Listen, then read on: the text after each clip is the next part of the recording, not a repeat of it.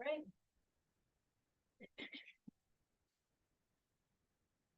Okay, I'm going to call to order the Town of Telluride, Colorado Town Council meeting. It is Tuesday, November 19th, 2024, and it is 10 a.m. We are in person for this meeting at 113 West Columbia Avenue, as well as online. And the first order of business is the call to order, and starting on my right. Jesse Ray, Arguez. Me and Fee. Ashley Von Sprecken. Dan Enright. And we have Geneva Shawnette and Elena Levin online, and myself, Teddy Erico, as well. We have a little bit of communication with Elena today, and so communication issues because she lost her voice. And so if she wants to participate, she will just shoot me an email and I'll do the best I can at reading it. We encourage her to get better. She's a little under the weather and only do what she feels comfortable today. The first item on the agenda, work sessions, 1A, update from the Telluride Ski and Golf Company, and we have Chad Horning at the desk. Good morning, everybody. Hey, Chad. Well, I'll just start off with the great news, which I'm sure everybody's heard. We're going to be opening on time this year, which is really nice. In the last 5 years, we've only opened once on time. So I went back and looked at the last 12 years actually, and we're 7 times on time in the last 12 years. And but we've had a drought in the last 5. 4 in the last 5 years has been not on time. So it's really nice to get open on time. We've got looks like I've got the controller. Here we go. You know, we had great snowfall early season, as you guys are all aware. Next week's supposed to be a great storm that'll really help us get everything open that we need to get open. The snow's been great quality. We are still super heavily reliant on snowmaking though. Without the snowmaking, we wouldn't be open at all. We're trying to open things like we always do, wall-to-wall coverage. Meadows, we've had some technical challenges with Meadows with some snowmaking breaches and breaks, and we don't think that's going to get open on opening day. But from the parking structure, skiing down to the Chondola 1, you'll be able to get up and ski down from the parking structure, and 4 will be open. The typical village bypass, lower Boomerang. So we're going to get open, but we're not going to be, you know, if you asked this question 2 weeks ago, I think we thought we would have been have a little more terrain open. We're going to have to open for opening day. That said, with the conditions being so favorable this year, cold temperatures, we think every day will be opening new terrain. So quickly we'll get much more open. As far as the Telluride side of the mountain and Telluride Trail, we don't have any better predictions on that than we do every year. So we're, you know, before Christmas is the goal, and we don't have a different timing on that. We just don't have the snowmaking capacity to get that open sooner still. Which I knew that question was coming, so I thought I would jump right into it. Let's see. So there's the last thing on that, the condition, the last 5 years, the conditions for snowmaking have been pretty horrible for the most part, early season. And this year they've just been a lot better. So our issues with getting more terrain open quicker have been, we have very limited water capacity. You know, we can make snow all one day and then we can't make it the next day because we've got to fill the ponds back up. We don't have the capacity to make the snow we'd like to make in these good conditions. And, you know, every year we have some challenges. And so this year in Meadows, we had some lines break and some things like that happen that that slowed us down. So, but we will be open.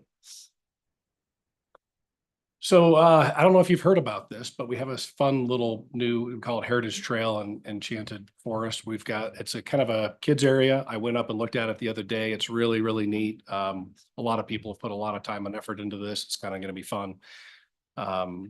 Kids in ski school, kids not in ski school, anybody can use it, but it's the only real new substantial thing that we're going to have open up this year, besides some grading improvements around Chair 9 and Captain Jack's area. And so I encourage you to go check it out, especially if you got kids, they'll love it. They get to ski like through a train replica and through a wagon and through all kinds of things, through a big teepee, through a mine shaft. all kinds of things like that. So that'll be kind of fun. Sorry, Chad, can you Yes. return to that last slide? Sure. Just making sure I understand. So the advanced terrain park is no more. Am I understanding that? Yeah, so correctly? the upper is no more, lower will be the terrain park. So that's Okay, the big jumps. Yeah, big jumps. And yes. okay. Thank you.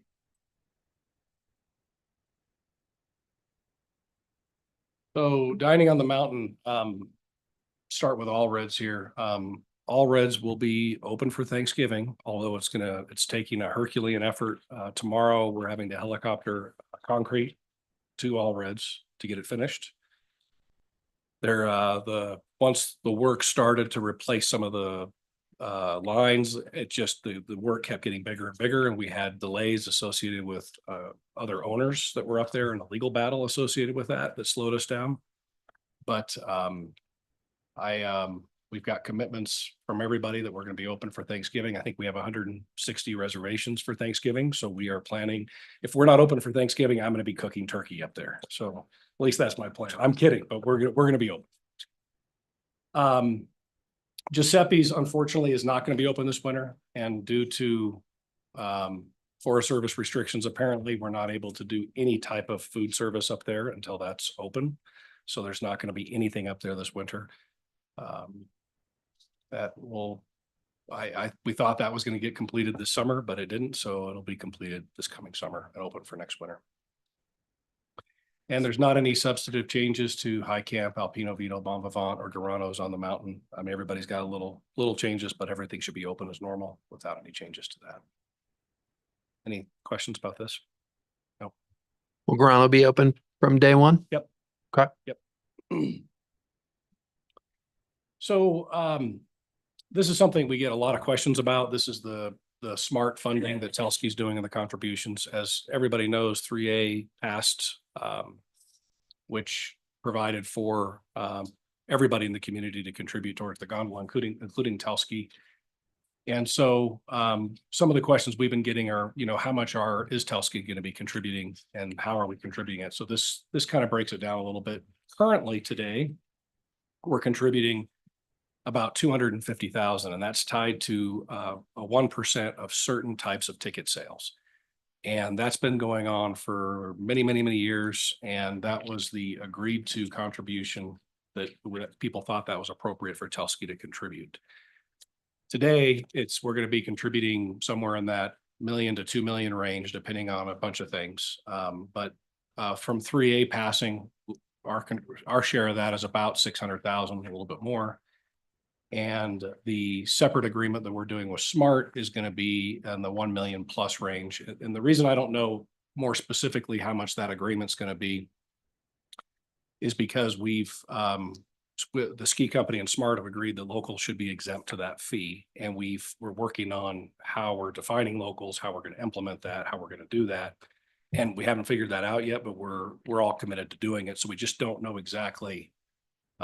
And obviously it changes every year based on sales, but I don't anticipate it being less than $1 million. It definitely wouldn't be more than $1.5 million. And then plus the 612,000. So that's just kind of a little bit about what we're contributing. The other question I get a lot about this is, why isn't Telsky just paying for the entire gondola? And I just want to take a minute here and share with everybody here so that you guys understand kind of our perspective on this and make sure that we're communicating it. So, and a lot of this stuff, I don't obviously have firsthand information, and it's based on what I've heard and stories and reading the documents. But when the gondola was put in approximately 25 years ago, it was done as a condition of a ski resort expansion. At the time. And the reason the Forest Service required it was because the air quality in the town of Telluride was so poor at the time. And my understanding is the primary issue that caused that air quality was the dirt roads. There's a lot of dirt roads in the town of Telluride, and it just created this constant air quality issue. Well, since then, that's obviously been remedied. The air quality issues don't appear to exist anymore. But from the Forest Service point of view, they've put in writing and made it clear that the gondola is not part of a ski resort requirement anymore. Meaning if the gondola were to not exist, it doesn't impact the ski resort's approvals or rights or permit with the Forest Service. So the other reason I think it was put in, and I wasn't there, was that when Ron Allred and others had the resort, they were selling a lot of real estate. And they needed some help to sell that real estate. And this access obviously helped with that a lot. Well, and then the ski resort at the time paid for, I don't remember the exact percentage, but it was over 70% of the gondola. So when we got involved and bought the resort about 20 years ago, there was still some debt for the gondola, which we took over. We're still paying on it today. But 99% of the real estate that they had to sell, they had already sold. So we didn't have any of that real estate to sell anymore. The gondola. So as we step into this situation, the gondola is primarily used for public transportation, 90+%. We don't have, the real estate to sell to justify the paying for the gondola like the prior ski resort owner did. And so we kind of feel like that the way we've stepped up here with supporting 3A, with helping get 3A, going and done, and to do this agreement with SMART, we just feel like we're doing everything we should and could do to be supportive of the gondola, supportive of SMART and the community, and feel like it's adequate for what the ski company should be doing. I know a lot of people may not agree with that, but I just wanted to give some of the background. And that's all I got. I'd love to stay and talk for my full 30-minute allotment. We'll work on that. Chad, thank you very much for coming here today. We really appreciate the update. Are there any questions from council for Chad? I have a couple questions. Yeah, this is Thanks, great. Chad. I have two questions, actually. The first one is I've heard from several residents and a couple property managers about water pressure in the Mountain Village during the snow blowing past few weeks. I'm wondering if you can address that. I mean, everything from not being able to take a shower to water suppression systems being affected by snow blowing. And then my second question is maybe somewhat selfish, but hopefully informational to the community is, as this a former freestyle competitor and coach, not doing the Upper Hoot Terrain Park, can you justify or give us a reason as to why you're not going to do that? Okay, great. Thanks. First thing on this water pressure, I have not heard that. I live in Mountain Village. I typically shower once a day. Haven't had the issue that you've discussed. I've not heard of the issue. There is some usage of water in the main water, like the fire hydrant system for certain times with the town of Mountain Village. But overall, the water for the snowmaking is put into our ponds, and then we draw off the ponds. And that should not affect the pressure whatsoever. So if that's been an issue, I haven't heard about it. And so I can't really comment on it. I don't know about that. So if you let me know who it was, maybe I can follow up with them. I can reach out to you and Okay. Yep. And on the terrain park, so the thought process on the terrain park, as I fully understand it, is that we are struggling with enough snowmaking resources to open the resort and to provide skiing for the masses. And we're not, we don't think that's congruent with prioritizing the large jumps in the upper terrain park. And if we could do both, then I think that we would be looking at doing both. And so I don't, that's where we are on that. so there's not a chance that it could open later on in the year. It's just, I don't think it's appropriate to say there's not a chance, but I don't think it's in the plan. Once we have more snowmaking resources, because what it would likely do is even slow down the opening of the Telluride Trail side. I think every year is a little different. So sometimes it would slow things down, sometimes it wouldn't. It depends on the conditions. It depends on a lot of things. But I hear what you're saying. I hear you, if you would like to share with me and anybody else here about your desires and what you'd like to see with that, I would love to hear it. I'd love to see it happen. Any other questions from council? Ashley? I mean, I'll echo Jesse's desire. I think that, Telluride in recent years, and, you know, going back even further, has been a excellent breeding ground for a lot of incredible winter athletes. You know, I think that not having these larger jumps that allow kids to continue to grow in their sports, which then allow them to potentially become professional athletes. And then that's reflected back on this amazing community and the ski area that fostered them, I think is, you know, personally a little bit of a sad situation for you guys to be in. And I would hope that you would see the real benefit in especially some of these more extreme sports and fostering a youth base in your sport that would hopefully turn them into lifelong, you know, skiers and snowboarders. So I'm definitely saddened that this is happening. I, you know, went to school with Hoot, and it bums me out that that part of his legacy and what he, you know, represented in our community is being lost. So I would urge you to reconsider that. I think that over the years, the kids' sports programs have taken serious hits. I just think back to how it was when I was growing up and learning to ski and competing in competitive ski racing, and kind of the difference that we see today. And I would just encourage you to maybe rethink that, see if there's a way to restructure to support the kids that are growing up here and that visit here and that are excited about sports that seems like they're going to be your future customers. So. Great. Dan? I won't pile on too much on that point, but I do agree that when Telluride has fostered multiple Olympic athletes without having that sort of progression to allow to get to that level, I can see it from a business perspective, but I do think that there is a return on that, even if the tie is a little more just nebulous or just hard to show. But I think when Telluride is very proudly sending athletes to the Olympics, they have to come and start from somewhere. And if we don't have that progression, that training ground for them to get to that level, I think long term it is a disservice to our community. And if Telluride is trying to maintain its status as a world-class resort, we have to provide amenities that stay to that level. And I think that is a step away from that. I do have a few other questions on a slightly different note. So on things like the meadows not getting open in time, you mentioned a breakage in one of the snowmaking lines, or the water lines to the snowmaking guns, I believe. I also want to highlight and just note, I did ask you last year when you came and presented about Giuseppe's at this time, and I reviewed your estimate, your assurance at that time was that Giuseppe's would be open at this time.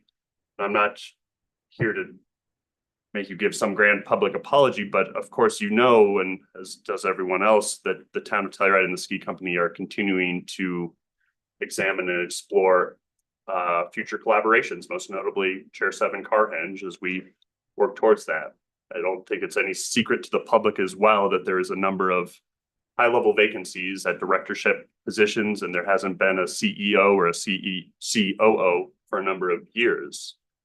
So there's enough recent history to give me at least a little bit of pause and concern, Chad.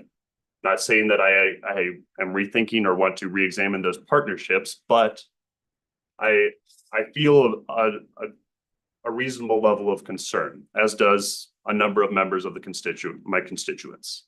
And so I do want to just raise that and give you an opportunity to discuss that, because as past prices continue to increase and the level of service that I feel like we are receiving is at best staying the same at best, I am a little worried as we continue to move forward, because obviously Giuseppe's is a much smaller scale project than what we are looking to accomplish at Chair 7.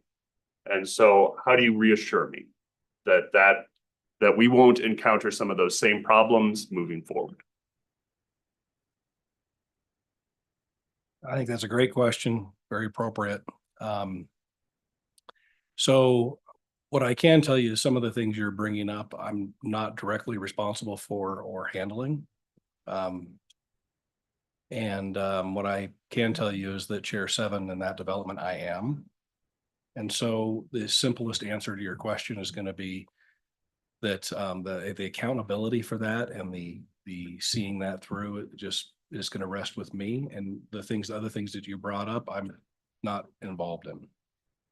And so whether or not that means they'll be successful or not, or should have or shouldn't have been, I don't really know. What I do know is that when I'm committed to doing something and I'm handling it and it's my project, we're going to get it done and we're going to get it done properly. And I look forward to getting that done alongside you. I think it's still my belief that the ski company is the hub of our economy here, and that partnering with you and the company is valuable. But it also, when it feels like there isn't that accountability, or it feels like there isn't that transparency as well, it still leaves me with hesitation. And when you say it's not within your control, well, how do we talk to the person? Because I'm assuming it's mostly a person that has that control, that has that authority to answer those tough questions. How do we work towards a better partnership there to make sure that the things that we need to do to take care of our community are done? So my father, Chuck, is, he's directly working on some of those things. And I think he would appreciate the opportunity to maybe come here or otherwise meet with council. And so if there's an ask or an invitation to do that, I'd be happy to help facilitate that and to join him for that. So if we'd like to do that, then I'd be happy to help facilitate that. I'd be very happy to, and I'm sure there's a number of other people on council and staff that would be interested in that meeting as well. Thank you, Chad. Yeah, you bet. Anyone else on council with any questions for Chad? Chad, I got one question for you. And it's more to give you an opportunity to try to confirm the details of Giuseppe's. There's just a lot of information that gets floated around, and I don't think anyone locally, other than supporting rumors of why it's not open. Can you give us a little detail on that just to make us understand why? Yeah, so the big issue with Giuseppe's was the sewer requirement. The Giuseppe's operation up there was not tied to a city sewer system, and there was a requirement that it get tied to a new sewer system, which was going to cost a couple $1 million to put in, and wasn't something that we were prepared to do for the remodel of the building or for the new building. And so it took a substantial amount of time to get that approved, an alternative system. My understanding is that is approved and that's done now. And beyond that, I think there were other delays that I'm not really sure what they were, but relating to the building of it. But as I understand it right now, there's nothing but time in the way to get it all done. Everything is resolved, as I understand it, where that wasn't the case earlier this summer. There was holdups from the county, from the Forest Service, because of approvals relating to permits, sewer, et cetera. Great. Thank you. We've got a couple minutes left, so if you don't mind being in the hot seat, if there's Yep. anyone in the room that has a question for Chad, we'd love to have you step up.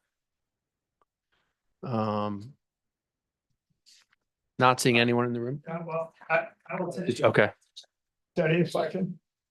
Trav, yeah, go ahead. And I'll have to go back to council. There's a microphone Yeah. right next to you. Yeah, we need to remind everyone to speaking to the mics today. For all our listeners online. And then I do have a comment from Elena that because she has laryngitis, I'll read after Travis, but Trav, go ahead. Thanks, Eddie. Thank you, Town Council. Thank you, Chad, for being here. I did think it was appropriate just to come here and speak in regards because 3A was being discussed and which recently came through and was passed. And I think it's important to note, especially when we discuss Telski's involvement in the gondola moving forward, that there are a significant number of community members that are concerned about the present deal that Telski has. And I think it's worth noting. First of all, the number that Mr. Horning discussed earlier, which was the 1 million to 1.5 million was based on the use that Telski was using the ski area. And that was determined by number of skiers exiting at the Angle Station. That was 20%, what they believed was 20% of the users of the gondola, if that makes sense to everybody. The problem is that doesn't really represent how many people are using this, the gondola as skiers. There's a big chunk of the year to start off. So the only way that they captured how many skiers were using the gondola was if they left the Angle Station and their ticket was scanned. But we all know that that's a little different. During the ski year, I ride the gondola multiple times and during the ski season. And the only reason I'm riding it is because I'm a skier. I don't always get off the Angle Station. One, sometimes there isn't terrain open there and you might have to walk up or there's no terrain period. Two, a lot of skiers can't access that terrain and they'll ride from Telluride over to Mountain Village, get in the core and ride up from there. So there's those people. At the end of the day, you have skiers that come down, they go into the Mountain Village core and the lifts are closed. So they have to ride a gondola back. Early season when Telluride Trail, just like this year, we're not sure when it's open. If you're a skier and you want to ski on the mountain, you're going to have to ride that gondola. And you probably aren't getting off at the Angle Station if that terrain isn't open. So that number of 20% is not truly indicative of how many skiers. Go up there on a regular day during the ski season and look at how many people are getting off the Angle Station, but how many people are in ski clothes and riding up and over. That's a little bit different. Also, we have to look into effect that this deal doesn't accommodate for the access for All Ridge Restaurant, the access for the Ridge for weddings, the access for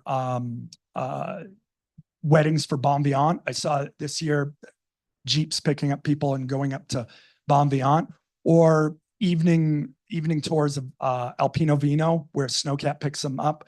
There's multiple situations. Oh, well, anyways, I could go on there, but my concern is that we're based it on a number that isn't reflective, and the skier is getting a great lift at a ridiculously cheap price comparably.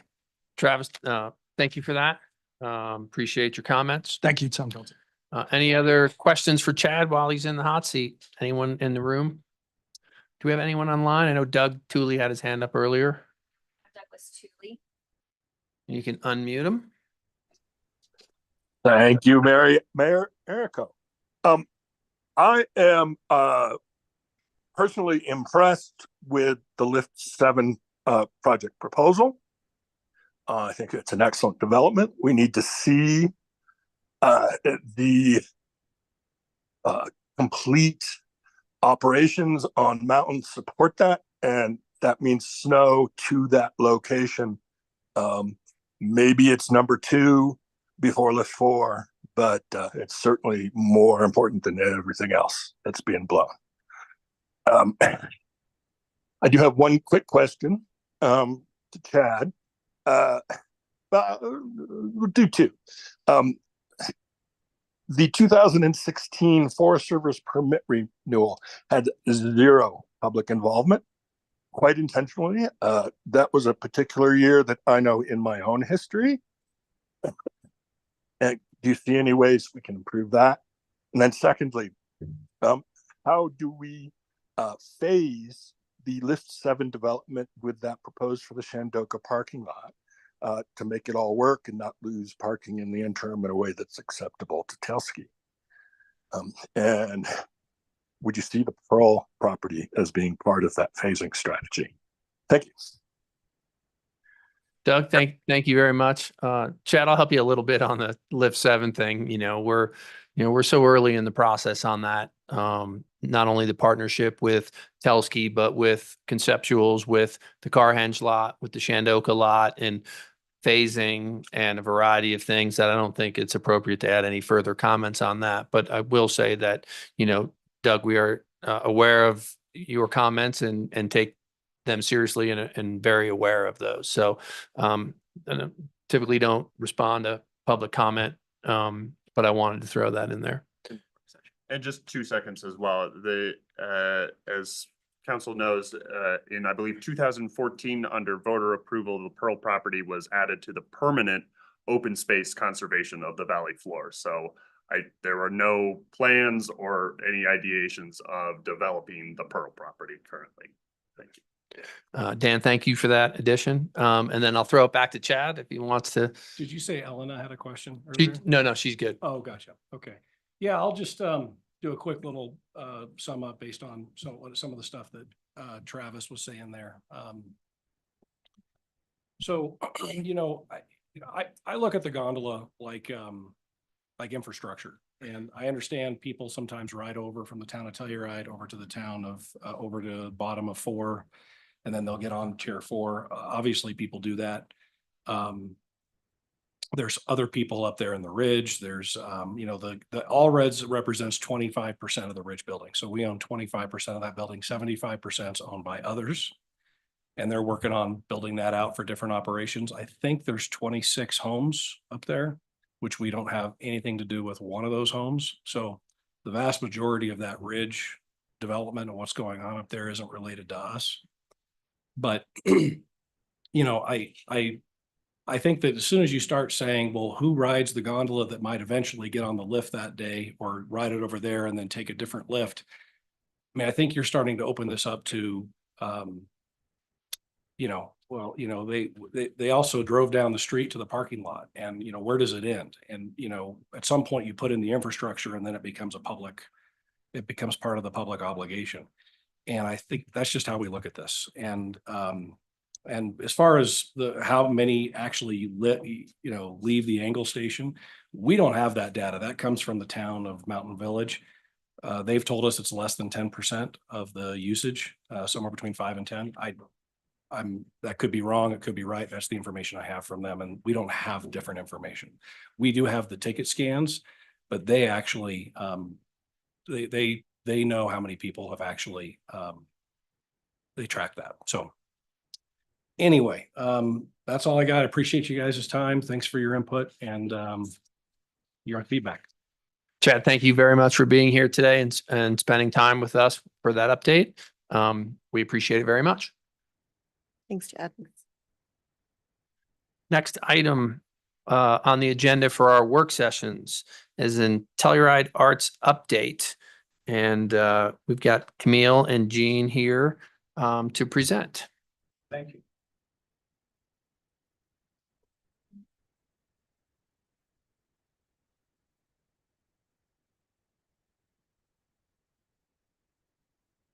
And thank you for the opportunity to present this morning.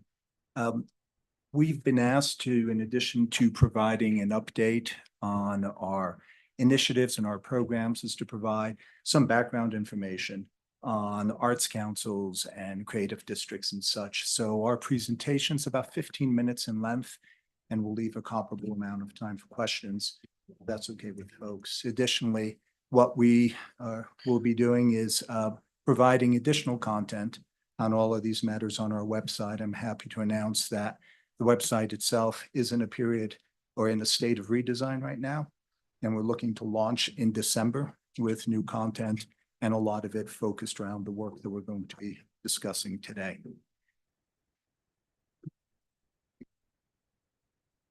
There we go. So one of the questions that I was asked to address is, what is an arts council? And as you can see on the slide there, arts councils, serve a fundamental purpose, and that is to support the arts in the community that they serve. It can be a municipality, a county, a state, a federal arts council as well. Arts councils generally are nonprofit or government agencies. There are actually some cities in Colorado that have both. They have a government department and a separate 501c3 with a designation of responsibilities and duties between them.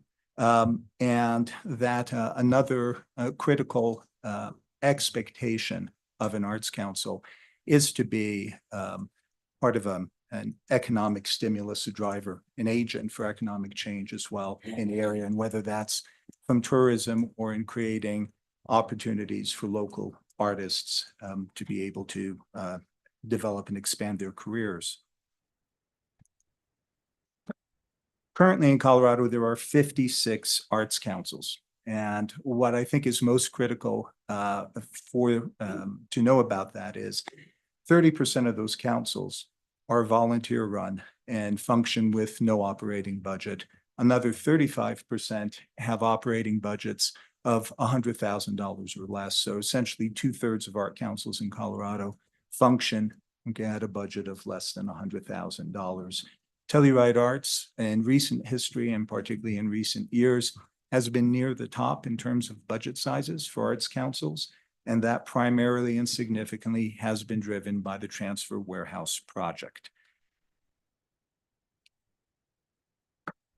I'll be providing an update on the warehouse at the end of the presentation, but now just in terms of context, the history of the warehouse in Telluride, at least recent history, is approximately 12 years old. In the last cultural master plan, there was the identification of a priority to build an arts center. And it was at that point, it's my understanding that the town partnered with Telluride Arts in addressing that priority.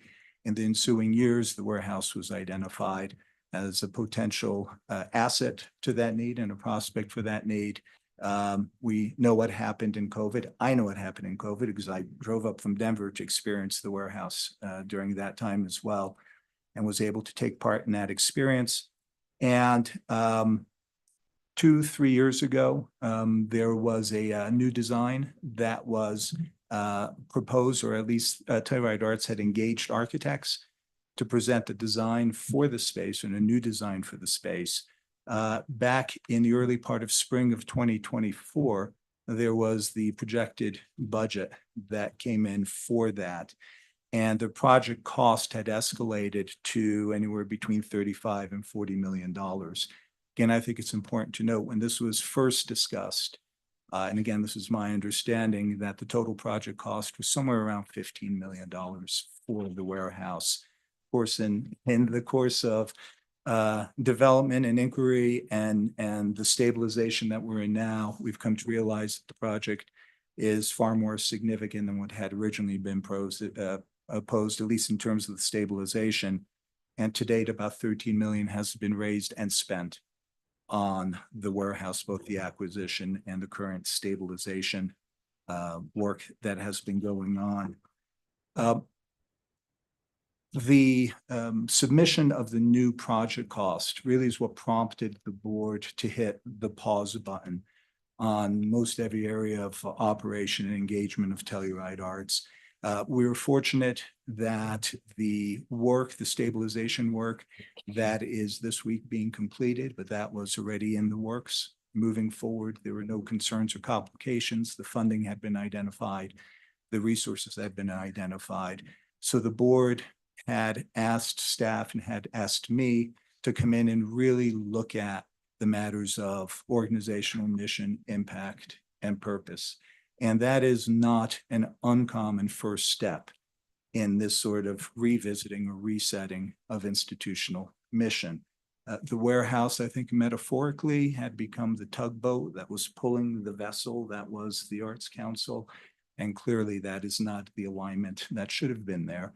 And so the board had requested that we do that principal focus on what is the work of the Telluride Arts Council. What is it that we continue doing? What is it that we reinforce? And what is it that we stop doing during this period? So in looking at the mission of Telluride Arts, which is really the starting point for any exploration, essentially it speaks to three essential functions. That's providing resources, connecting audiences, and this advocacy piece, lowercase advocacy, just working with constituents and stakeholders for impact in the community. I had in a recent interview on Kodo, when I was asked about what is my vision for Telluride Arts, I had responded that I don't know if it was a matter of vision as it was really what is the support of the mission, how do we continue moving that forward? And I had posed as a metaphor looking at Telluride Arts as a utility. I mean, essentially, that is a principal function of arts councils, is to be that resource which enables, allows, and provides for other things to occur, as opposed to being that attraction itself. And so in doing so, we had identified really 9 principal areas, 9 planks to a platform that we began looking at and seeing how do we support that work in moving forward. The first area, and in some ways the most significant area of our work, is, what we refer to as the Art in Public Places program. And that's something that this Arts Council has been involved in really since its inception. And for folks here who may not know, the Arts Council was the first nonprofit in Telluride. The organization started in 1971, but was incorporated in 1974. So it's been doing this work for 50+ years. And Art in Public Places means exactly that. How do you bring art into public places? And we've been doing that with exhibitions at the library, at Citizens, a number of the installations we've done. But we began looking at what are these canvases that we have in the community that we can be able to partner with and to be able to bring art to the people, as it were. That led to a number of very encouraging conversations with the library and their leadership, and to the launch of a full program in 2025, where we will be presenting curated exhibitions more regularly at the library. We're going to be launching that in February with a group exhibition of regional and local artists around the theme called Hope is a Waking Dream, and getting contributions and being able to really also get community input and reflection on this matter of hope. We also are launching a concert series at the library, again, Art in Public Places. This is something that leadership had expressed great enthusiasm for. And considering that it's work that we've already been doing, we felt, well, what if we were to bring it into this public space? And as we were developing these programmatic initiatives, right, for Telluride Arts, we began thinking about and really reflecting on what is the role and purpose of our presence on Main Street, and what are the impacts on our ability to deliver mission in really maintaining a commercial gallery on Main Street. And so it was with discussion with staff and board that we'd reached the decision that we will be leaving that location at the end of February. And with that, also leaving the sort of fundamental focus of staffing and operating a commercial gallery, as it were. For those of you who have some experience in that line of work, it is very, very resource demanding to do that. And since we have other entities in town who are doing that now and whom we also support, both board and staff felt that it was important for us to really put our energy and putting our resources towards supporting the other entities in town. And so what to do in our final 3 months on Main Street? Well, we began looking at what are we going to keep? What are we doing well? The Holiday Bazaar that we're partnering with AHA on is obviously a very popular event. We're already sold out in terms of vendors and exhibition space. So we thought, what if we were to extend that opportunity to local artists beyond the 3-day weekend?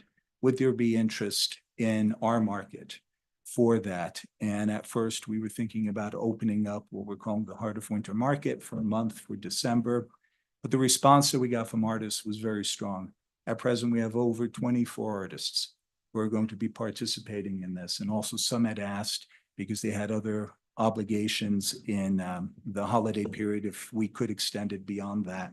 And so we had decided to keep that open for the 3 months. So for the remaining 3 months on Main Street, we will be showcasing exclusively local and regional artists, their work, and providing an opportunity and a promotion behind it to market and to sell that work. We also are opening that space up to different community organizations. I don't know if you can read on the bottom, the local nonprofits who've already accepted our invitation to host their events there, everything from the Mushroom Festival to Telluride Jewish Community and Pinhead and Kodo.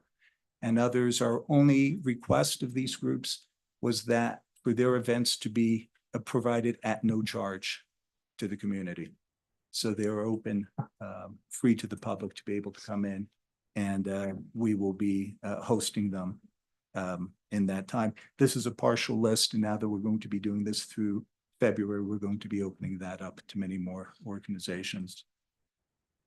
So in addition to thinking about what we do, we began looking at how we do things. And, the Art Walk is probably the largest collaborative effort that we have in Telluride. And so in recent months, we've held convenings of the marketing managers and program managers of the different galleries to talk about everything from what is the Art Walk, what's presented at Art Walk, to how do we market the Art Walk. And they have been productive discussions, and the group has come to the consensus that the semi-annual gallery guide could be replaced by something perhaps more active and something different. And so what you see there are 4 postcards that we are printing and launching for December for Noel night. It's essentially our first Art Walk. The back has a map of the district and the participating galleries in that, and it also QR code, which leads to the website with more information. Again, this decision, including the selection of the art, was brought in by the groups participating in these conversations. We also are going to be doing, from what I understand, the first time in a while, a direct mail campaign to about 10,000 households twice a year, promoting the Art Walk and just reminding folks of the opportunity to be able to come out and to engage. So we've got a number of, and historically have had a number of support programs, both for individuals and institutions. The Arts and Culture Grant Program, we began looking at what has been the engagement, what's been the delivery, how many grants have we been able to provide, how many people do we deny? And so one of the realizations that we had is that we could probably be a bit more inclusive with the process, at least for the initial interest in the grants. And so what we're changing is moving away from an application at first to a letter of interest, addressing 5 questions. Hopefully that, once the application is a fairly lengthy, formidable process. And considering that, 30% or so of applicants were being approved, we wanted to be able to at least make that a bit more accommodating folks to be considered. We also are going to be then working with the applicants who have had, whose letters of interest and later applications may not be complete, rather than denying them from the outset, working with them over the course of the coming months, and if necessary, a year, to strengthen their application, to be able to provide them with that funding ultimately. I mean, that is the goal ultimately of this program, is to fund every deserving idea that comes through, irrespective of, in many ways, whether the application is completely filled. We can help them with that. We don't want to penalize folks for that. We're grateful, as always, to CASE for their funding of these programs. We will continue as well funding them separately with money that we raise and that we have to be able to expand the number of grants that are awarded in this program. And lastly, we're going to be looking at how do we better promote the work that's being done, and not just in the current year, but historically, and to be able to give improved focus on the folks who have been the beneficiaries of this funding and the work they've been doing. Additional support programs, we're looking at the fiscal sponsorship program and continuing that, but also realizing that the fiscal sponsorship program really applies to organizations who are at the penultimate stage, right, of becoming nonprofits. And so what are some incubator services that we might be able to provide? Financial literacy is one of them that we've discussed. We're going to continue with the artist directory, with the summer and holiday bazaars for the artists. And also we are going to begin talking with artists to see if we can partner with them on any merchant services, if they're doing exhibitions where those services aren't available. And that's just with some of our online services that we have. Additional Plank Store platform or outreach and advocacy. And, I discussed this at the previous presentation that I did before the CASE group, but it's been my experience that being able to establish authentic relationships with communities you're looking to serve is the first step to addressing this question. And so that is the work that we are beginning with. In fact, later this afternoon, we have our second meeting with CAFE in addressing that question itself. How do we better understand the needs of the Hispanic communities in our service area here? What are unmet needs? What are expectations? How can we be the best partners in providing our services and supporting them in these means? We also are hopeful for a continuing engagement in the town's cultural master plan. And, we've already begun conversations with Mountain Village on a number of planning initiatives. All of this work presupposes, and I've just realized that in bringing this into the PowerPoint format, my enumeration has all come to number one. I want to assure you, these aren't all number one priorities. I can show you here on my notes that they're numbered, so sorry about that. But fundraising has to be one of the principal and critical functions of the Arts Council, of any Arts Council. And that's not just for our general operations and or the warehouse, but how do we dedicate, or how do we set up dedicated campaigns for raising funds for the Art Walk, for the grants program? How do we give folks the opportunity to be able to give where their interests and where their heart lies? And we are going to be launching in the coming weeks our annual fund campaign online, working with Colorado Gives Day and with their services as well, and being able to provide folks with the opportunity to make those dedicated gifts with that. So we have in the past 6 months been communicating both with CODA and through Daily Planet.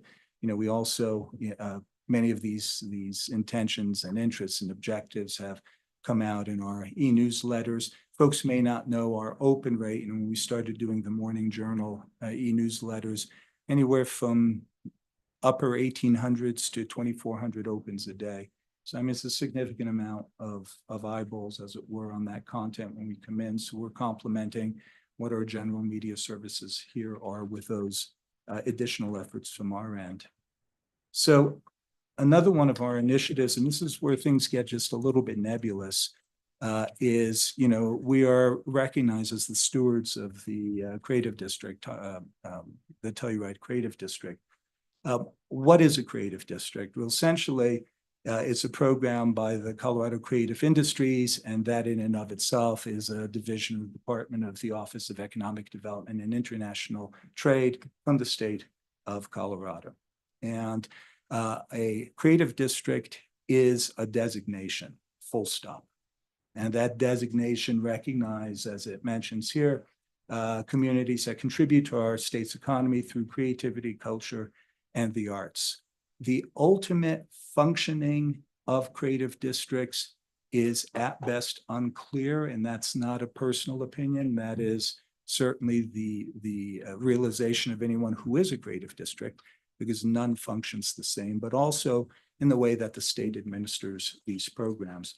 There may be an assumption that there is just some automatic funding that comes to Telluride Arts for the creative district, but that's not true. There is no regular recurring funding to creative districts. And talking with the executive director just last week, she had shared with me that that is something that the state has in discussion for 2025, recognizing that there is that lack of just direct dedicated funding. There's technical assistance funding that's available, but those grants are available to all nonprofits to be able to come in. So, there is no external funding that Telluride Arts has received for the creative district, other than that initial $10,000 grant back in, I forget the year that it came in. There is one positive impact of being in, or there are several, but one of the positive impacts of being in a creative district is that, for example, the funding that we received for the warehouse recently, $3 million funding, wasn't directly linked or associated to our designation as a creative district, but was facilitated by that. And that the state felt that since the money was going to a creative district, that it was essentially an easier decision for them to make. But that isn't a direct cause or effect. It's just related to that designation. So I mentioned that, the director said that they are considering funding opportunities in 2025 directly for the districts. However, what Camille and I and Mel are doing on our own is reaching out to the separate grave districts in our region and to find out what are some direct partnership opportunities that we can engage in. And one of the hopeful ones that we've seen is that folks really are interested in presenting, or have expressed interest to us in presenting, you know, our local arts, both performing and fine arts in their districts. Because they're having difficulty curating exhibitions themselves. This is what we've heard directly. So we believe that, you know, by being able to bring the work of local artists into these other communities, that we would be expanding, increasing their professional development opportunities as well for recognition and possibly sales. Finally, there's a thing called the Colorado Creative Corridor. You could see the map there for it. And it runs from Salida to Ridgeway and then up to Carbondale. Telluride Arts historically has not been a part of that corridor, but we're in conversations with folks right now to see what that could mean. And certainly it just brings greater attention to us in any marketing and promotion that they do.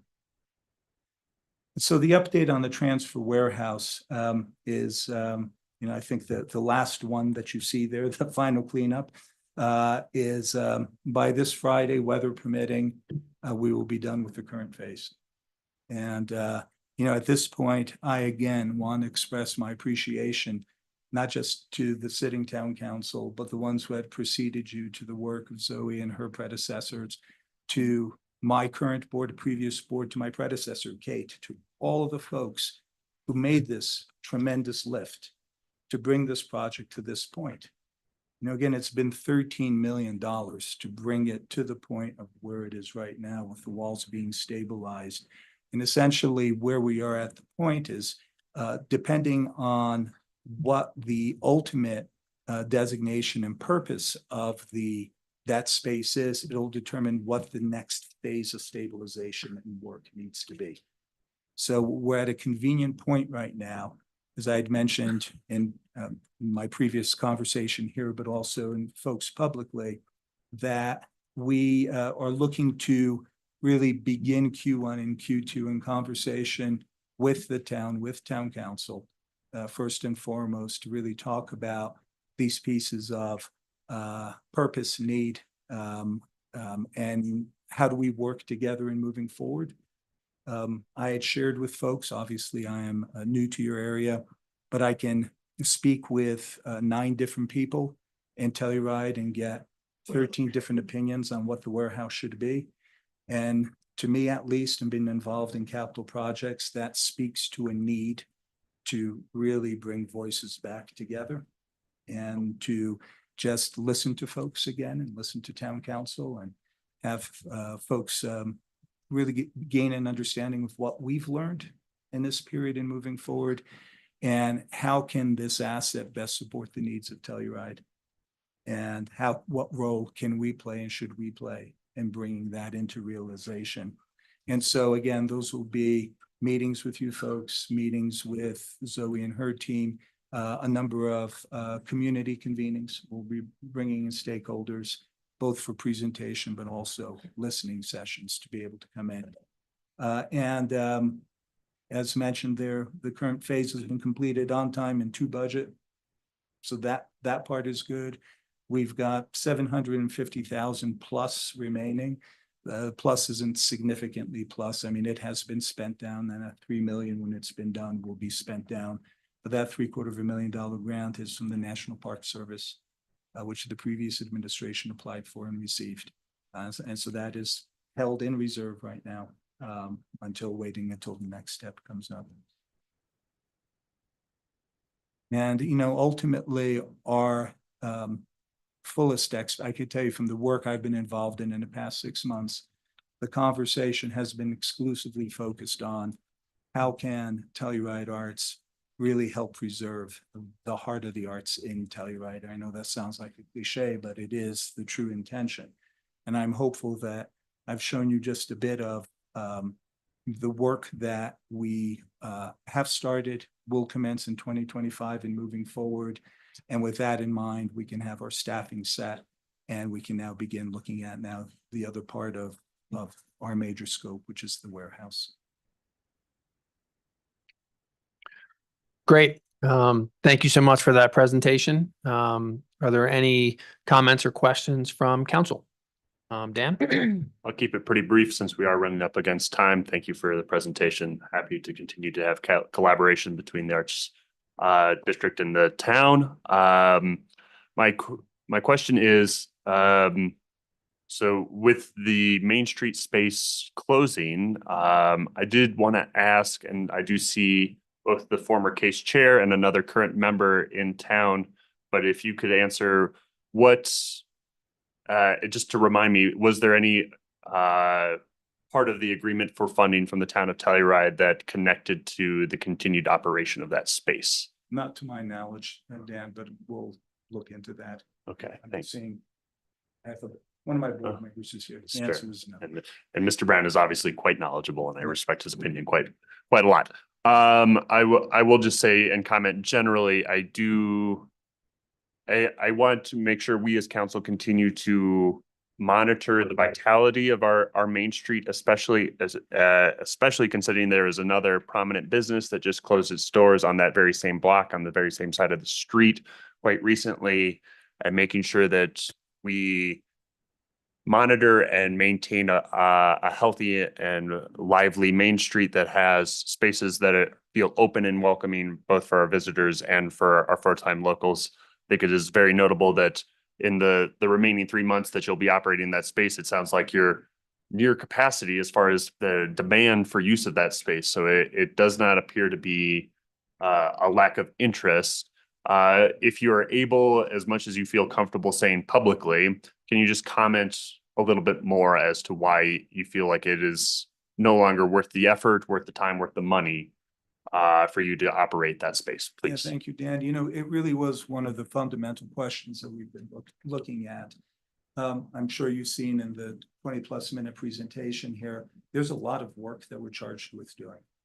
And first of all, having a commercial space requires staff to be there to do the work. You know, when we're opened, you know, to be able to greet folks, you know, there are a lot of meetings and conversations that we can't have to be able to advance this work because it requires that dedicated space. There's a cost involved in doing that as well.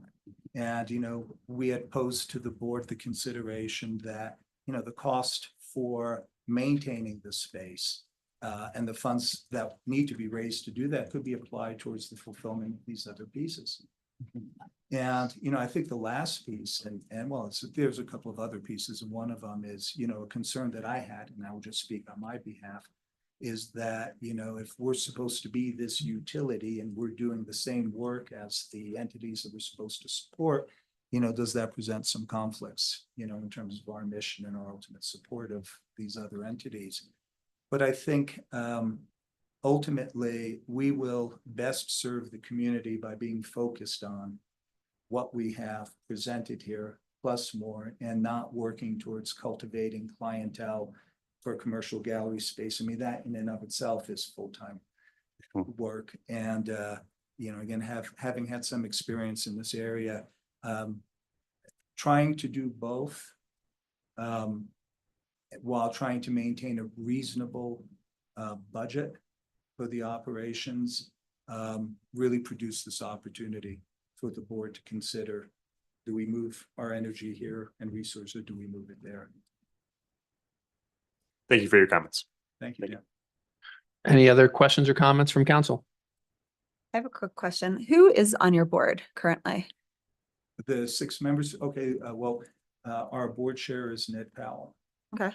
Diana Farrell is a recent board member. Ashley Hayward is the 3rd.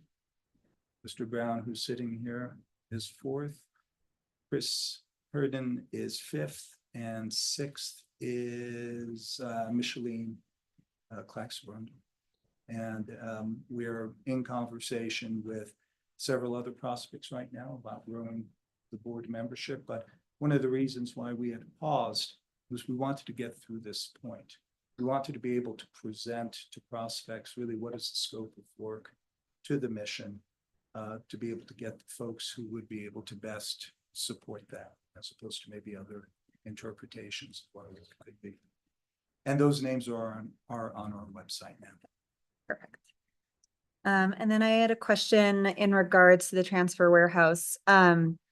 We had extended a construction completion deadline to October 27th, 2027.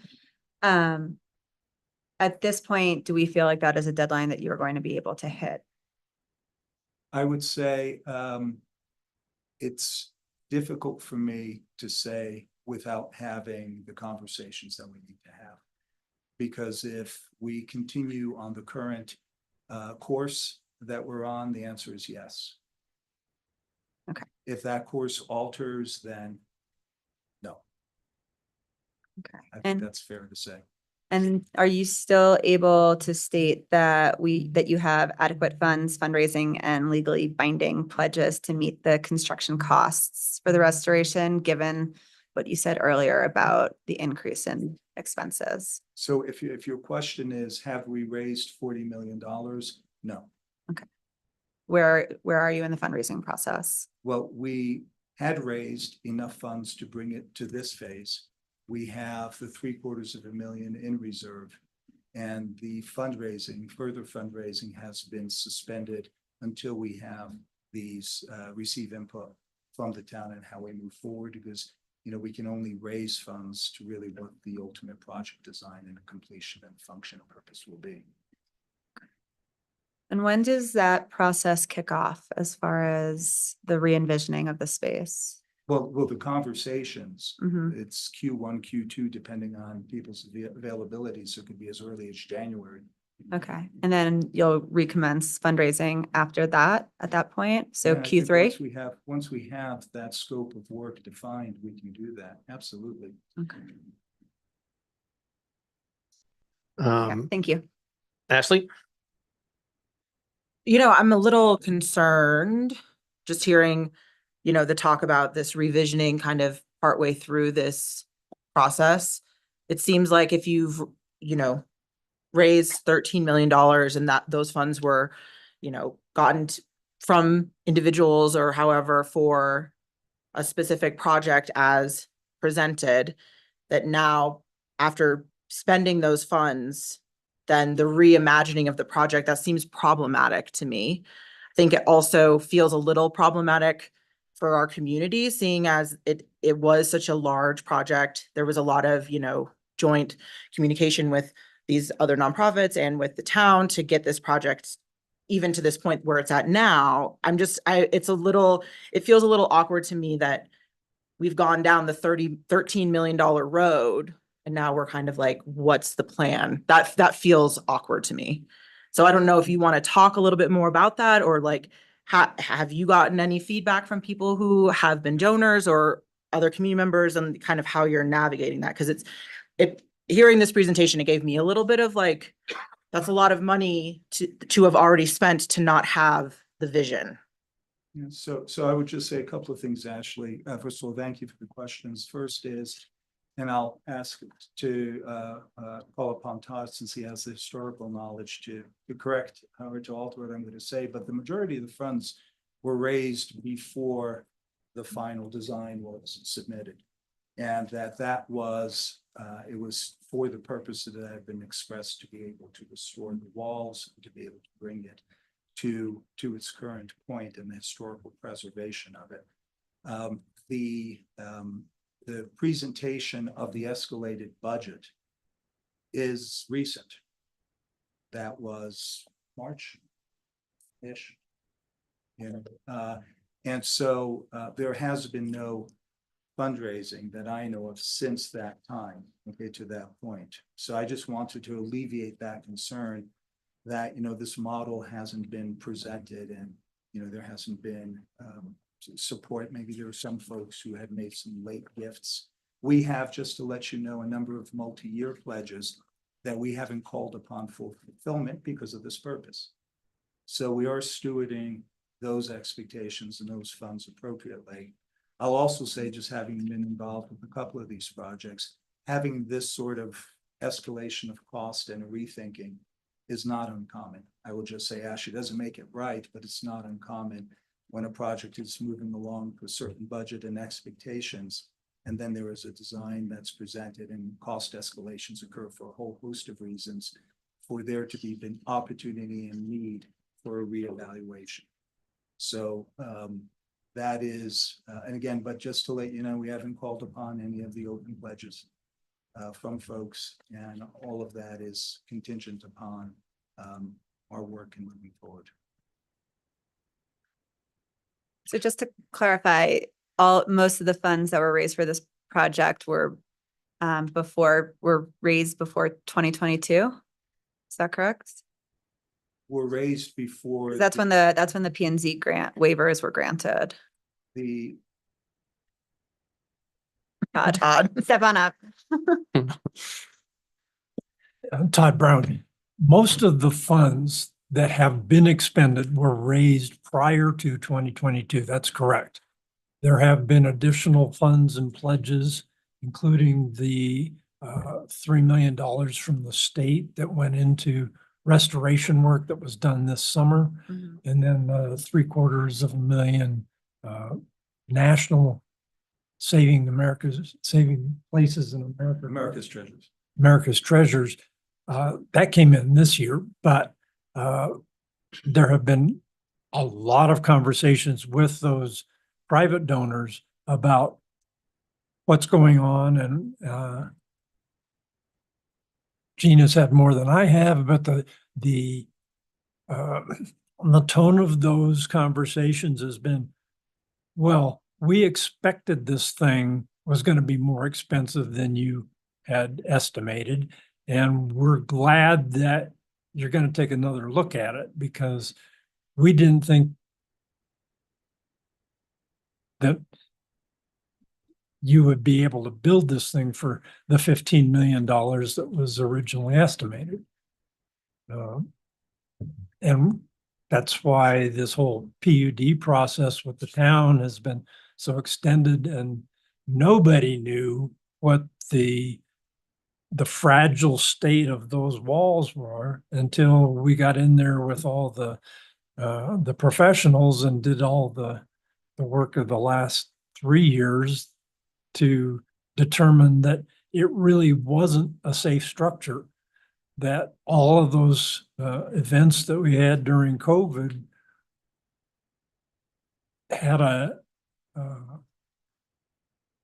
building inspector been working on a design at that, they never would have approved it. But so not only has Telluride Arts learned, but the town has learned just what a fragile treasure we have, and the last $3 million going into stabilization of those walls has brought us to a place where we can look at different options going forward, including the Olson-Kundig design, but there are a lot of folks, including donors, who say, yeah, maybe we don't want that. Maybe we want something else that's not quite so expensive. And that's the tone that the first and second quarter, as early as we can get it, conversations are intended to flesh out. What was envisioned back in 2012 is wholly different now. The world is different. Telluride's different. COVID changed a whole lot of things, not just the costs, but also the desires of the community. So it's not going back to square one, and maybe it's square five, if you will, but I was in your place when this was first envisioned, and it was, and still is by the PUD, a public purpose place.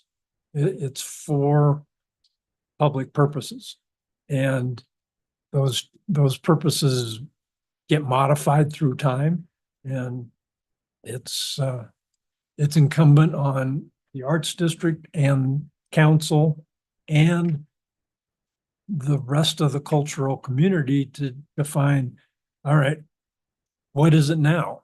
It's not what it was in 2012. What is it now? And how, what is the function that this structure should perform for the town, for the community? And how do we get there? And that's what we have to do going forward from here. Any other questions from council? Helen's got her.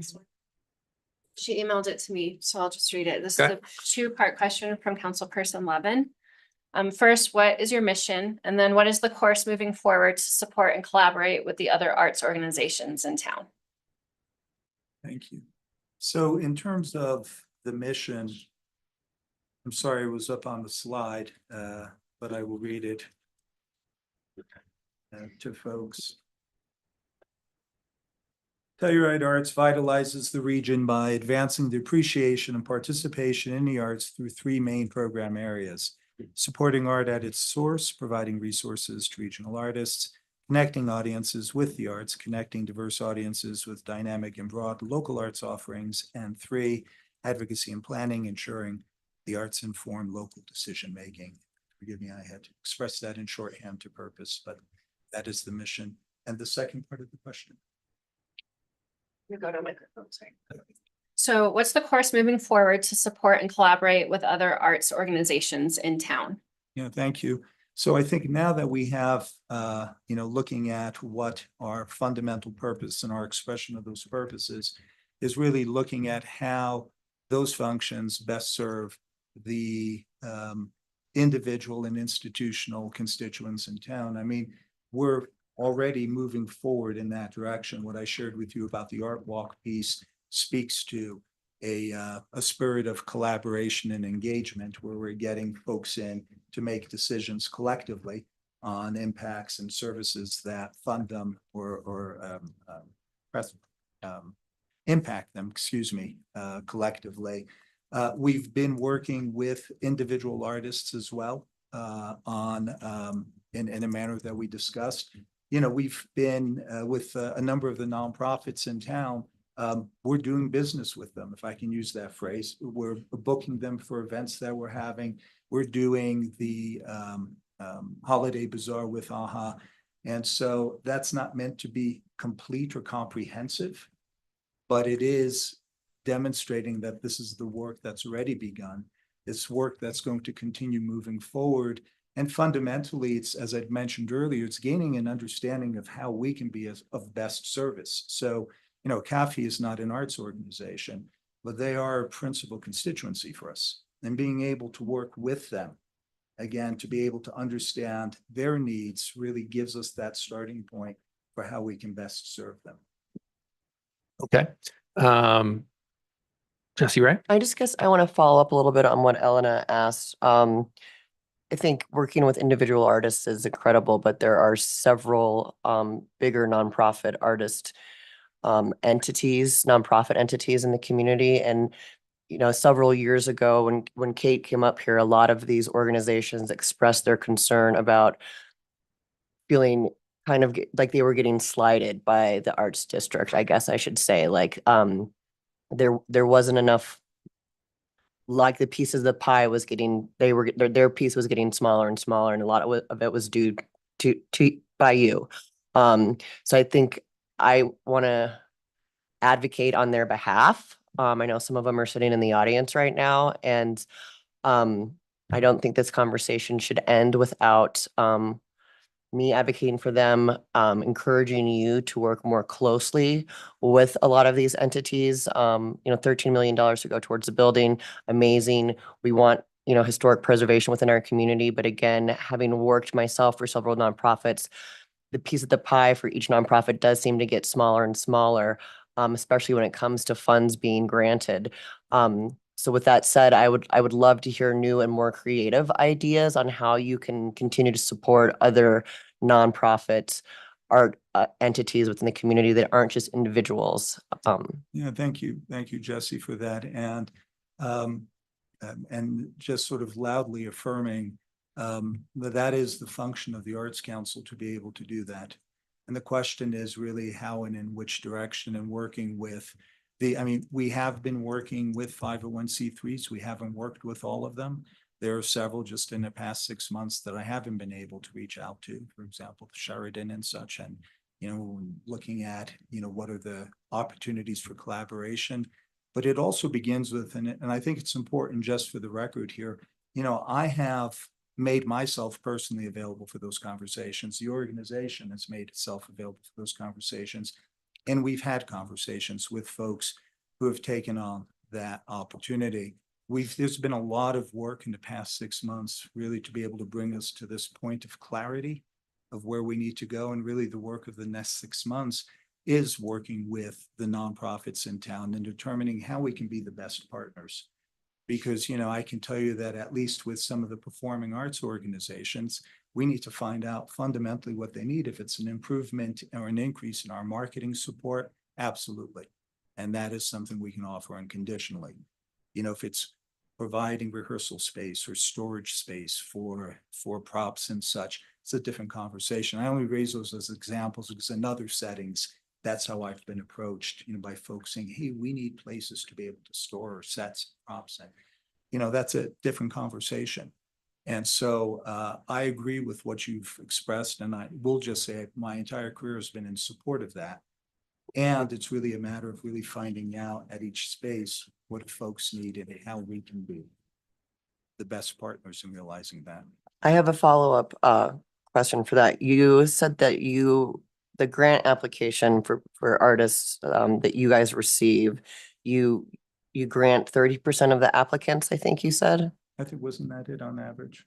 How much of your overall budget are those grant recipients? Like, would you say, like, how much money do you give away and what portion of your budget is that? Well, I think in vis-a-vis what the current budget it is because of the costs associated with the warehouse, it's a nominal amount. So was last year 20,000, 30,000? Towards, The grant program. we had 3 different components. In total, $3,800 were awarded towards, 3,800 or 1,000.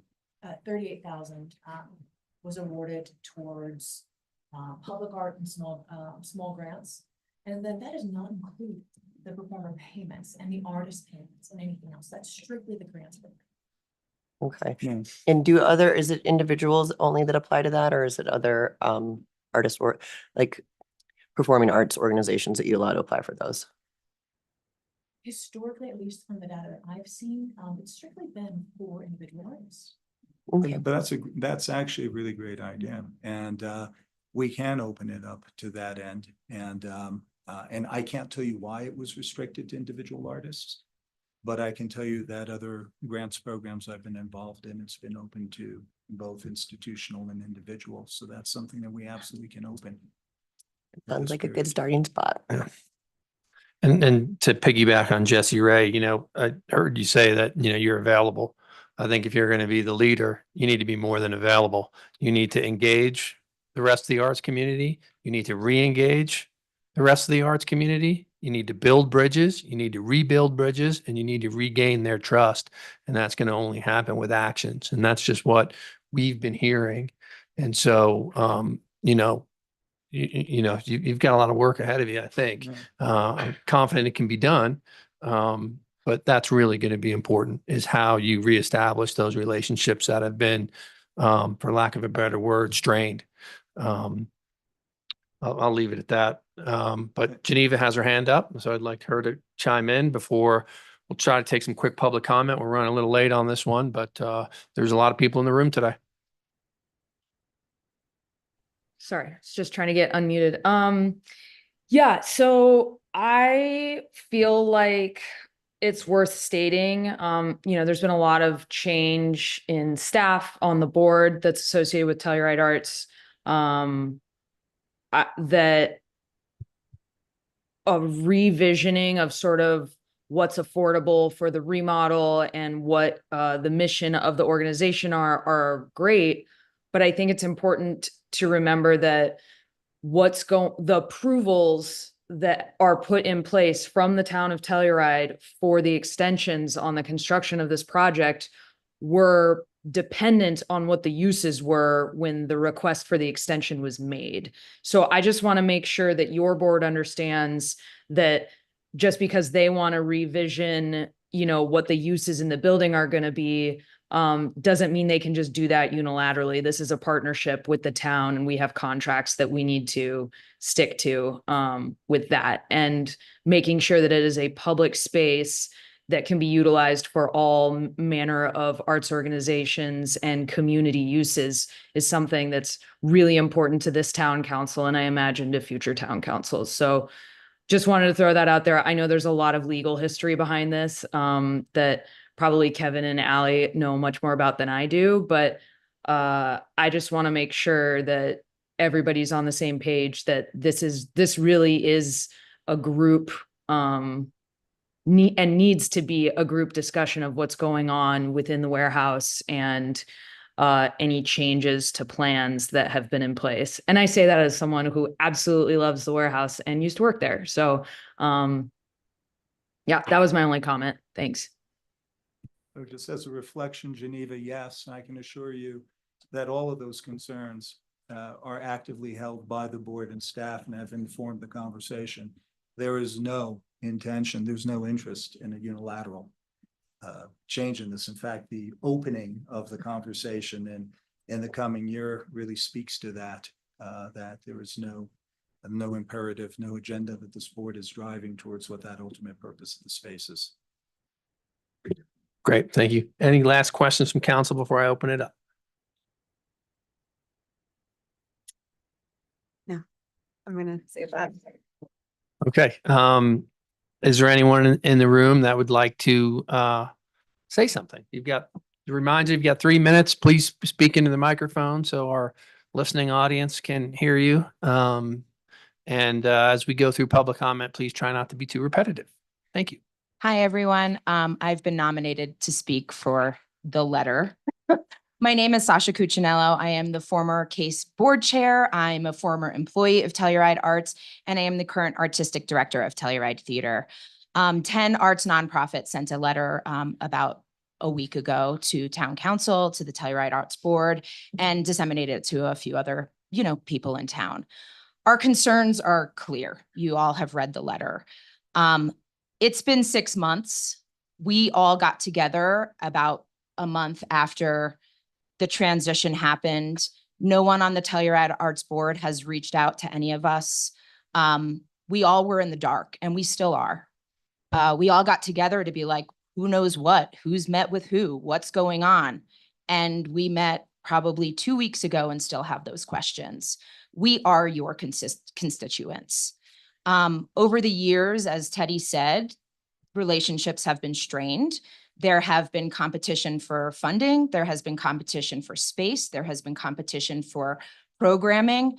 And our thought is that Telluride Arts is here to serve the arts community. I started a nonprofit with $68. 17 years later, we are now Telluride Theater. The only way I got from there to here is by collaboration, by serving our community, and by working with my other fellow artists and art organizations. It's really concerning that this is 6 months and y'all haven't done the work or even started doing the work. And it's just hard. It's hard for us because we feel like we're waiting and waiting and waiting, and we don't want to do your job for you.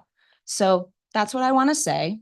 The letter states that Telluride Arts' financial position, including funding sources and expenditures on the arts in Telluride, and a business plan for the Telluride Transfer Warehouse. Our biggest concern is that Transfer Warehouse becomes in direct competition with what our organizations are doing. Thank you so much. Great, thank you. Is there anybody else in the room for public comment? Please step on up. Marty Wallison, AHA School for the Arts. I just want to say briefly that all the new initiatives that Gene rolled out here, while they are interesting and while he articulates that this is what the leadership has been doing, the fact remains that the leadership are the arts community in determining what the Arts Council should be providing in terms of tools, resources, and support for the arts community. So I appreciate that in Q1, Q2, there'll be a conversation beginning, but many of these programs should have been part of the conversation in the last 6 months. Thank you. Anybody else in the room for public comment? Please come on up. Remember to speak into the microphone, state your name. Hi, I'm Leah Heidenreich, and I am the artistic director of the Young People's Theater at the Opera House. Thank you guys for giving us some rehearsal spaces, by the way. That was very, very nice. One thing that I just wanted to mention, the re-envisioning of the transfer warehouse, just as you guys, you've just come on board. One thing that I was really kind of bummed out by about a year ago, going to a performance at the HQ on Main Street, just on behalf specifically of the Opera House, there was a video kind of trying to sell why you should donate so much money to the transfer warehouse. And if I may be blunt, it felt like a regurgitation of the Sheridan Arts Foundation's mission. And it felt like an erasure of what already existed in Telluride. And that was really hurtful to all the work we've done for over 30 years in the community. I'm speaking also on behalf of Ronnie Palomar, who's unable to be here today. So I hope just kind of being mindful of language when you do continue to fundraise, and why the transfer warehouse is so important, because I support the transfer warehouse. Even working at the Opera House, I think it could be amazing for our community, but I do think it's really important with the language we use while you're fundraising to get it done, that you are recognizing that, a lot of really important parts of our arts community already exist, and it can help us to get better, rather than if the transfer warehouse doesn't exist, then you don't have these things. It kind of feels like that video felt like you were erasing what so many arts organizations have worked so many years to already have in our community. And I just kind of wanted to bring that up, since you guys are, this is new leadership. So that's all. Thank you. Thank you. Anybody else in the room for public comment? Seeing none. Tiffany, is there anybody online? See nobody online. Nobody online. Great. Well, thank you very much for your time today. We really appreciate your ability to go over and be detailed for us. Thank you very much. Thank you. That brings us to item 1C of the work session, and that is an update on the discussion of use, modification, or sale of town-owned affordable housing units, 215 East Colorado Avenue. That's Unit 1A and 2A in the Pheno 2 building. And we have Allie Slayton and Zoe Denal to present. Thank you. This will mainly be Allie who's going to present to you, but just a bit of a background. Of course, the Pheno units have been in the town's possession for both of them at different times, but close to getting on a year for one of them and 9 months for another.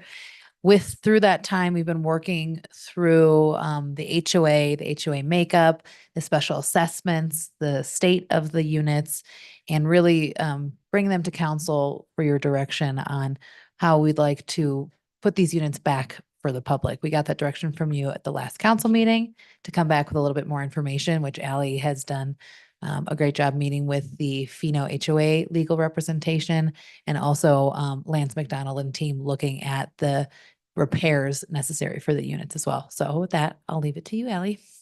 Thank you, Zoe. So as you'll see in the memo, I wasn't able to meet with that legal counsel until pretty close to this meeting, just due to off-season schedules and vacations. But she is going to take our recommendations and suggestions up to the HOA board, and is hopeful that we might be able to move forward with actually getting these units deed restricted, and then also the declarations amended for the HOA to protect these in perpetuity, which is something that in the prior meetings we've discussed has not looked like it would be possible. But with the recommendation that came out of the last council meeting for the future of these units, it looks like we will probably be able to free up some capital when the town resells those at either tier 2 or tier 4 to then supplement an escrow for these units, or otherwise pay for costly assessments that the HOA has been trying to do for a long time, which makes them more willing to go back and possibly amend their declarations. So I'm pretty hopeful at this point that we'll be able to do things that previously did not look like they would be available. However, the timeline that is being proposed for all of this, just because there is a lot of negotiation that needs to happen in addition to actually getting the work performed within the units. So not the assessments necessarily, but things that we have to do as an owner to get these units in a good condition will probably take a couple of months, just because contracting work is very difficult right now. We did get estimates back though on what that work might cost. That is in the staff memo. We have not decided which of those individual items we are going to move forward with, which is why I did not provide an itemized cost to you. However, I'm pretty happy right now with where this is headed. And I would like, before I move forward again on this, I want to make sure that you are still okay with the direction given at the last meeting and with the proposals that are outlined in the memorandum for working with the HOA. Great. Ally, thank you very much. I'd like to say great job on it. I know it's not an easy gig with these two units and the work that needs to be done and you know, changing of the tiers and a variety of things. Is there anyone from council who's would like to comment on this work session, or if they've changed your mind on what you think is the best way to approach this? Let me know. Yeah, I think the current dues are just astronomical. And I have to say that after reading this, I was tempted to get rid of them, to be honest. The HOA dues? Mm-hmm. Those, I mean, Monthly That's No. very in line. That's it's, fair. they're completely normal. Completely per normal. month Mm-hmm. for deed restricted. Yes. Oh my gosh. Yes. Well, and what- It's it's contingency. I mean, this is the amount of dues that you would want to see if they were operating in a fiscally responsible way. I still think that is super high. Insurance is crazy. This is sort of. I the was co- shocked. Yeah. it's the new reality. It's not only insurance, but just the cost of doing business, So whether this is it's in addition to insurance, that the homeowner's insurance. Usually, well. two different things. Or yes, There's building insurance that the HOA will own For the shell. and take the policy out basically for the shell. And then each owner, depending on the bylaws of the condominium complex, will either be responsible for, you know, inside the walls and the contents of what they own. Sometimes it's outside the walls. It really depends on condominium complex, but make no mistake, This is in line. this is in line, and HOA dues across the board, free market, deed restricted, are going up. And so much so that not for today, not anytime soon, but maybe, even if it's 6 months to a year down the road, we need to have some conversations about what we think, not only what we can do HOA wise for the town built projects, but for these outliers and individual projects, and what those increased costs will continue to be, because it's pay me now or pay me later. And we've got to make sure that we can build healthy reserves for these units, and that the HOAs run responsibly to maintain them properly. So those special assessments that will ultimately come down the pike for all of these buildings can be absorbed by, our deed restricted owners before it's, catastrophic is a strong word, but we've certainly, you'll get there if you're fiscally irresponsible. So it's not the time for that discussion now, but just to throw it out there that somewhere down the road, we're going to have to do that, because it's not going to get any cheaper. And we have to figure out how to make that affordability with the HOA dues, the reserves for the HOA, plus the mortgage payment, and livability affects the tiers and what that is. I think it's important to note, we have deed restricted units in the town of Telluride who have HOA monthly dues that are more than double this. So it is, I mean, these numbers are in line. I think the one thing I just want us to be cognizant of when we put these units to lottery is that when we look at those applicants, we are making sure that the total payment, that total monthly payment, is well in line with livability for those individuals. Which is, that's why I included, and this is from the old staff memo as well, the numbers, first, what we bought the units for, but then also what these would be selling for today at tier 1, 3, 2, and 4. So for instance, take unit 2A, we purchased that for $205,000. Even if we were to sell it back at what it should be selling for at an ISP today, we would net $60,000. That's assuming though that the unit was in good condition. So the direction given at the last meeting was to explore options for re-tiering the units and using those proceeds to, one, upgrade the units, but then two, possibly create an escrow to take care of these special assessments. Since that meeting, though, the negotiations with the HOA so far, it seems like we will probably be able to get, I'm hopeful that we'll be able to get some kind of limitation on increases to the assessments. It's very unlikely that dues will go down from what they currently are. However, we might be able to get a cap on increases to those dues, which would be so great for whoever gets these units next, just to provide a level of predictability to them, so that they know what they need to budget in the coming years for what they might be liable for, both in dues and assessments. And again, any of those proceeds, if we were to go up to a tier 2, which is likely what we're going to do with at least one of these units, we would get $120,000. Now, we'll probably decrease the sales price to account for that affordability of just the increased dues more than what we usually like to see for these units. So my guess is, instead of selling for 324, we would probably price it closer to 300,000. But any buyer would be well informed that these are the dues that you're looking at initially. These are the increases that are possible, and here are the possible assessments. However, with the town's help, just to pay for the assessments of both of these units ahead of time with those proceeds. So before we sell the units, we'll set up an escrow, which provides the HOA also with some level of predictability, because they've had trouble even getting these units to pay their HOA assessments, which is understandable given that some of the assessments have been $20,000. However, if there's an escrow account set aside that the town uses the sales proceeds to set it aside and just releases it as the assessment becomes due, and then the property gets in a great condition, and hopefully in the future, these assessments are lower because the property is in a good condition, they don't need the assessments anymore, then it's a win-win situation all around. So that's what we're really hoping might be able to occur. But again, there's a lot of steps that need to happen, which is why we think a sale of both of these units next summer is most likely. Probably, hopefully late spring, but I think summer at the latest. Ashley?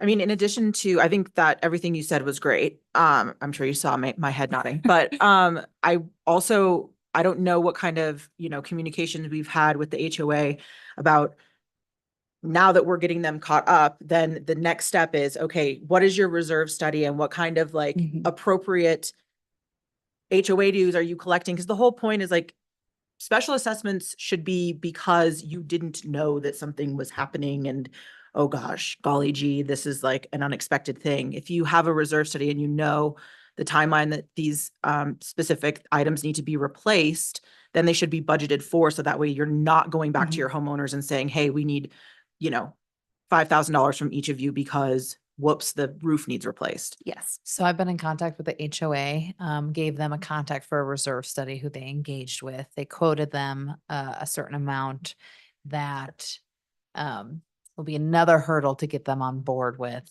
to do that reserve study and commit to that investment. So we're just continuing those conversations from there. And they're hard because you're slapping people in the face with reality and they don't want to see it. Able to say publicly what the current reserves of this HOA look like? I don't think that's appropriate.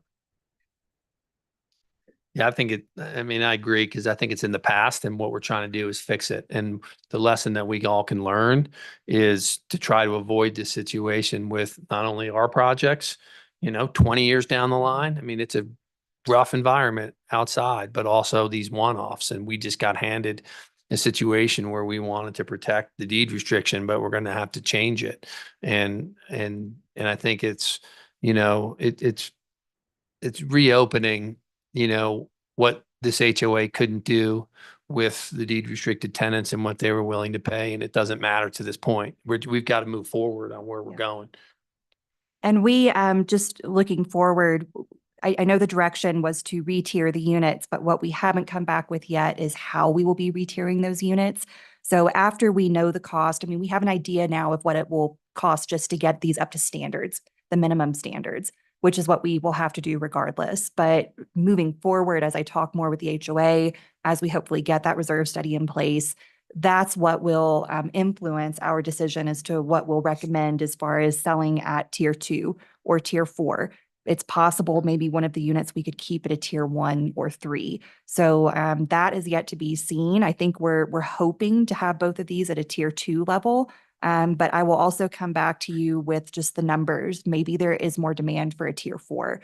I don't know right now, so I'll consult with SMRHA there And we've got full flexibility to retier these units, both as maybe we need to do to make the HOA work, but also maybe there's demand within our program for different tiers of these units as well. So we will come back with that in the spring after we have better numbers. And that will be our next action item from you. Great.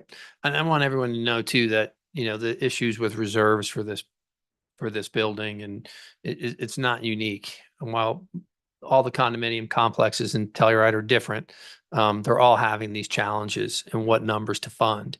And, you know, you'll get a gold star if you can fund 30% of what the reserve study is. And that's, most complexes don't have that. And so it's because you just can't make the dues high enough or ask people to cut checks to make up those gaps. So it's really hard, you know, and why I think down the road, it's important for us to discuss. But has anyone's thoughts changed for this, or are they on the right path? Thumbs up, we're good? Thanks for the work. I know it's Yeah, been a this- lot. for- I'm it- really appreciative of Yeah, it. it's heavy lifting, and we definitely appreciate it. No, this one, I was excited to sit down with the legal counsel because I think this is going in a direction that neither one of us thought was going to happen, but now we're both very optimistic that the HOA will accept kind of this compromise, that again, it's a win-win for everyone. The building gets upgraded. We're not subsidizing the private owners. We're just doing the units that have been backlogged for a long time. These two deed restricted units, we'll get the insides taken care of, and then we'll retier them appropriately. And the next households that get placed in here will know what they're getting into and also have an affordable mortgage. So I think it's a really great solution. I'm excited for it. So it'll just take a little bit of time. Great. Ally, thank you so much. You have a hand raised online. Okay, great. We'll take your comments. Daniel Zemke. As counsel for Pheno 2, and I wish my partner Terry Steinberg was here to address it because she's been lead on this. I want to inform the council that the efforts between the association and Town of Telluride Council has been nothing but very pleasant. We understand the importance of the dues. We understand the importance of having a reserve study done. There is no problem, as far as I have been told, as far as the relationship. Yes, dues go up. The dues are probably going to go up because this is an asset that was built in 1983 and that has suffered years, decades of non-addressing serious concerns. So everybody's on board with changing the dynamic, getting these things up to speed and putting them in the pool so that we can get a qualified renter as required into the place. I have no concerns with how we're working with the town of Telluride, and council should be very comfortable with that. Thank you. Daniel, thank you very much. Tiffany, anybody else? Anybody else? Okay, great. Do you have any questions, Ally, before I let you off the hot seat? Nope. This item will probably be put on hold for you guys for a little bit. We'll continue working in the background, but expect something again in the spring, either an update or, like I said, probably coming forward with a recommendation as to how these should be retiered. So, but let me know at any time if you have any questions of how this is going. Great. Thank you so much. Thank you. We'll go to item 2, administrative reports. Sorry, Zoe, we're probably gonna have to cut you in half on this one in terms of before lunch, after lunch, and I mean. I think that's great. I might actually then suggest that we have our related organization reports from our juvenile services, as I think she is here in the audience and don't want to have to come back after Perfect. lunch. Let's do that. And then we will go to the related organization reports. That's item 2D. And we have a juvenile service report with Wendy. That's okay. It's important.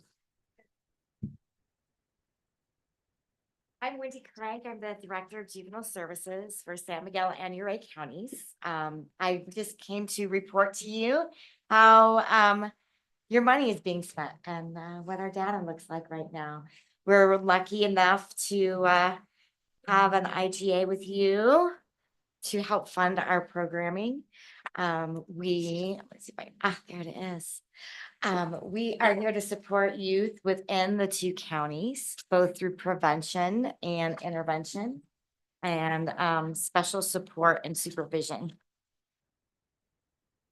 most of you have heard about juvenile diversion. It's just one of the things we do. It's that kind of second chance. We know that good kids make mistakes.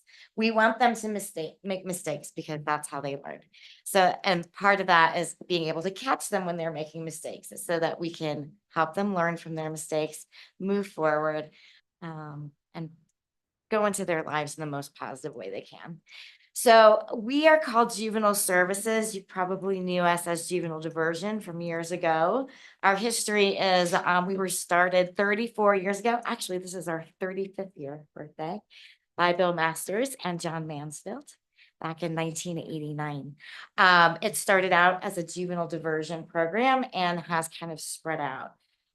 Juvenile diversion is legislated, as is Senate Bill 94, or what we call now Colorado Youth Detention Continuum. So if you'll kind of see our pyramid of interventions, just basically everything that we offer everyone is that community education and prevention within the schools, within the community. So that includes like middle school lunches, internet safety, safe and sober after prom, any kind of programming for drug and alcohol prevention that we do within the schools community-wide is considered in that every kid gets that.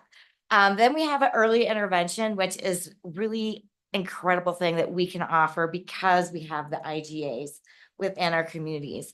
If our juvenile diversion funding from the state was actually a whole $2,000 for the 2 counties.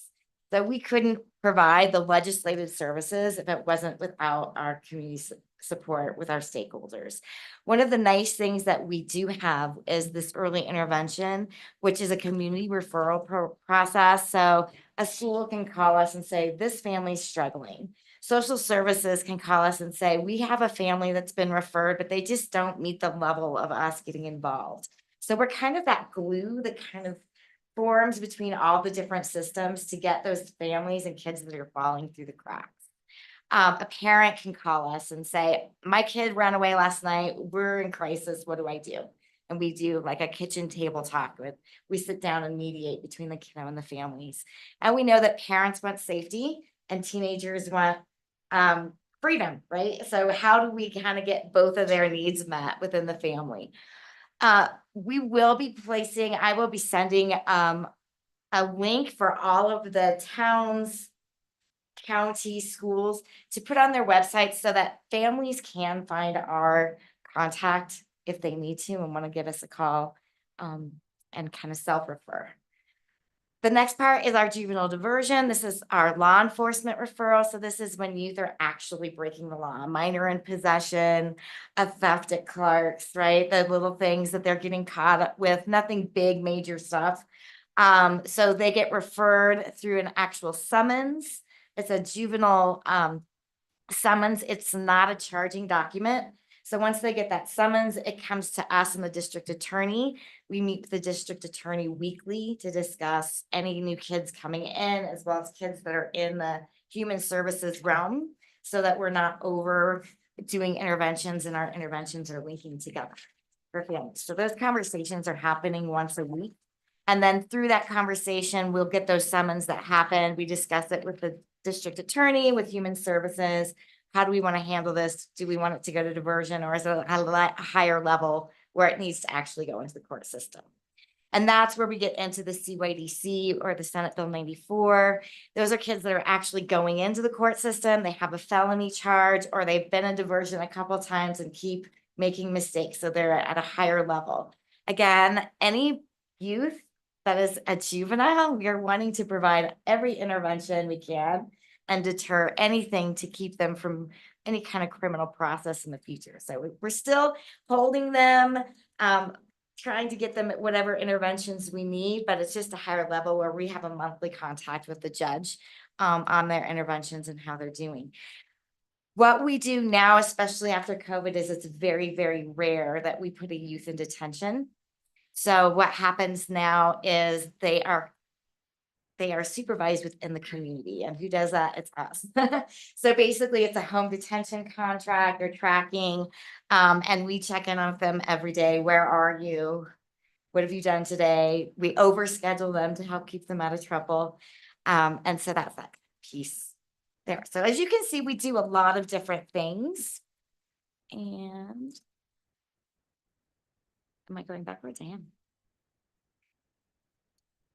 I've already kind of gone through our different programming. Senate Bill 94 is that Colorado Youth Detention Continuum. And you all have probably heard of the marijuana tax revenue that we get for prevention. Just to make you aware, that tax revenue we are not allowed to spend on just community prevention. Unfortunately, we have to track kids and put them into the trail system. So if we are to use that money, we have to track it to a specific youth. And then it's usually with a substance evaluation and substance specific counseling. I must be holding this backwards because I'm putting this backwards. Part of our interventions that we provide are individual and family counseling. We work within the school and within the communities. My previous position, I've been at this position for 13 years, but before I had this job, I was a school counselor. So I have a master's in counseling, and I am aware of all the different interventions educationally as well. So as far as response to intervention within the schools, IEPs or individual education plans, 504s, we can help our clients get those things provided within the school if we find that is something that is needed.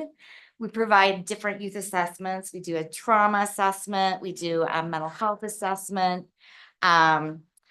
One of the things the state has us do for every single kid that comes into our program, whether we've known their family since we were at their baby shower or not, is a human trafficking assessment, which we must do to make sure that all of our clients are not being trafficked. And I use it just to remind everyone in the community it does happen. We've had kids involved at parties where we found a girl in the back of the club in the junction. So it does happen. And I like to just educate the kids, always be aware of the people around you. And I know we've had some situations recently with law enforcement where adults hanging out at parties that shouldn't be there. So we want to keep on top of these things. We do activity supervision. You might have heard we worked with the arts. We did the photo vision project a couple years ago where the kids did a qualitative research project on what helped them in the community and things that held them back. And we did kind of photography things. So we do all kinds of different things, especially positive things to keep them in a positive direction. Obviously, it's a lot more cost effective for us to get involved sooner than later. Again, that's one of the reasons we like the community referrals, because if we catch kids when they start getting into trouble sooner, their boundaries don't get way out here. We're much likely able to get involved and for our interventions to be helpful. Again, the more they get away with, their boundaries just get further and further out. So we want to make sure that we're keeping our eye on our kids and keeping them accountable.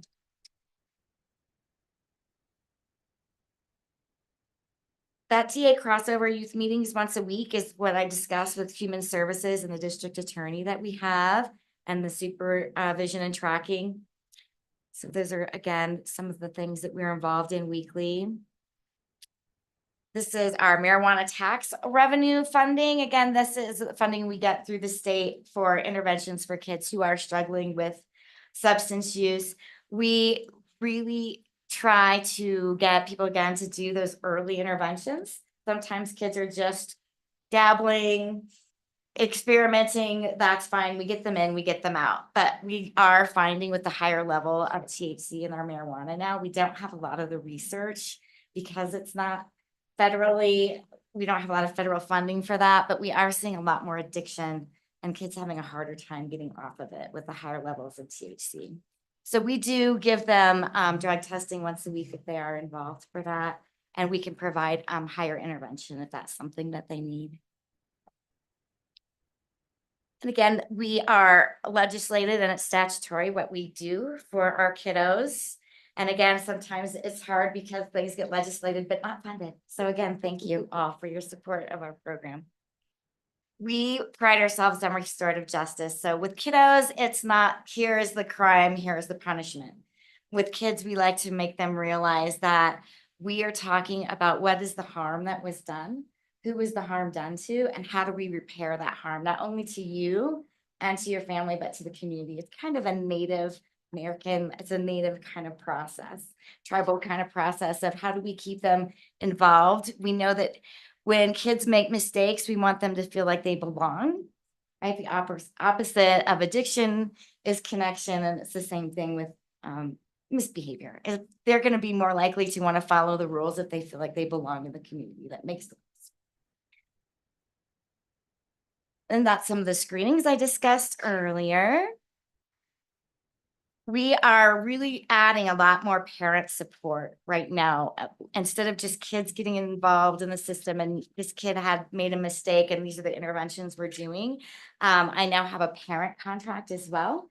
So we are asking parents to really sit down within their family and write down what are the rules of the home, what are the expectations, what are the consequences, as well as what are the rewards we're going to be giving you for showing growth. So that's a piece that we ask all of our parents to do, as well as attend at least one community parenting event. And we are working with the Bright Futures with creating parenting courses and support within the families as well. And those will be offered just like our tier with kids. So we'll have the community prevention pieces as well as like unique individual family parenting pieces. And we, again, are doing advocacy. So we're advocating for the kid and the parents within the school system, within their community, and within the judicial system. So we're helping them, just kind of walking through all the processes with them and advocating and defining, this is what you're going through. We just flew out one of our kids to San Jose, California Job Corps yesterday, which we're really proud of. He's going into culinary. We discussed our assessments, our prevention programs. We are doing the mock accident in Norwood this spring. We did it in Uray last spring. We try to do that right before prom just to keep aware with the kids and keep them safe. And some of the programs that we offer within the schools and prevention programs. And we also, anytime we have resources for tutoring, that's always helpful. True North has been amazing. We like to collaborate with a lot of the different programs, but they offer weekly tutoring for all of the schools. Karma Tutors is an amazing program you have in your community. She receives grants so she can do a sliding scale for different families within the community for private tutoring in the homes. And we also try to find, Seth Berg was one of our amazing retired teachers that we had doing math, that tutors for our kids who are struggling or need help. And we are always open to community service programs, highway cleanups. Adaptive ski is one of our favorites. Once the kids do it for us, they end up staying because they love it so much throughout their high school careers. Town parks are always helpful, and angel baskets, which we'll see in our office next week. And one of the things that we really see in prevention being helpful are some job shadow opportunities. We always ask when we do intakes with kids what they think that they might want to go into for a career. And we try to provide them community job shadow opportunities, whether they feel like, oh, this is great, I want to do this, or that was terrible, I don't want to do that now. So, and we also we provide college trips. We did a vocational college trip for of our ESL girls decided to go to Mesa after that trip.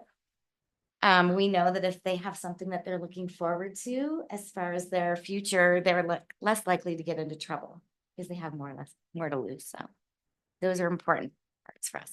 And we do law enforcement training as well, and how to refer to the program and what we do. So I tried to go through that quickly. Do y'all have any questions for me? Well, thank you very much. And thank you for being here today. And thank you for all you do for the young adults of our community. It's really impressive and so important. Does anyone from council have any questions?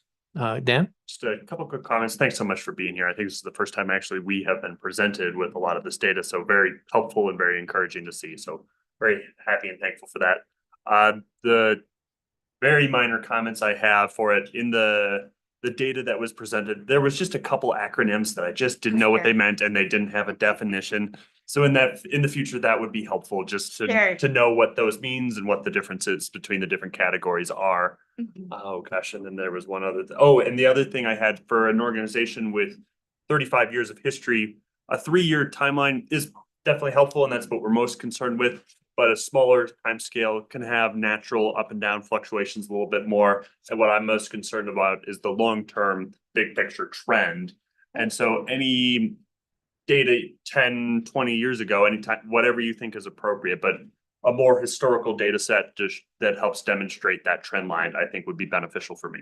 Definitely, and I could do that Yes. if I have everything. So, the reason I do that 3-year is because we have, the IGA, so that Telluride, Norwood, Ridgeway, Uray can see that we all need that funding from each of you, because just because Telluride might have high numbers 1 year might not mean that Norwood would have. So that's why I do the 3 years. Sure. To let communities know that. Yeah, and I think that's super valuable. I think just in addition, the long-term picture, because I think we are on the right track, generally speaking.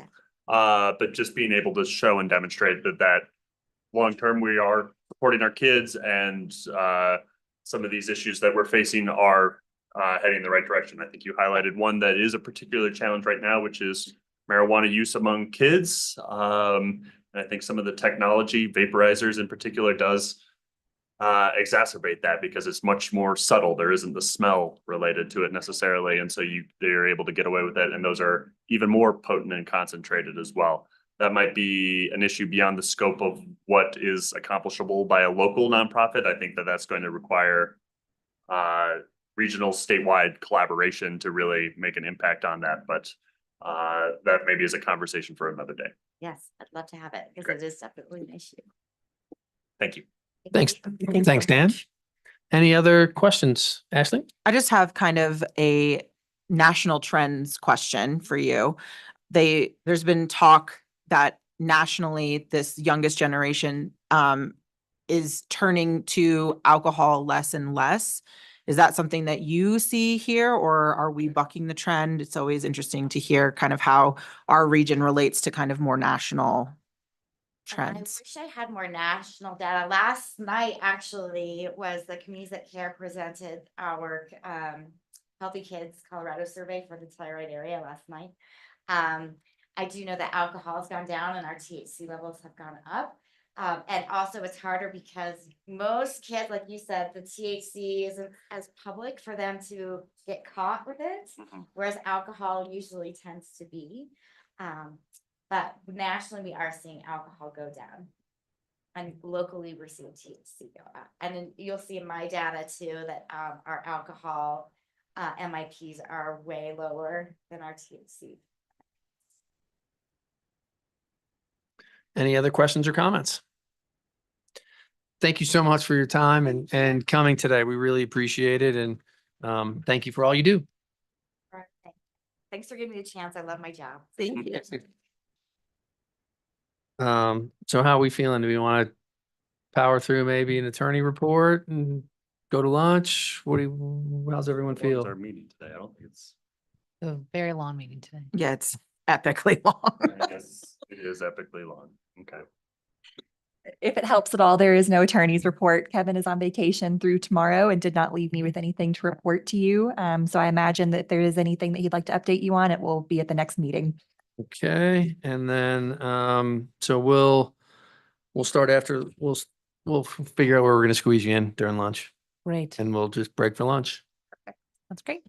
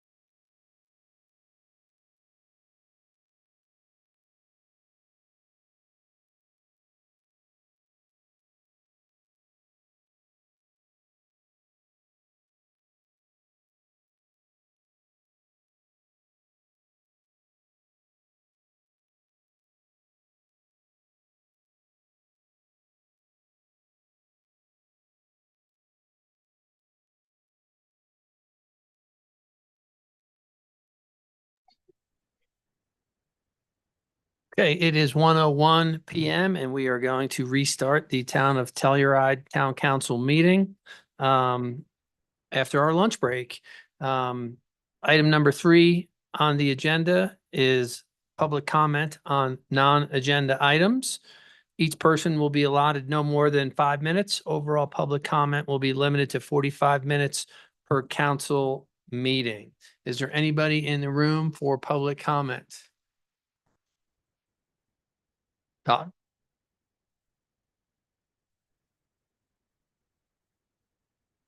Todd Brown. This is really, it was an agendized item, but I'm have an amplification or correction to information that you received from Telluride Arts this morning when you're asking about the grants to artists. And Jean and Camille were trying to figure out what they were talking about in the budget. The only grants that Telluride Arts administers are the case grants. The rest of that $30,000 total was payments to artists for artwork that was sold at the gallery, for performances in the gallery spaces.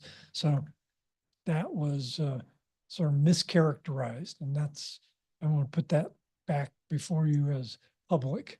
Thank you. Great. Thank you, Todd. Thank you for clarifying. Is there anybody else in the room for public comment? Seeing none, Tiffany, do you have anybody online? No, see no hands raised online. Okay, we will be closing public comment for the meeting today. That brings us to agenda item number 4, presentations and proclamations. And we have introduction of a new historic and preservation and planning director. Zoe, I'm going to let you pronounce her name so I don't screw it up. I think I'll have her pronounce her name. How about that? You want Yeah, to come Kristen. on up? Come on up, Kristen. Kristen votes Claudia. All right, I would have been close. Yeah. Well, we are very excited to have Kristen here with our team and really hitting the ground running as our historic preservation and planning director, where she's going to be overseeing our historic preservation, planning, and building efforts here for the town. We're really excited to have her and really have some good leadership for that section of our town staff that we've had an interim role for quite some time. And she's really excited to bring the team together. So she comes with us with over 20 years of experience in natural, historic, and cultural resource preservation, along with experience in land use planning, community development, and nonprofit leadership. She holds degrees from Yale University, where she studied, her studies spanned biological sciences, land use policy, economics, and natural resource management. We did steal her from the town of Ophir, where she came from. So she's very aware of our region and our community, which is a great asset to us as well. And again, we're really excited to have you on the team. So anything else you want to add in that introduction? Grateful to have been given this opportunity to step into this role and to work with a community that is a leader in historic preservation and planning. You have all done so much collectively to really preserve and celebrate your unique history and community character of this very special place. And I am just so honored to get to work with each of you and to partner with you to carry that legacy forward. So thank you so much for bringing me onto your team. We're really excited. And I said Ophir, I meant Uray, by the way. Like, ooh, Ophir. I thought I know. Sorry. They did- Sorry, I got like 4 text messages. So thanks everybody for helping me out. Well, welcome to the team, Kristen. Thank you so much. And then that brings us to 4B, introduction of a new civil engineer, Justin Blair. And we're going to actually ask to push this one as they are tied up right now with some other things.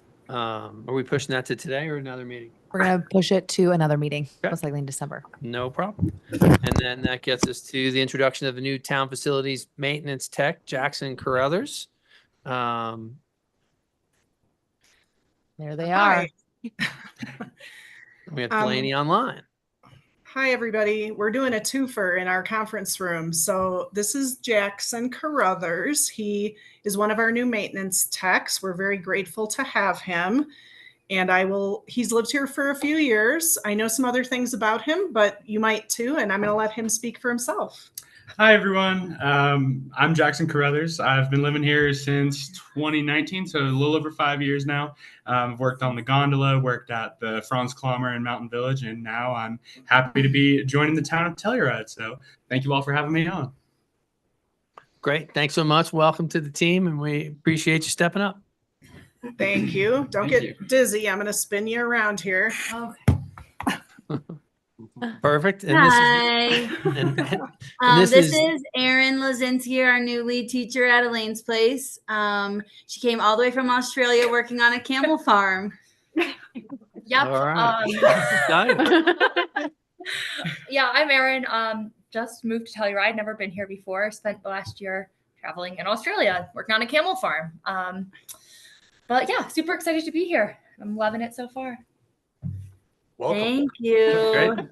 Welcome. Hopefully we'll be as exciting as a camel farm. That too. That's a tall tall order for us.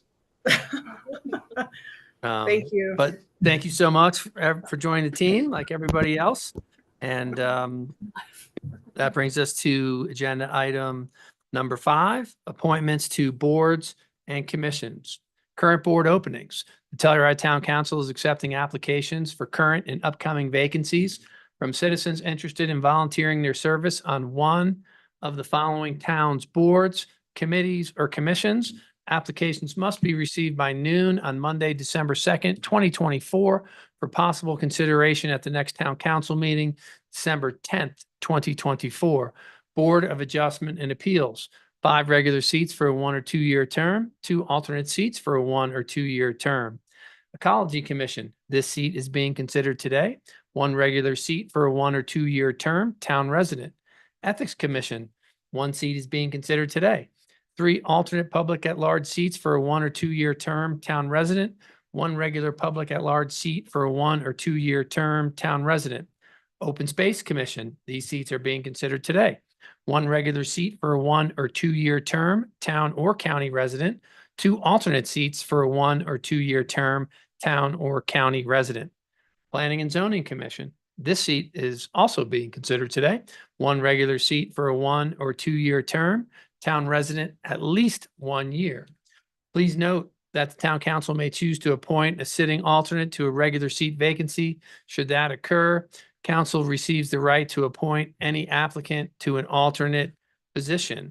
And with that, we get to 5B, Planning and Zoning Commission, and that's the 1 regular seat for a 1 or 2 year term. And we have Piper Miller here to present. Thank you, Mayor. This applicant is Todd Brown, who is reapplying for his regular seat on P and Z. You all know him. He was on council and he previously had also served on P and Z in years past. So he's just reapplying for a new term. It is recommended, if you choose to reappoint him, that it would be a 2 year term effective November 30th. And he is here in the room today. Great. And Todd, if there's anything you'd like to add on your behalf, please step up to the mic.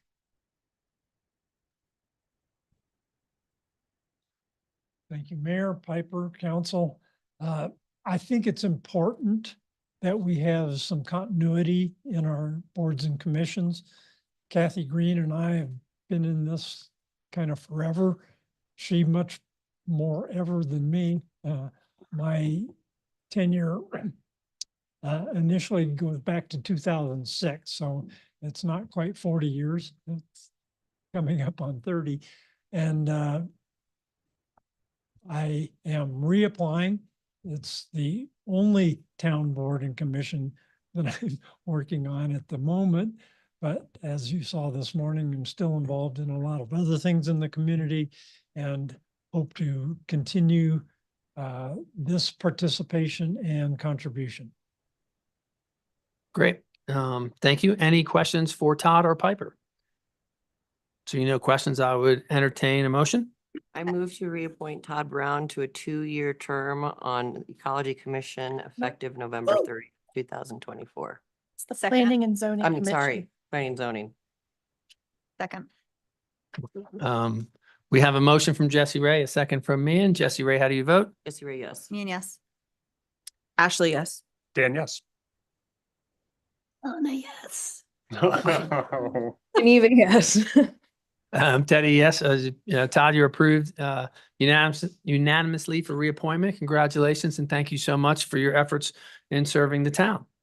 That brings us to agenda item 5C, Ecology Commission, one regular seat for a 1 or 2 year term. Piper remains in the hot seat on this one. Thank you. Ruthie Boyd is reapplying for her seat on the Ecology Commission. She can't be with us here today, but she has served since December of 2022, and her attendance has been 100% during this term. If you choose to reappoint her, it would be recommended for a 2 year term effective December 13th. Great. Thank you. Any questions for Piper? I can just say as the liaison, Ruthie has stepped into the chair role within this last year, and I think she's done a good job. She's continuing to bring some new energy to the Ecology Commission and make sure that there isn't ground loss, especially after Karen G's retirement, because she was obviously very heavily involved in this realm as well. So I definitely recommend reappointing her to the seat. Awesome. That's great to hear. Seeing that, I would entertain a motion.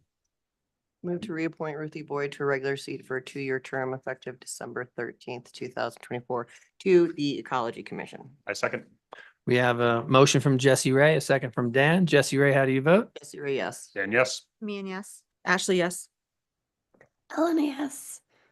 Geneva, yes. And Teddy, yes, it is approved unanimously to reappoint Ruthie Boyd. That gets us to agenda item 5D, Ethics Commission, 1 regular seat and 3 alternate seats for a 1 or 2 year term. And Piper still gets to sit there and lead us. Thank you. Our applicant for the Ethics Commission is a brand new applicant. Her name is Kim Stoller. She is with us today, I believe. If you, I'm sure you would like to speak with her. If you choose to appoint her to this regular seat, we would recommend a 2 year term effective immediately. That's great. And is Kim on Zoom in the room? It's not on Zoom. Okay. That's okay. Any questions on this for Piper? Seeing no questions from council, I would entertain a motion. It's a little strange not to be in person the first appointment. What do you think? Yeah, I would prefer that she was here to speak for herself. Yeah, she let me know that she would be here, so I don't know if something came up. We can push this to the next meeting. We can push it. We just, But be nice to meet her. right. And I think that's fair. So if everyone on council's okay with pushing it. Yep. That's fine. There doesn't seem to be any pressing business in front of the Ethics Commission currently, so I think that's quite We fine. haven't met once in 7 years. Yeah. So. So. Let's give her the opportunity to speak in front of council. And if she pops up on Zoom in the next few minutes or walks in the door, we can readdress it too. That takes us to 5E, Open Space Commission, 1 regular and 2 alternate seats for a 1 or 2 year term. Piper, you're got 1 more. Thank you. So, as you said, there is 1 regular and 2 alternate seat vacancies on open space, and we have 6 applicants. They're all new applicants. However, 2 of them are applying again to be heard. This time they were heard at the last time open space applications were heard. The applicants are Thomas Goldsboro, Emily Masson, Michael Saftler, Edith Willie, Mandy Jew, and Sophie Fabrizio. All but 2 are able to be with us today. You got an email from me from Mr. Goldsboro this morning, and Mr. Saftler let me know that he is not able to be here due to a surgery that he had yesterday, so he's in recovery right now. And as I said, they are all new applicants. I know that you would love to speak with them, and I believe that the ladies who have applied to this are here with us today. Okay, great. I assume everyone read the letter from Thomas, who was at our last meeting and came back per some direction that we gave him. And then, Michael Saffler's a longtime local, so we're all probably pretty familiar with him as well. And then if any of the other applicants want to say something about themselves, we'd love to give you guys that opportunity. Try to keep it 3 minutes or less. And Emily, we'll give you that opportunity as well, since even though you were here last meeting as well.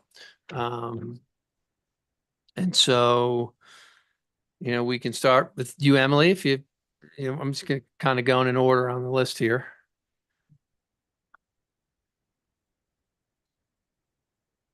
You want me to just Just, Okay. why you're here, why you're applying, and, what Okay. skill set you bring to open space. Okay, thank you, Emily Masson. I live in the town of Telluride. I've been here since '96. I really appreciate the opportunity to apply.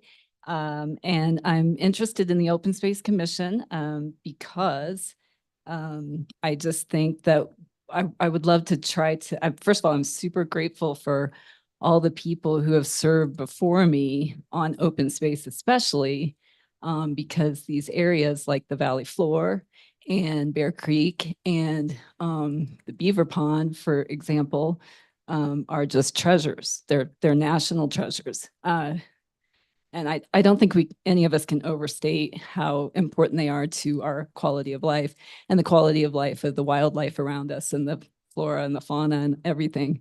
And so these are places to not only recreate, but also conserve.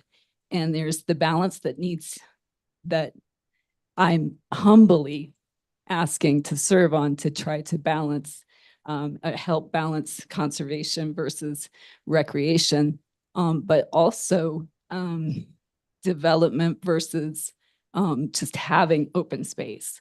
And so hoping to look into ways to help enhance what we already have, which is, again, just, it's sacred. I don't know what else to say about it, but I mean, I do know a lot of things to say about it, but I think we all feel the same way about it. And this is my favorite book. It's called the Desert Chronicles, or sorry, the Reindeer Chronicles, because it's about all these places that were completely devastated by drought, dryness, overuse, and they're all beautiful stories about managing and working with nature to bring places back to life.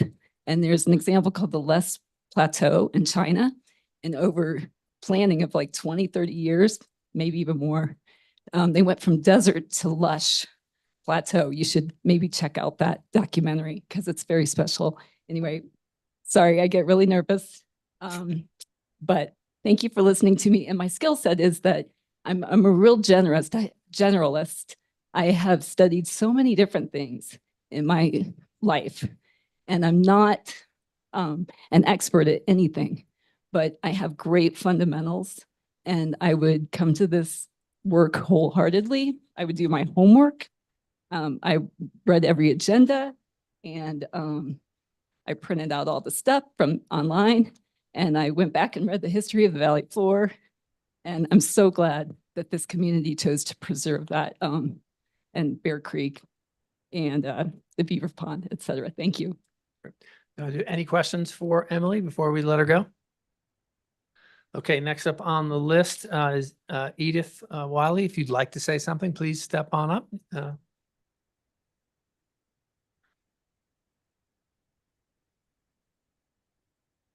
Hi, I'm Edith Willie. I've lived in Telluride for like 7.5 years. And yeah, I applied to be on the Open Space Commission because I am really passionate about our open spaces, and I use them year round and would love to be part of managing them. I think they're a really important part of not just the recreational opportunities in the town, but the ethos of the town. I think that our shared interest in conserving and properly managing those spaces is a really cool part of what makes Telluride so special. And I would love to be a bigger part of that.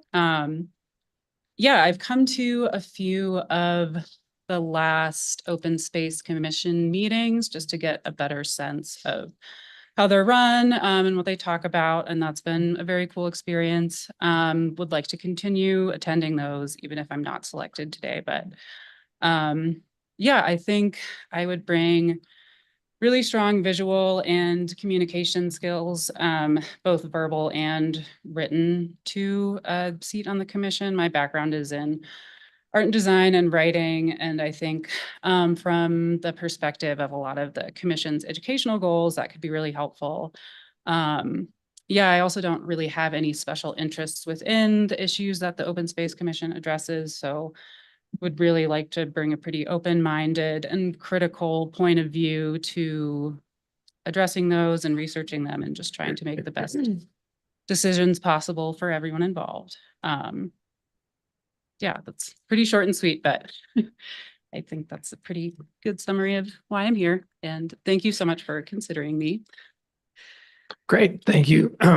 Thank you for applying. Are there any questions from council for Edith? I have one. Yeah. What are some of the cool upcoming projects, or like, what do you think some of the cool upcoming projects are that Open Space is doing?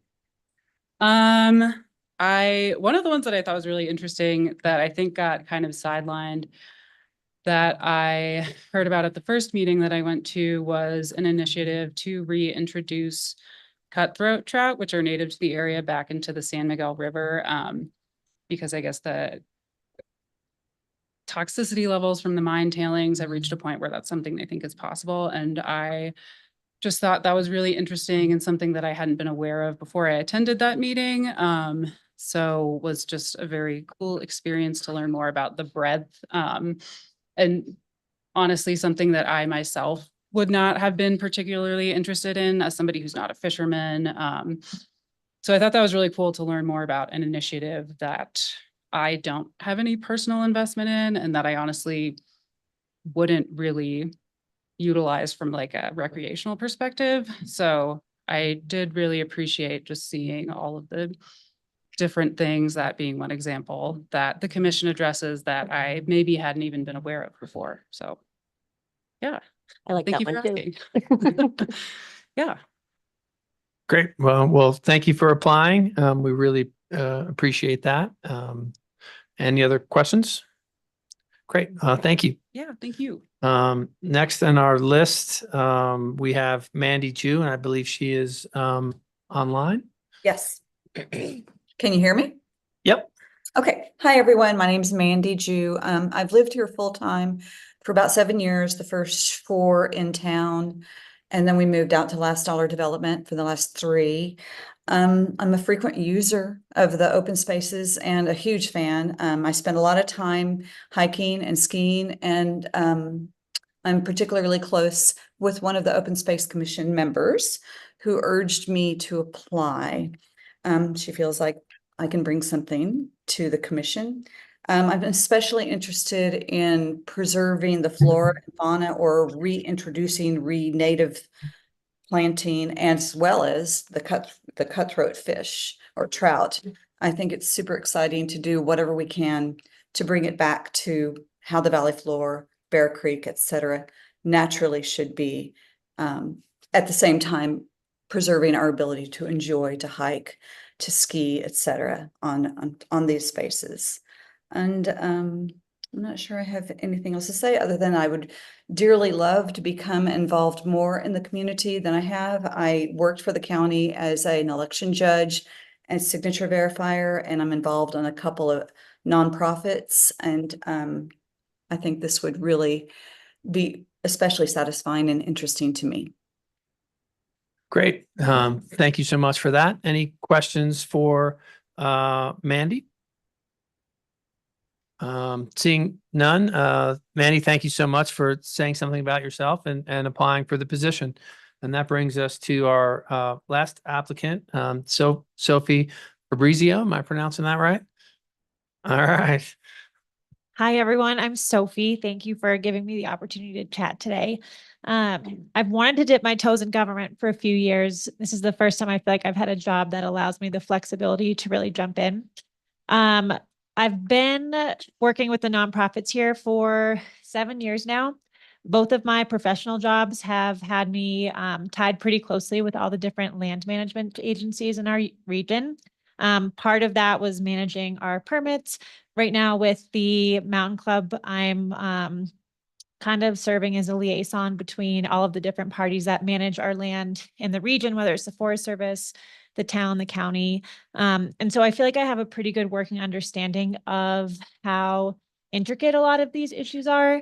There are 100,000 different things that go into how we manage our open space. And I think I can bring some perspective as to all of those different things that go into it.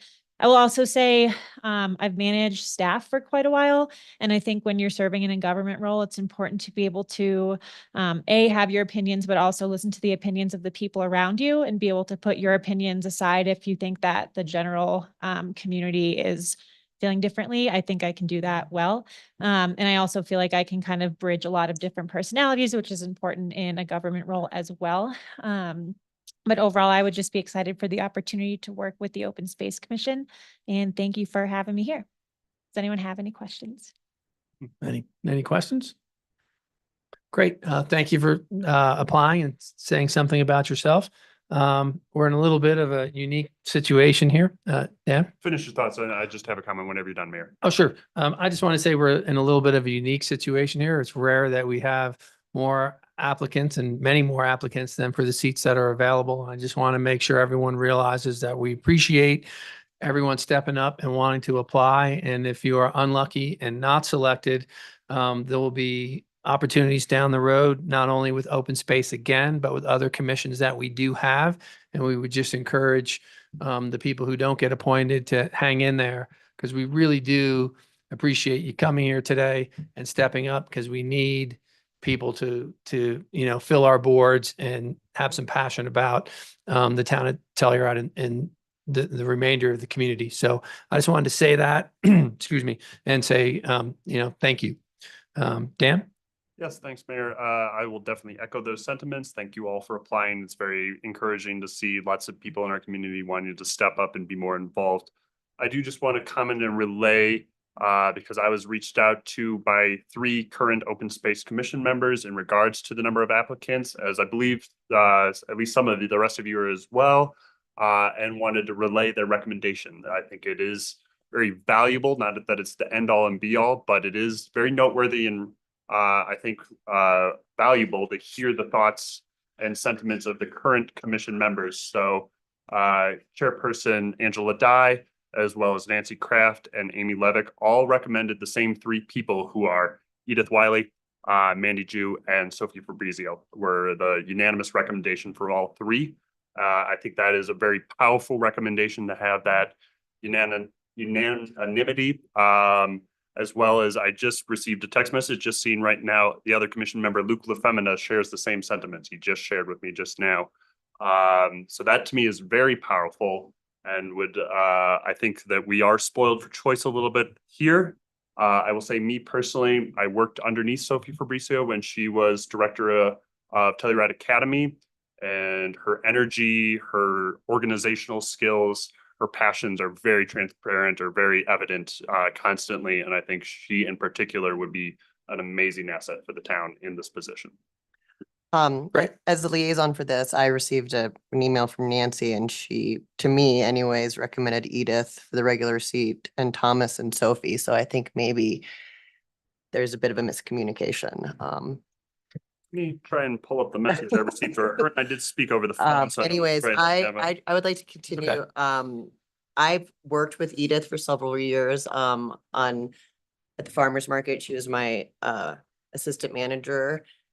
We've gone on outdoor adventures together. She is an incredible woman. She uprooted her life to move to Durango, and then here.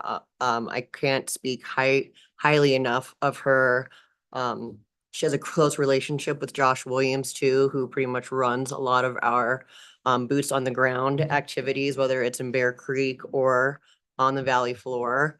Again, she's a testament to herself with her communication skills. I mean, she did everything on for the farmer's market as far as website and communication, PR. Always shows up, always super friendly. I can't give her glowing enough recommendations.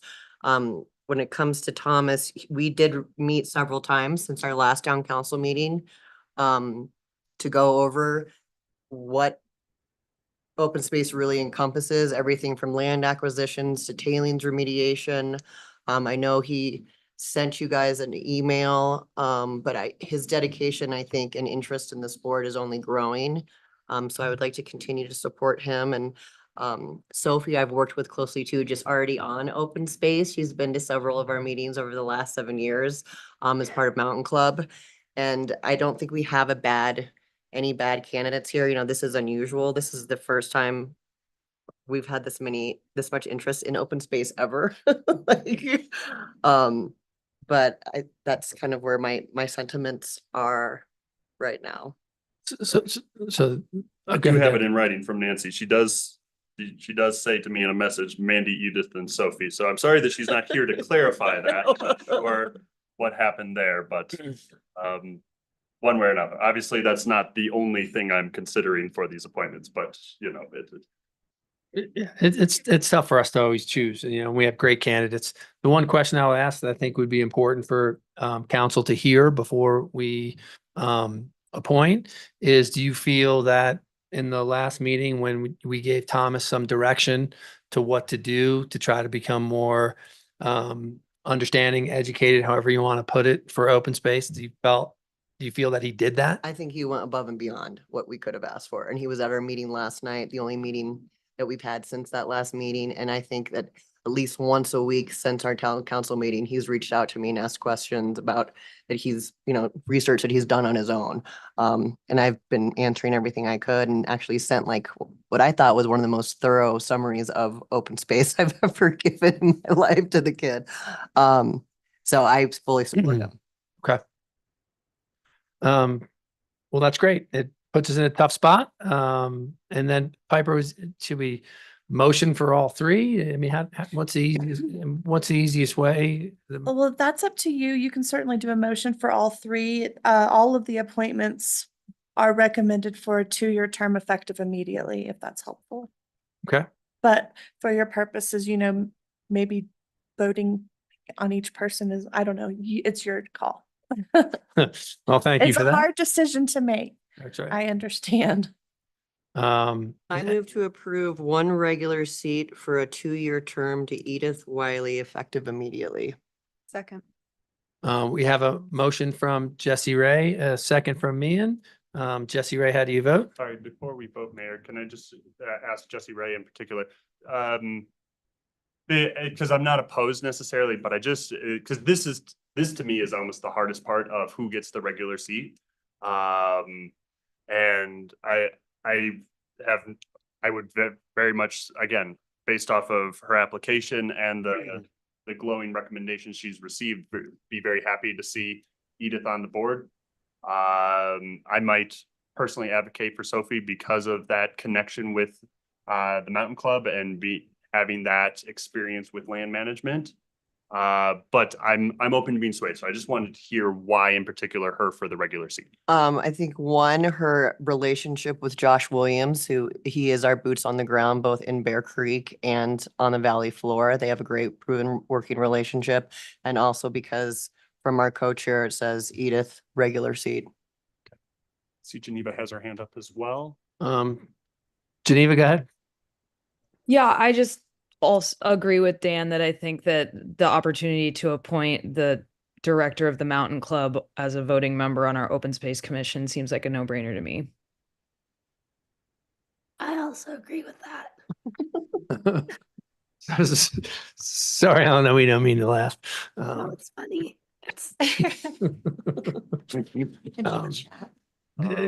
She can email. I feel bad just because Elena talked. Well, I mean, it's pretty, we can further chat about it and hold that motion for what we think, or just vote on the motion and see where it goes? I mean, we have some strong opinions one way or the other. The good news is they're both wonderful candidates. Yeah. And so, you know, I don't, it's, Your motion. It's not a deal. I mean, I'm happy either way. I was just looking at our co-chair's requests and knowing that Edith and Josh will work really well together. We can vote. I mean, we can if vote. you- I mean, but it, I don't love doing that with people in the room, and I think that that's awkward, but we can also, I mean, it's up to you, Jesse. It's your motion. I just seconded it. I know.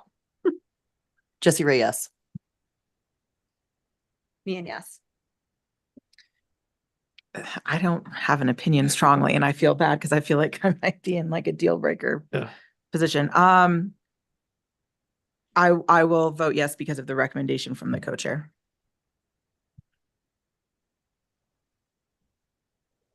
No for this motion, but not, That's yeah, consistent. you all understand. yep, yep, totally get it. Geneva or Elena? I'm voting no on this motion and I'm gonna vote yes for Edith later. Yeah, I echo Dan and Geneva, so no on this, but I want Edith on this board. All right, that leaves it to me. And what leads me to vote yes on this is that the co-chair did send out to our liaison what her preference was. So I will vote yes. And so Edith passes 4-3. 4-3. So we have our full-time member selected, and now we have to select our 2 alternates, correct? Okay, great. And so we can do this one at a time. Since we started that way, it's probably the best way. After that vote, it looks like we've got someone that people would agree on if someone wants to make a motion. Move to appoint Sophie Fabrizio for an alternate seat for the Open Space Commission for a 2-year term effective immediately. We have a motion from Dan, a second from Ian. Dan, how do you vote? And yes. Me and yes. Ashley, yes. Jesse Ray, yes. Geneva, yes. Elena, yes. Teddy, yes. It is approved unanimously for Sophie. Thank you so much, Sophie. And that brings us to our second alternate seat. And we might have a little further discussion on this. If we don't, I'll entertain a motion. I move to approve Thomas Goldsboro for an alternate seat for 2-year term to the Open Space Commission effective immediately. Second. We have a motion from Jesse Ray and a second from Ashley. Jesse Ray, how do you vote? Jesse Ray, yes. Ashley, yes. Me and no. Dan, no. Geneva, no. Elena, no. And Teddy, yes. The motion fails 3-4. I move to appoint Mandy Jew to alternate seat on the Open Space Commission for a 2-year term effective immediately. We have a motion from Dan. Do we have a second? I'll second.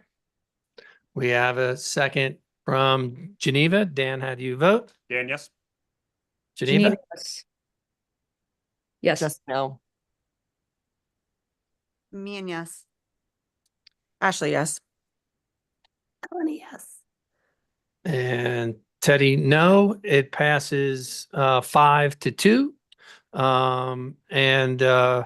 Congratulations to the 3 appointees, and sorry for the non-appointed applicants. Again, we thank you all, and we would love to see the applicants that were not appointed come back to us with other boards and commissions, or when ultimately vacancies happen on the Open Space Commission as well. We have Kim on Zoom now, if you wanted to go back to the Ethics Commission. That'd be great. So we will go back to the 5D Ethics Commission, 1 regular seat and 3 alternate seats for a 1 or 2-year term. Piper, do you want to kind of reintroduce this one? Sure. We got through it. Course, yes. Kim Stoller is a new applicant to the Ethics Commission. There's 1 regular seat and 3 alternate seat vacancies on Ethics Commission currently. Her application is in your memo and she appears to be with us now to speak on her behalf. If you choose to appoint her, our recommendation would be to a regular seat for a term of 2 years effective immediately. Great. Piper, thank you so much. Kim, since you are here, thank you for your time and jumping in and applying for the position. And we just wanted to be able to meet you as a first-time applicant and give you an opportunity to say some nice things about yourself.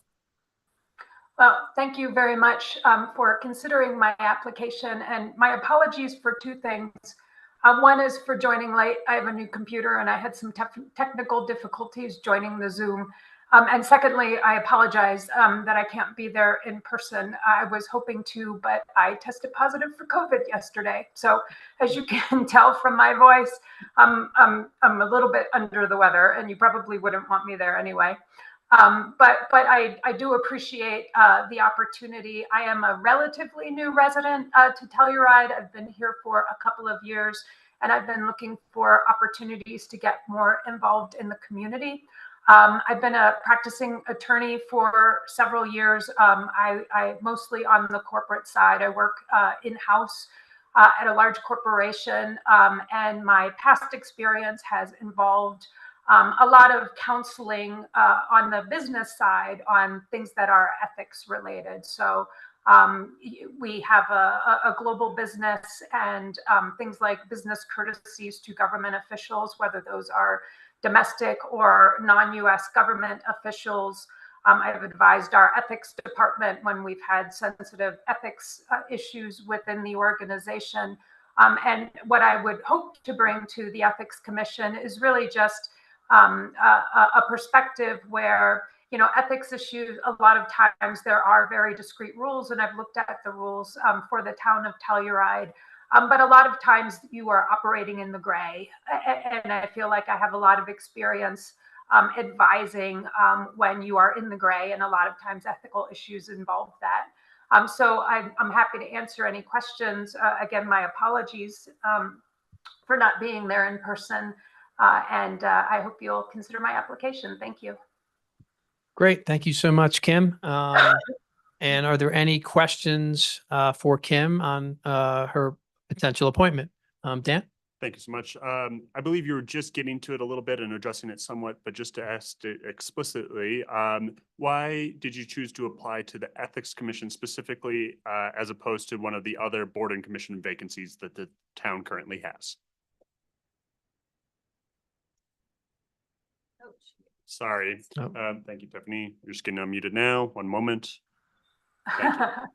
Yeah, thank you. Actually, I found all of the commissions to be really interesting. My original career was an environmental lawyer by training, so I was looking at a lot of the different commissions, but I thought that this particular one, just my background and experience, was particularly relevant since I have been involved in ethics issues and providing advice on ethics issues. And if I recall correctly, you had a number of vacancies on that commission. And so, you know, I thought if I could help to fill one of those vacancies, as I suspected, a lot of the other commissions seem to be quite popular.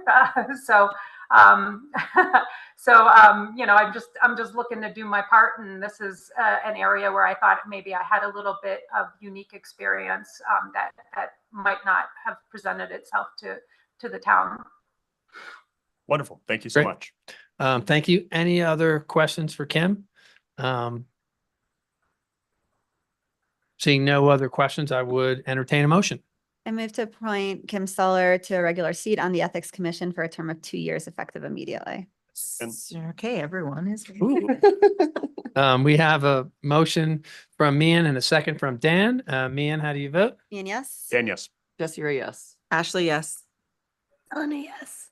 Geneva, yes. Teddy, yes. You're approved and appointed unanimously. Thank you for your willingness to serve the town of Telluride in our community. We really appreciate it. Thank you very much. Okay, that is it for the appointments to boards and commissions. Piper, thank you very much. That gets us to agenda item number 6, consent calendar. I take that everyone has reviewed the multiple items on the consent calendar, and I would entertain a motion. I just wanted to check with legal first. Do we have to back out 6E for the reappointing of the marijuana or the liquor licensing authority? No, we don't. Okay. Only if you want to talk about it. Okay. I move to approve the consent calendar as presented. Second. We have a motion from Jesse Ray and a second from me. And Jesse Ray, how do you vote? Jesse Ray, yes. Ian, yes. Ashley, yes. Dan, yes. Melanie, yes. Geneva, yes. Betty, yes, the consent calendar is approved unanimously. We are going to go backwards in our agenda to tackle and wrap up agenda item number 2, administrative reports. And that brings us to 2A with the town manager's report. And Zoe Deneau. Thank you. So I just wanted to point out how we've reformatted this agenda item to, while we have been doing updates on all of the items that have been called out in the agenda within the manager's report, we found it that it would be of particular interest to the public to make sure they're called out so that they know that it's being discussed during the manager's report. So with that, I'm just going to kind of go over a lot of different things and highlighting those items in particular. From our communication staff, just a reminder to everyone that especially for today, snow removal notifications are available. So for those regular operations which have resumed, all residents and visitors parking within and throughout the town of Telluride are encouraged to heed posted signage. And for those that want to have snow removal notifications delivered via text, simply sign up by texting snow to 38276. That's 38276. Or look at bit.ly/TOT streets. From our sustainability admin, we have our compost incentive program still open. So for those that are interested, whether you're HOA or business in composting within the towns, with the town's resource recovery contractor Brew and Waste, please head to bit.ly/Brew and Compost to sign up for that incentive program. From the manager's office, a housing update. So as you know that we are doing a lot in the realm of affordable housing and redevelopment projects, that being the Voodoo Affordable Housing Project, as we have discussed, but the commercial space is on its way. We have signed the lease and the tenants are finishing out their tenant finishes.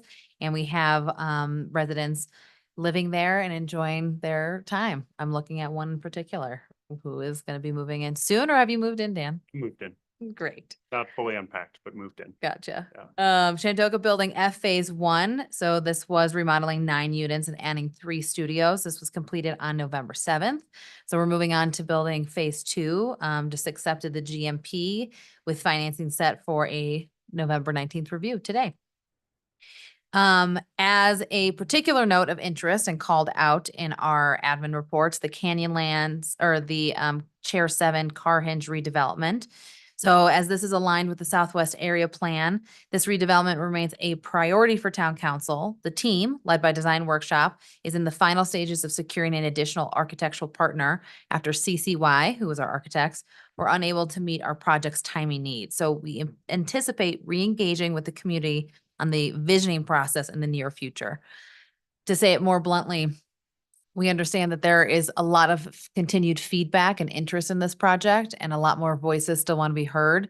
And we simply have been in a pause right now as we work through our partners, particularly our architectural partners.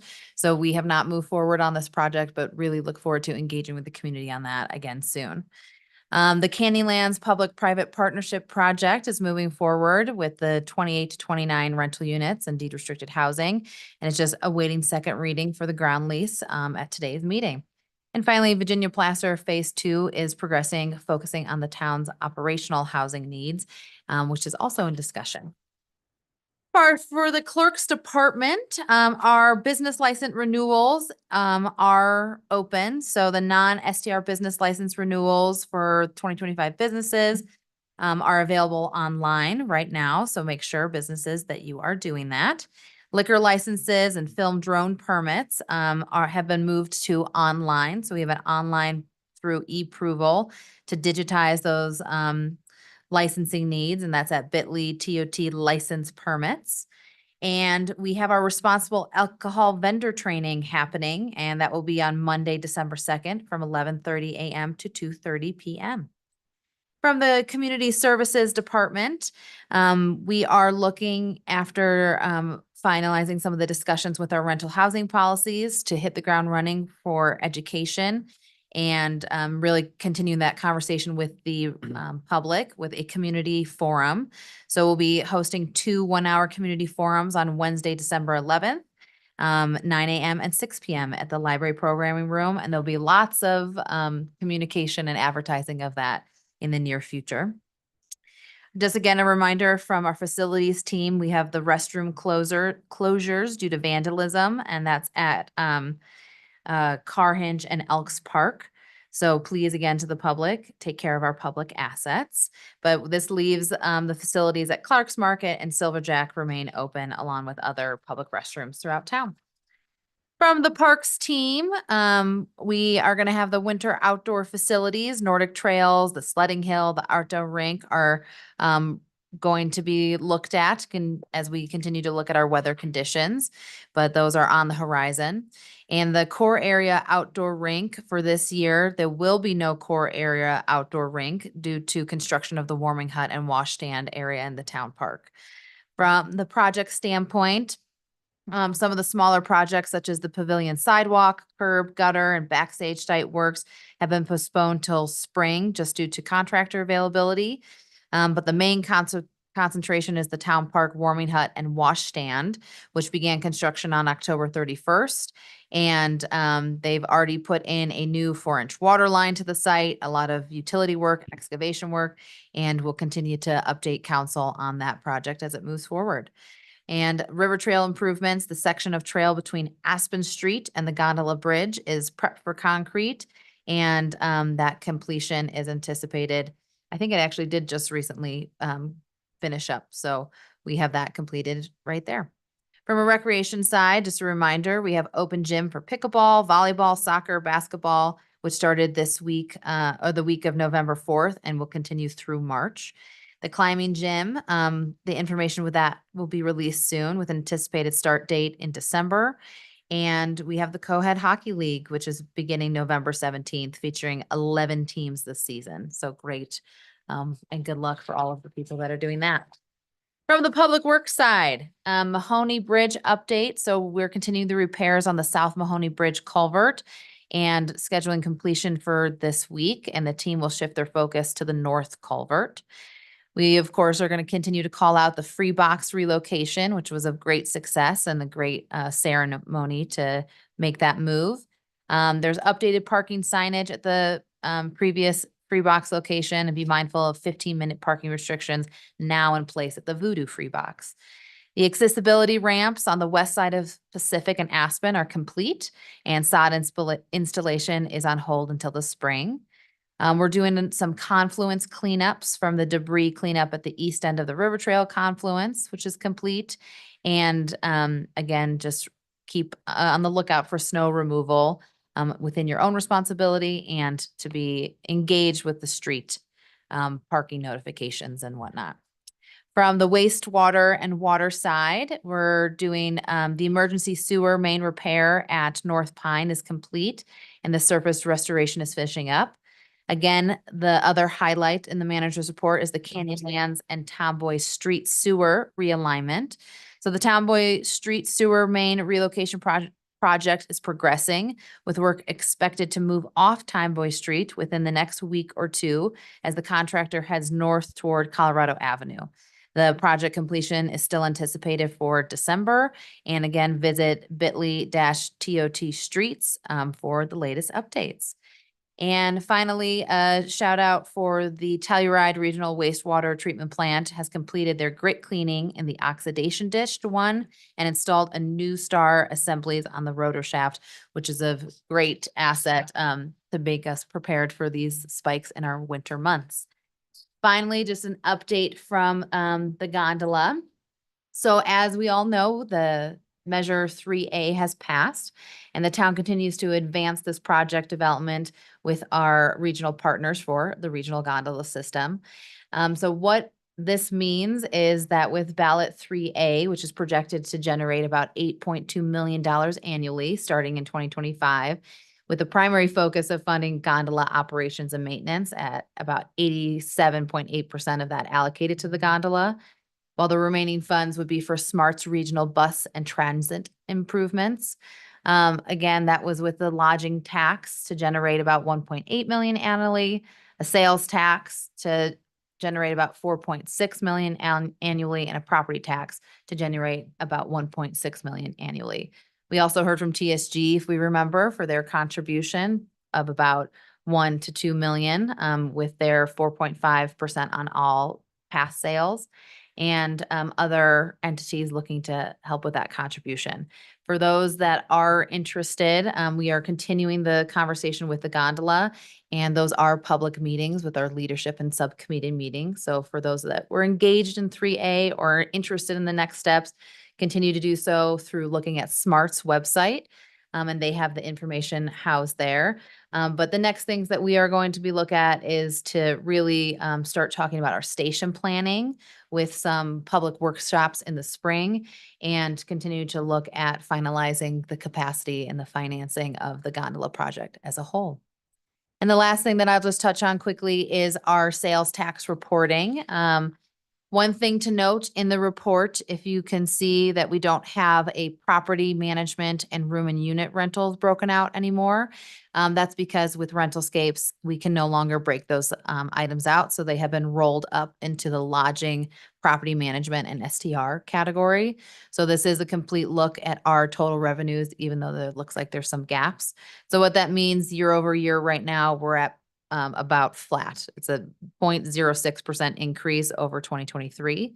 And then as we look at our RET, which was much stronger, we're actually 32% over budget this year and 35% over year for our real estate transfer tax collections. So with that, that is my manager's report. So thank you for your time. Zoe, thank you very much. Very detailed. We love the new format. So great job. Geneva's got her hand up. Geneva? Sorry to run it back. Zoe, could you just repeat how you rolled the those two categories into other categories for Yeah, no problem. So if you look at the table itself, we have the categories of lodging, property management, and STRs. And then we have property management and rooms and unit rentals or short term.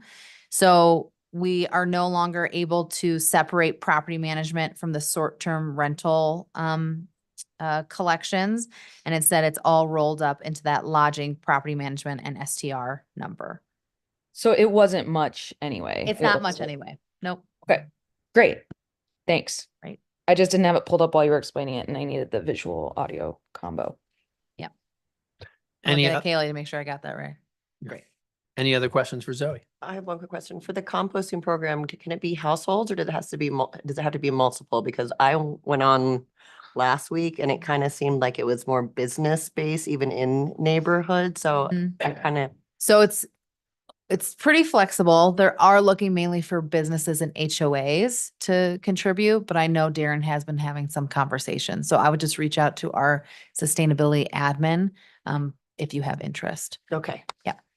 But as this is Bruin's first curbside composting pilot, it is easier to work with businesses and HOAs on that larger scale than a smaller scale with individual households. But I know that that is the future goal of this curbside composting. So the notion function. of maybe more than one household getting together block is ideal. Yeah. Okay. Any other questions for Zoe? Zoe, thank you very much. Thank you. And that brings us to item 2C, council reports. We're not going to let Elena talk because she'd love to and she can't. So we'll give you a pass this meeting and expect double from you next meeting. Is that okay? Great. And then we'll just start. Jesse Ray, do you have anything? Yeah, we had open space yesterday, which was actually, I think, one of our shortest open space meetings ever. And we just reviewed our winter trail management plan for the valley floor. So grooming, we have our own cat this year that we'll be leasing from a company out of Grand Junction. So in the past, we've collaborated with Mountain Village, and they'd come down Boomerang, and that's who cats out our bike path, you know, our winter bike path and Nordic path for us, but we'll have our own this year, which is super exciting. So the maintenance and upkeep of the valley floor this winter should be a little more on point, no disrespect to anyone. But with that, Boomerang won't be as well maintained. So I know that Lindsay's preparing a press release in regards to that. And I think the management team from Valley Floor is also going to do a press release. So that's kind of the big news there. And then we had an IG meeting last week, which was included all the governments. And I think the highlight for me was Chairman Hart from the Ute Mountain Tribe. And my big takeaway from that was just his really powerful request for us to all partner regionally, whether it be through shared lands and doing camps with amongst different younger community members with kids, or kind of co-stewarding lands. But I think that it would be wonderful to invite him to speak to town council individually, and maybe hear him ask for more specifics from us when it comes to partnering. Because he asked for partnerships, but didn't really give us specifics on how we can help. And I assume that we all would really like to do more in that respect. Also, there was a Zoom meeting that the school district held to kind of follow up on the threat that we received last week as well. And I'd like to thank our Marshals Department for doing a really good job at easing kind of some of the community concerns. Once again, my big takeaway from that was, you know, trusting in our school systems and their protocols, and in our Marshals Department and first responders, and that, you know, though as parents and community members, we might want all of the information all at once, a lot of those walls, you know, or lack of information that we don't get is to protect us, you know. So kind of blind faith, and that there are protocols and safeguards in place, but they're there for ultimate protection. You know, the less we know sometimes, the more they can do their job. So kudos to the Marshals Department and our school district. And that's all I have. Great. Thank you. Mian? Okay. I was on a call with DOLA 2 weeks ago to advocate for funding for the Ridgeway, a Ridgeway project for a track, which was really interesting. It was just actually funded. So it's the first time that DOLA's funded a non-municipal entity, but it will benefit. We spoke specifically about what the benefit would be for the regional community as a whole, as there's not a track anywhere in this area. So they're going to be building one. So our students will be able to participate and train there as well on an actual track, and not just on their side of the road, which will be fantastic. I also attended a CAFE meeting in which there was discussion about the West End Sustainability Plan and Community Values project that is being launched, which is really exciting. So that hopefully that can also dovetail into our sort of the regional plan for all of these initiatives that we have going on. And they'll be coming to us more and more as they launch that project further. Tabassum and Claudia went to a workers' school project, which was presented by Raíces Sin Fronteras. It was with labor organizers and professors from across the country presenting and motivating everyone to bring more organization around workers' rights, which I think is something that is starting to percolate here as a subject matter that we need to address. The focus was really on fighting oppression and taking action, you know, within the communities that are being underserved or potentially taken advantage of. There is also, sorry, I'm looking for the specific dates because I don't want to get this wrong. It's going on right now. Apologies. Semana del Bienestar, which is the 14th through the 17th. It was a wellness week. This started last year. It's growing in momentum. They had a concert a couple of days ago as well. But it's just a really exciting sort of off-season opportunity for everybody to gather. And I believe it went really, really well. So kudos on a great event that this group put on. Actually, I'm just gonna let you talk about SMART because I feel like all I do is like talk all of the time and I take the thunder. And Why don't you tell me beforehand so I can? I mean, I can also talk about it, but I just She's like, I'm just gonna tell you now. You have to talk about SMART. we have the same agenda or same commissions all the time. Let me pull up. Okay. We did have a gondola subcommittee meeting as well, yesterday, Monday, in which we went into some specifics about the station planning. And so that will be brought up to leadership. We will all see more, but we ultimately were digging really deep into the financials of the project, what we're really looking for, what the station planning will include, what would be basically in these 3 separate buckets, which is sort of Project Plan A, which is like everything that could potentially be funded and is very necessary. So it's like for like. So if we are replacing a gondola car with a gondola car, we are replacing a trash can with a trash can.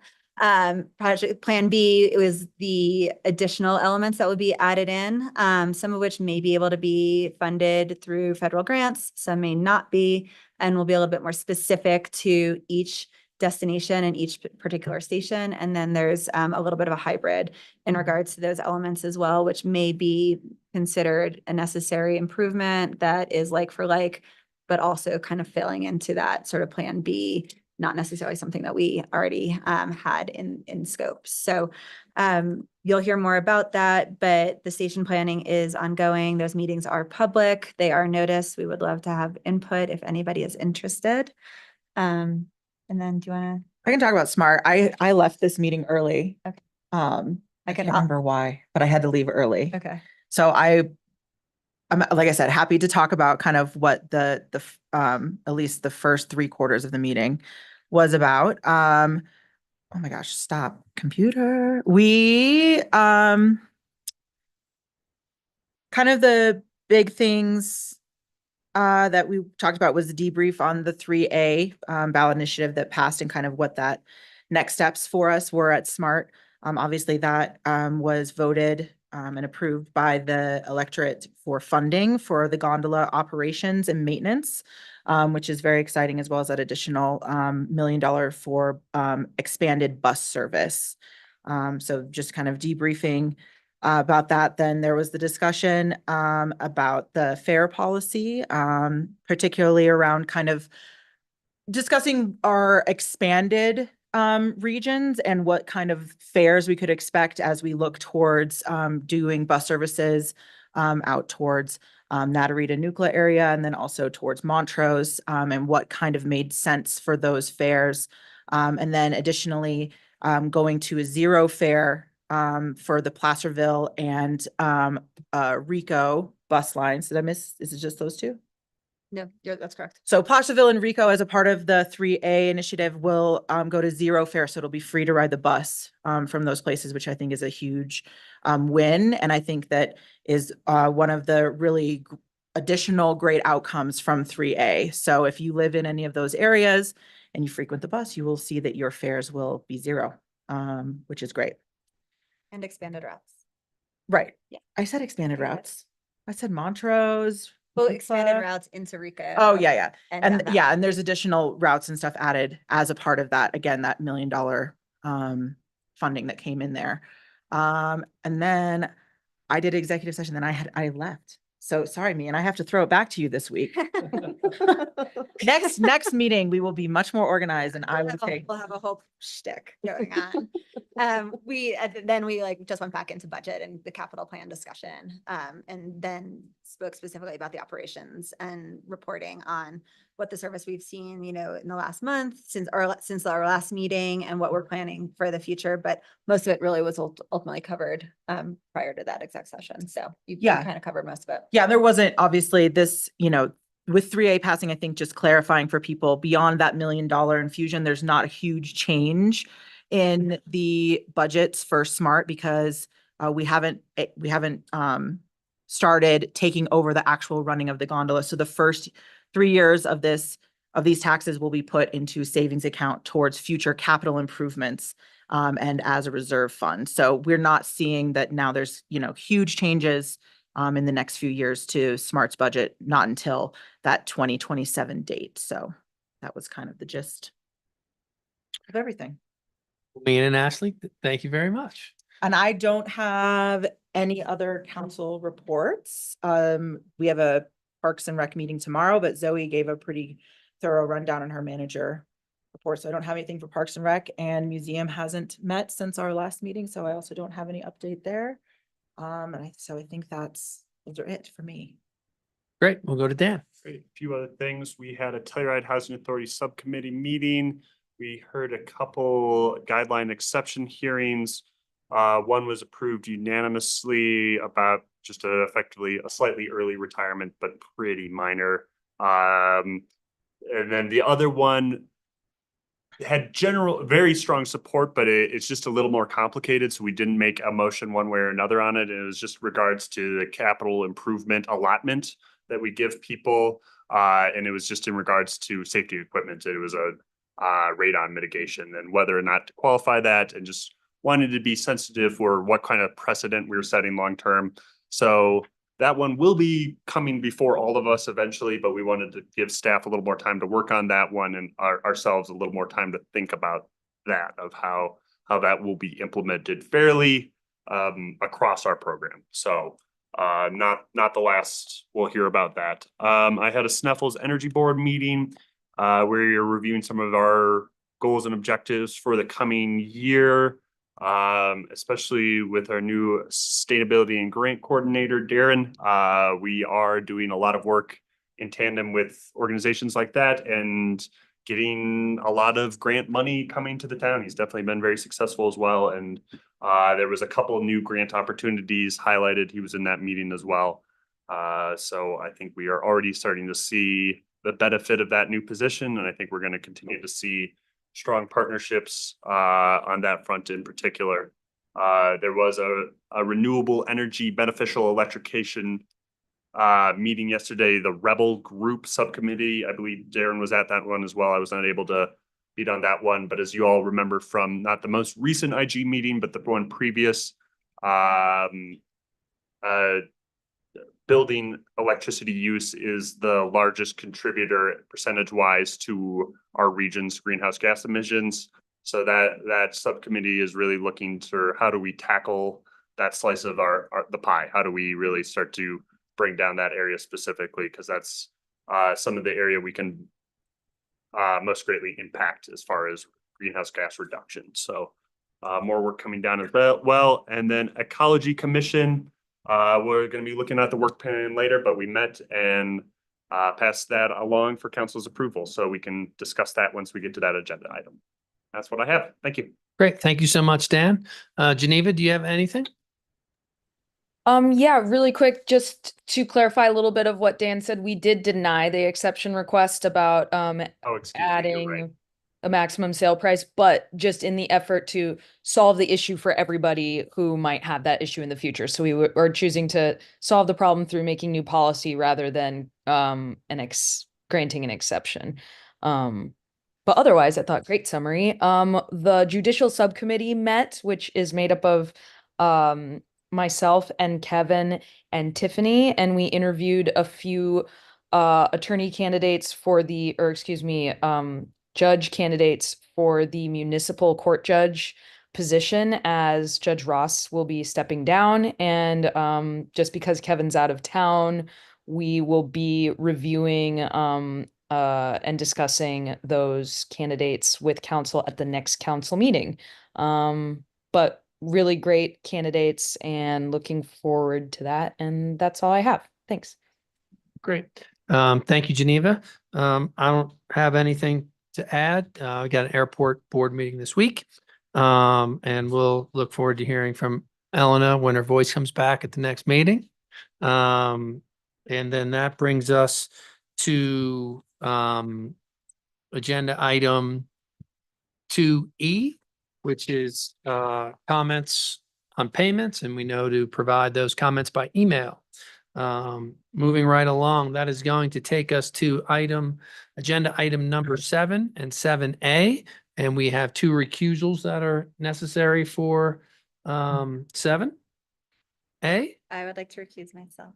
I will also recuse myself. So we have Mian and Ashley will recuse themselves on this consent calendar item. We'll give them an opportunity to hop into the green room real quick.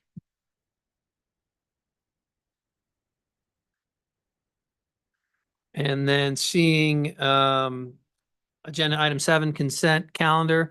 Do we have a motion to approve this aspect of the consent calendar? I move to approve the consent calendar as presented. We have a motion from Jesse Ray. Do we have a second? I'll second. All right, great. We have a second from Geneva. Jesse Ray, how do you vote? Jesse Ray, yes. Geneva? Yes. Elena, yes. Teddy, yes. Dan is out of the room, but it is approved. We can grab Ashley and Mian. And that will bring us to agenda 8, public hearing. We'll give Ashley and Mian a chance to get settled.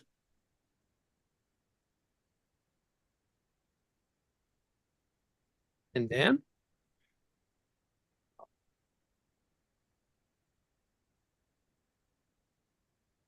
Great.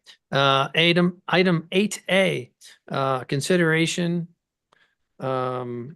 of approval of a resolution of the Town Council of the Town of Telluride, Colorado, adopting the 2025 budget, including the general fund, debt service fund, restricted fund, energy mitigation fund, capital improvement fund, street, bridge, and alley fund, reserve capital improvement fund, water fund, wastewater fund, Sunnyside fund, Shandoka fund, Virginia Placer fund, parking enterprise fund, open space fund, transportation fund, conservation trust fund, affordable housing fund, airline guarantee fund, town lodgers tax fund, child development fund, health reserve fund, and the 5-year capital improvement plan, and levying general debt and museum property taxes for the year 2024 to be collected in 2025 to help defray the cost of government and to fund debt service obligations of the town of Telluride for the 2025 budget year, and adopting the town council 2025 goals and objectives. And we have Kaylee and Zoe to present. Thank you. Sorry, that was a long one. A lot of fun. So after 4 months at the staff level, we are finally at the resolution stage of our 2025 budget. We started out July 25th with all the department heads meeting and talking about the 2025 requests that each department had. And then August 16th, it was everybody's budget requests were due to the town manager. And then we started with council on August 27th, going over the council goals and objectives. And then the 29th did just a broad overview of what the budget is all about in each one of our funds. And then the capital fund on September 19th, general fund on October 3rd, enterprise funds, and then all other funds October 24th, including the housing funds. And today we are adopting the 2025 budget. And I'm just kind of going to go over some of our major funds here and the main talking points. We have a lot of governmental funds, as Teddy just named them all off, so I don't need to go over those again, but our main governmental funds are general fund, capital fund, affordable housing fund, and then under that capital fund are our reserve capital improvement fund and street, bridge, and alley fund, which are kind of sub-funds of that fund. And then our enterprise funds, which are run more like a business, where the user fee should cover the operating expenses of these funds. And those include our water and wastewater fund, and then our housing funds, which include Shandoka, Virginia Placer, Sunnyside, and Voodoo, and then our parking enterprise fund. So our general fund is our largest fund and our main operating fund. We are starting out 2025 with an $11.2 million balance. We have total revenues of 19 million, total expenses of 20 million, and then a change in fund balance of a deficit of $800,000. And of that, one-time expenses are made up of 492,000 of that, leaving a total ending fund balance of 10.4 million. Our goal as a percentage reserve in this fund is 30%, and we are at 59.8%, so we're well of that. The major revenue funding the general fund is our sales tax, 4% of that, 4.5% sales tax. And we're projecting ending this year flat. As Zoe just mentioned, we're just barely up from 2023 through August of this year, and then budgeting flat for 2025 as well. For property tax, we have a 7% increase, which is limited by our charter. All planning and building fees are increasing 10%. The interest income, we have a decrease of 100 basis points for 2025. Business license revenue is flat compared to 2024 and 2023. And then we have a 5% increase on campground fees and rental fees for stage and catering facilities, and then an inflationary increase for admission fees. As far as expenses in the general fund, there's a 4% merit increase on July 1st of 2025 for all staff, not 2024. And labor costs account for 57.8% of the total general fund budget. We have one additional FTE included for next year, and that is a deputy in the marshal's department. And then a comprehensive plan to be completed in 2025. Some minimal increases in software costs and professional services in several departments. And we're not increasing health accruals for next year, which is a huge help for the general fund. It's been several years since we haven't increased those. And then 14% overall increase in our insurance, but it's actually a decrease to the general fund due to how we're allocating those costs this year.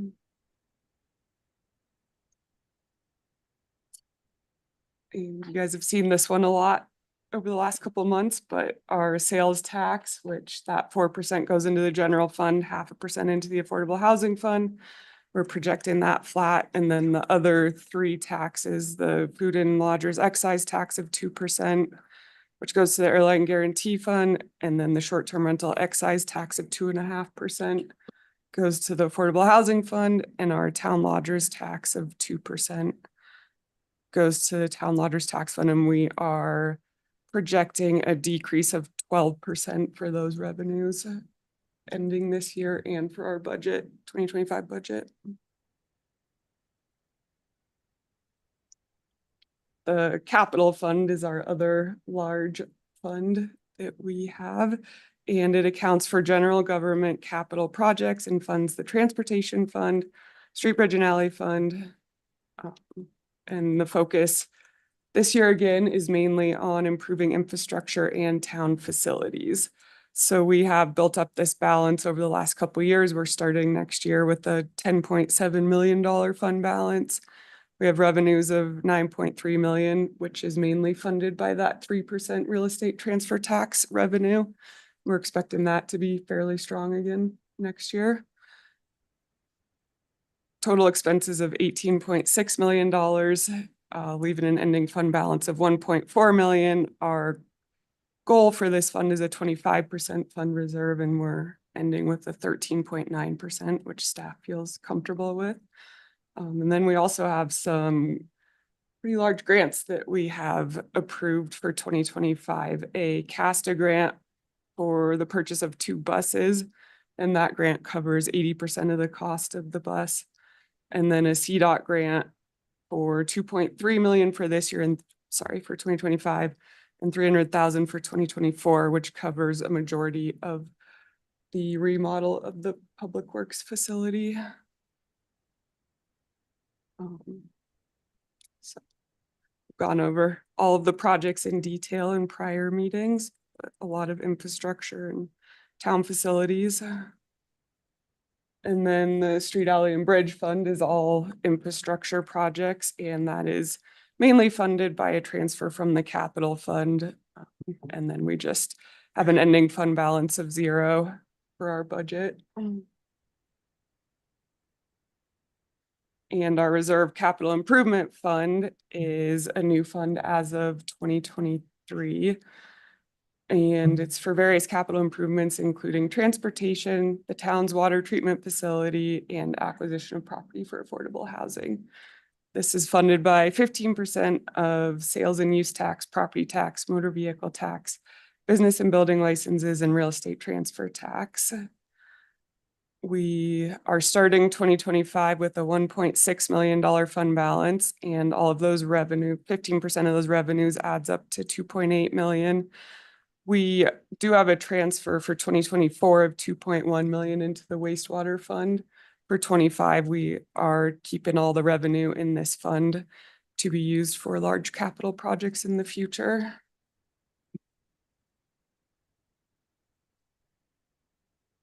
Our enterprise funds consist of our water and wastewater fund, Shandoka, Virginia Placer, Sunnyside, Voodoo, housing, and the parking fund. For the water and wastewater funds, they are mainly funded by user charges for water and wastewater services, and we are going to go with the water and sewer rate increases that our rate study consultants suggested when they completed our most recent rate study last fall, and that is a 5% increase for water and 18% increase on wastewater.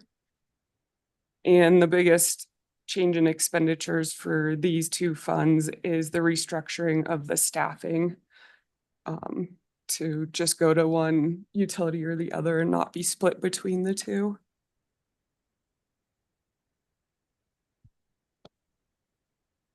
The parking fund, there are quite a few changes in this one this year, a lot of increase in fees based on the parking study that was completed. Zoe will talk more about this one in another item.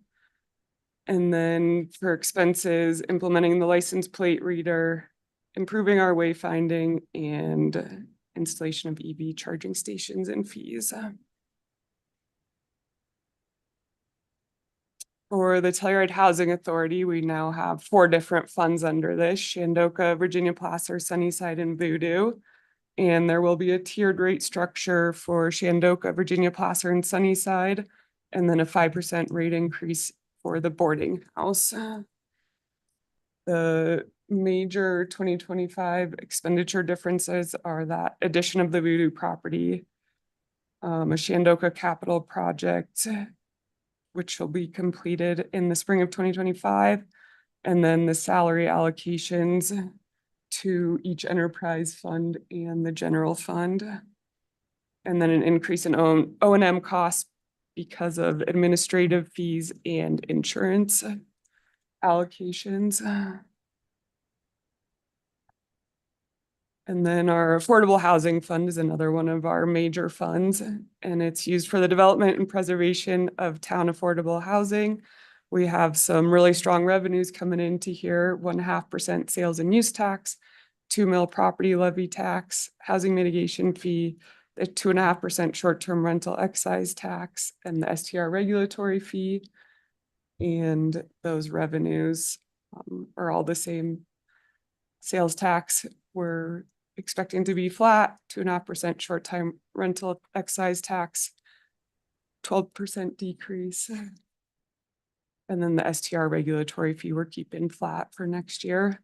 And all additional revenue not spent during the year is budgeted to a set-aside account, which makes this fund balance 0 at the end of the budget year.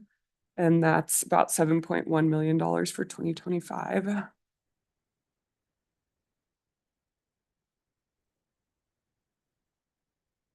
So before we move on to all funds, I just want to go back to the Affordable Housing Fund and get a little bit more staff direction on the Telluride Foundation request. It was something that we discussed That was brought up again in a work session at the intergovernmental meeting.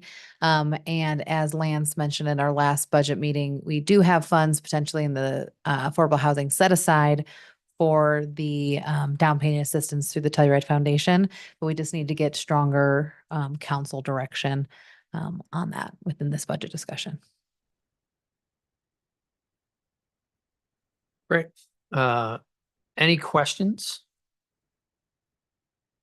How do we want to give Zoe her direction? Yeah.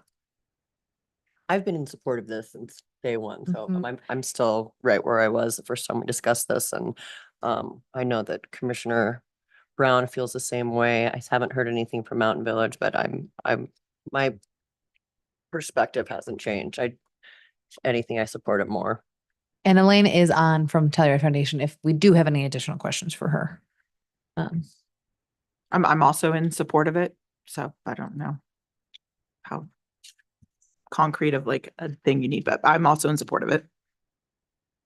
I think it's important for us to set this money aside within the budget. While we don't have to make any notes within the budget adoption, I think it's also good to give Telluride Foundation that direction as well.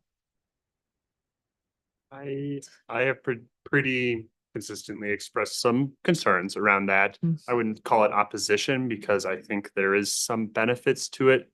I still view our core issue as far as affordable housing is supply, not demand. And that this type of program doesn't address that imbalance.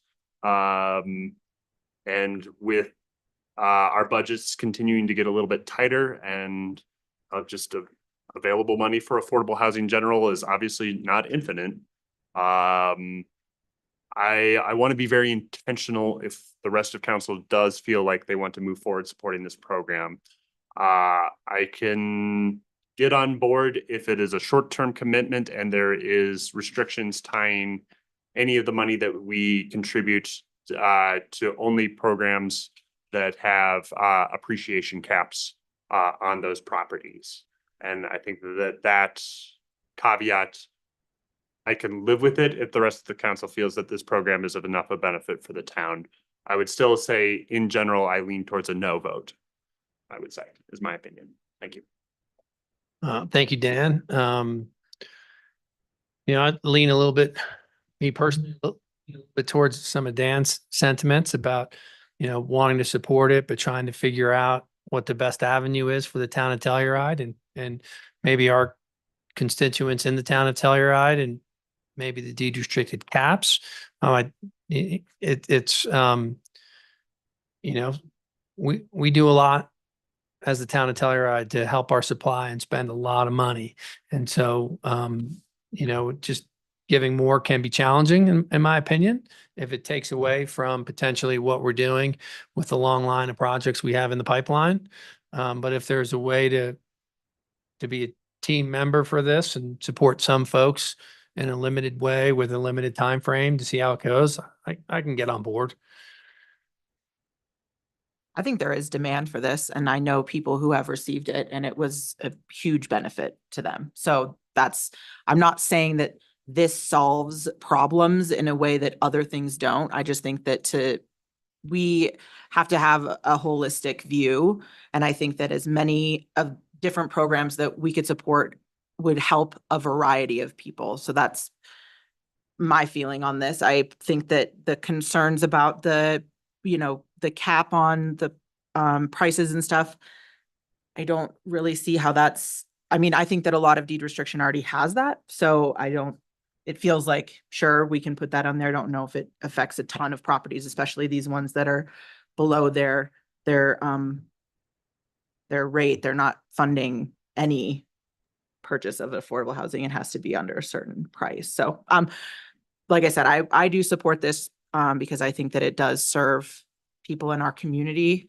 But I hear the want for some stipulations and maybe some tighter guidelines on it, and I wouldn't be opposed to that, but I don't think that should be the end all of us helping this fund. Yeah, I think for me, there's so many benefits to this. It's a really unique opportunity for kind of a creative public-private partnership. I think the money that we would typically spend on subsidizing a 2 or 3 bedroom, 2 or 3 bedroom deed restricted problem could be stretched out, you know, with matching funds from other governments. And in return, those dollars go, like the return on our investment is just so much more astronomical, getting way more people into beds.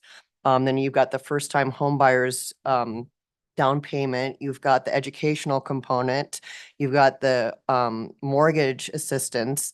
And it just seems like the return on the investment and the different components to this program is just way more infinite than what we would spend on, let's say, 1, 2, or 3 bedroom apartment. So I just don't see a downside to it, though.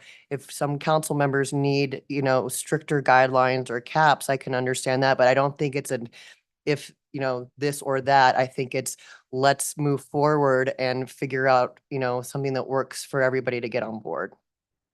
Okay. Geneva has her hand up. We'd like to hear from you, Geneva. Yeah, I mean, I think it's a really cool program. I just don't think it's the government's role to fund it. And I don't think Mountain Village is going to be funding it. I know that the county is, and I think that's great. But I think that they're on the right track with fundraising and starting a program like this, but I don't think it fits into what I see as a good use of our affordable housing fund. Elena, do you want to email it? Can you? Just quickly say, I'm with Dan in Geneva. Like, I'm not against this program, but I don't know if it's our role to be the ones providing the money. And I don't know if it's the best use of our affordable housing fund. Great. Thank you, Elena. Mian, we haven't heard from you. I think what I feel has sort of been said. I like this program a lot. I have some reservations about it. I think some of them can be overcome, but I don't want to commit taxpayer funds to the project and the program until those reservations have been addressed and, you know, to a point that I feel satisfied. And I do tend to think this is an incredible project and an incredible program for the, you know, free market and donors to the Telluride Foundation, but I don't know that this is the appropriate use for taxpayer funds at this time. But I am very committed to continuing the conversation to get this to a program that can be successful within the destination, within the region. I just don't think it's quite there yet. Thank you, Mian. I'm not sure we've. Well, I took a given you- straw poll and it seems like at this point, we will not confirm the full ask that they have been asking. Rather, staff will continue to work with the foundation through the program and in individual conversations with council to really address some of these asks and issues that there might be in the program that we can work through, and we can continue to update council through that. It looks like Eleni has her hand raised. Laney, would you like to add something? Yeah, I would. Thank you. Can you guys hear me okay? Yep. Okay, perfect. I just wanted to confirm that Mountain Village has agreed to participate at the level that we asked, as has the county, San Miguel County. And also I met with the Ridgeway Town Council last week, and they haven't committed the amount they can fund in 2025, but they were all unanimously on board. So I just want to clarify that. And What is Mountain Village's commitment? 200,000, Okay. as is the county as well. I was told differently also. So, thank you. Thanks for clarifying that, Laney. Yep, And- you bet. And as we have the set aside funds are flexible, we can always allocate the money at a different time, even within 2025, if we don't feel comfortable doing so now. Well, I guess I'm wondering now if the other governments have already agreed to contribute, or is the town of Telluride now going to change the terms of everybody else's? Or is it just, was there? Are we making things more difficult to move along? Wouldn't it be- do you want me to address that? Yeah. Jesse? Yeah. It'll just be, if somebody applies and they're in the town of Telluride, I won't be stacking any money on top of it. The Telluride Foundation is committed to serving everyone. And we will cap, if we don't have municipal support on a particular closing, then it'll max out at what we can contribute, which is the 50,000 per household. So that will be the impact of Telluride closings. And I just looked at our existing housing opportunity fund, and over the past 2 years, we have helped 6 families close with down payment assistance, and then 4 families with our rental assistance program. So there's a lot of activity in the town of Telluride, and it'll just be a slightly different program for the town of Telluride if you guys don't want to participate. And also, after our last meeting, I hope y'all got my that document that I was trying to address all your concerns in writing so that you had it. I hope you all got that and wanted to confirm that you can, because it's your portion of the fund. You can restrict it to homes in the town of Telluride. And I believe all the deed restricted homes in the town of Telluride have price caps, but in case they don't, you can say that your funds can only be used for homes within the town of Telluride or the R1 school district, whatever you want to do, that have appreciation caps on them. It's easy for us to do that because these are all kind of like little individual buckets of money, all with different restrictions tied to them. So that's easy for us to do. Great. Thanks for adding that in there. I mean, it sounds like we're not really sure what to do. I mean, We can always revisit We this. can I always just don't- revisit I it. don't feel comfortable saying right now, let's move forward with this program, but that may change in 6 months. I Great. mean, that's. And staff will be ready for that direction when it comes. Okay. Also, I'm sorry, if I could just add 2 more things. I am applying for Prop 123 funds, and that application is due on July 2nd. I'm sorry, on January 2nd. And that's one of the reasons, that's sort of a critical point for me to be able to say that all the municipalities are participating. That'll hurt us if you don't participate, because they require that you have strong participation, is how they word it, from from your regional partners. That's the first thing. So by strong participation, you mean a significant amount of capital? Or No, is there from is there other participation that can be considered in this grant application? Of course, it just helps me very much, since we're the Telluride Foundation. If the town of Telluride is supporting it, it just sends a not so great message that you've chosen not to support a program like this in terms of being a partner with us with our DOLA application. So If we didn't support financially, how would you propose we support it? And I guess I haven't heard a really good reason as to why we're not supporting this. Well, I can summarize. To me, it's that with our limited funds available, this type of program doesn't create new affordable housing. It just shifts who is able to qualify and buy affordable housing. So we're not getting more additional affordable housing. It's just different people might be able to qualify and buy for it. And that to me is my big hesitance. There's a couple more reasons, but if I had to just pin it on one thing, is that for our affordable housing funds, we need to create more opportunity. And this doesn't create more opportunity. It just allows for some different people. There is merit to that. I'm not discounting that. As I've said before, I think there are good parts to this program. I just have some hesitance contributing government dollars from our affordable housing fund for something that doesn't net more affordable housing units. But we also have chances to get a chance to get free market units deed restricted. And isn't the goal to ultimately get people into beds no matter what?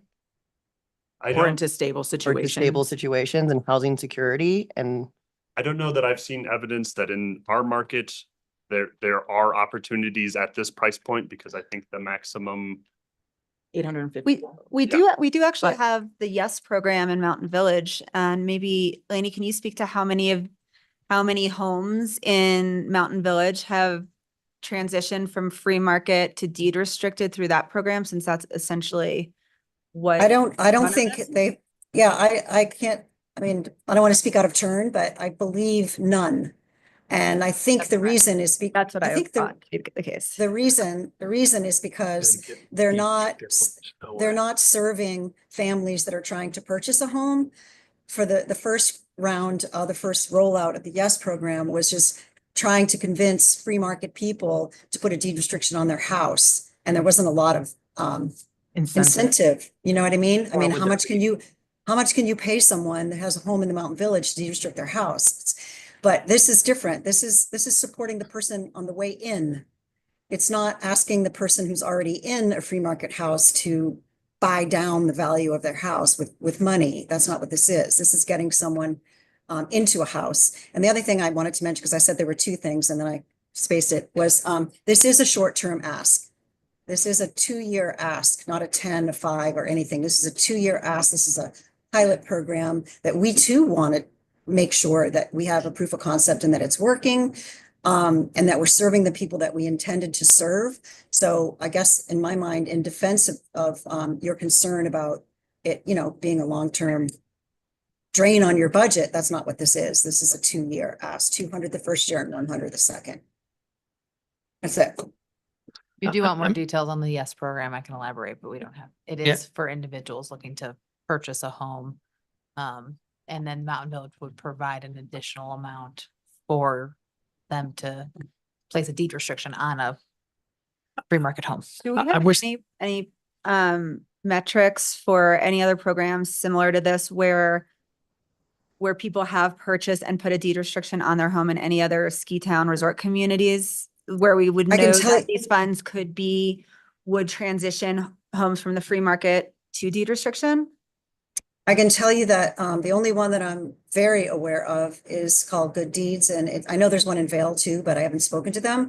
But I have spoken to the executive director of a new nonprofit based in Pitkin and Garfield County. And they have a program called Good Deeds. They raised $1.5 million and the money was gone in 6 months. And it does exactly that. It lets you buy down the when you purchase a home, you get money from them up to $300,000, up to 20% of the cost of the home. They go to $1.5 million, I believe, and then you put a price cap deed restriction on the home in exchange for getting that money, and you use it to make your down payment. But it's not a loan; it's a gift. So it's a little bit different. And Lance decided to sit in the other hot seat, so he must have something to say. It's cold now. I just wanted to bring up that council in the early 2000s or 2010s purchased or actually paid a developer to deed restrict free market units in the White House project. And so we have done that type of a program before where we've actually paid a developer or private owners to deed restrict their property in exchange for X amount of subsidy per unit. Thanks for that clarification. I mean, you know, I can also see the value in the town cooperating with the program.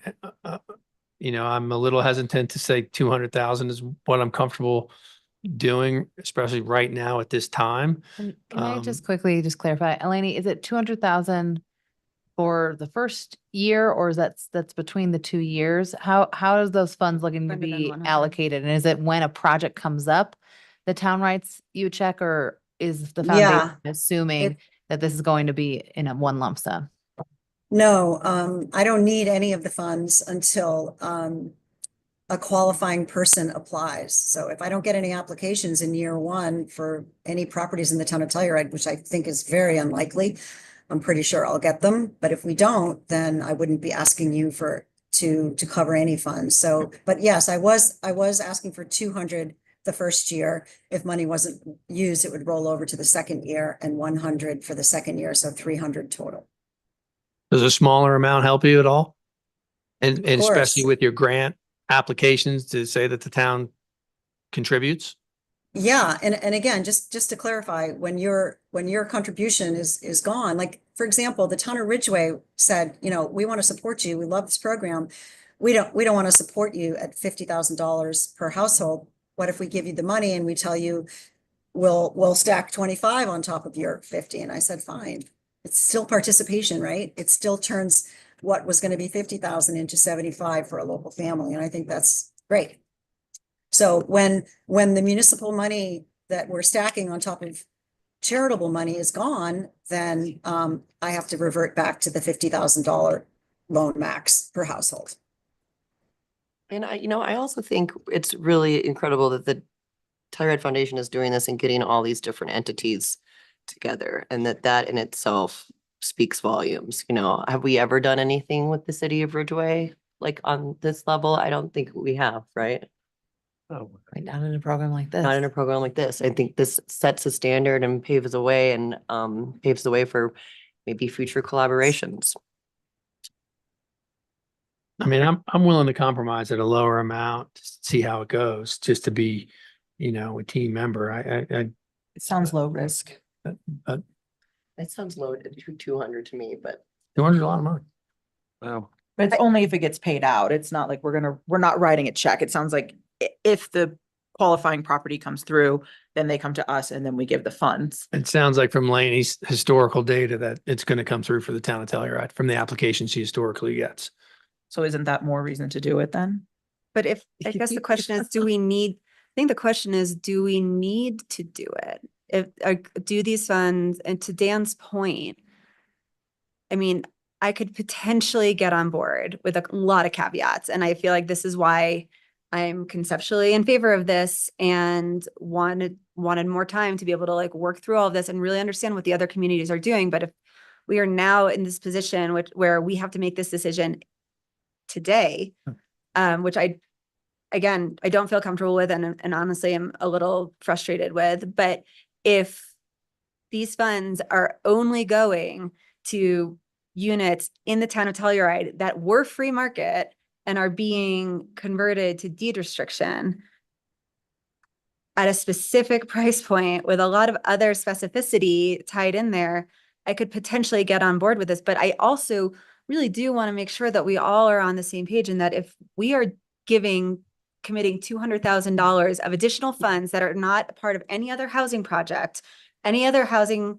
fund or program that we have, that is exactly what all of the other municipalities are doing as well, that there is an additional $200,000 being put into the budgets of the county and Mountain Village for this program, because I am getting a little confused by the information that I'm being given, and it all feels very different from like group to group to group and person to person that I speak to. And that's really where my hesitation is. I feel like we are rushing this program in, and I think it's a good program, but I'm concerned that we are shoehorning it. And that is why I'm meeting. I mean, if we were committing it only to go to units that were transitioning from free market to deed restricted, I would not really be in favor of it, because I don't see that being an effective. To me, I'm like, then commit to nothing at that point. But sure, but then Yeah, if we have, I don't think.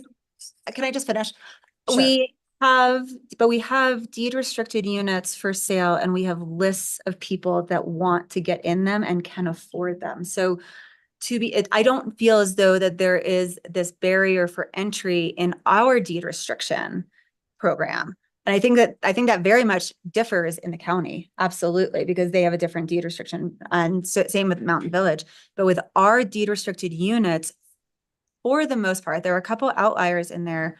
We have people that go into lotteries and all can qualify to buy that house. So the question is, why do we need to give more to that group, to those individuals, when they already can afford to buy into those houses? I guess I feel like you're talking about two different programs though. If you want to start a program that converts free market to deed restricted, then we have to talk about a completely different style of program. We can't price cap it at $850,000 then. But Lainey just said that these funds could be allocated to a program like that. That's why I'm bringing it up, because she just said that. I know. I guess I'm saying is like, if your feeling is that if that's the only thing that we want to give money to, then we should be talking with the foundation about creating a new project and say no to this. I'm not in favor of giving the money with that many strings attached. To me, it just feels like, what's the point? If that's where we're sitting right now, if we're going to take these funds and like tie them up with a lot of restrictions to where they're not really going to have an impact, then I say,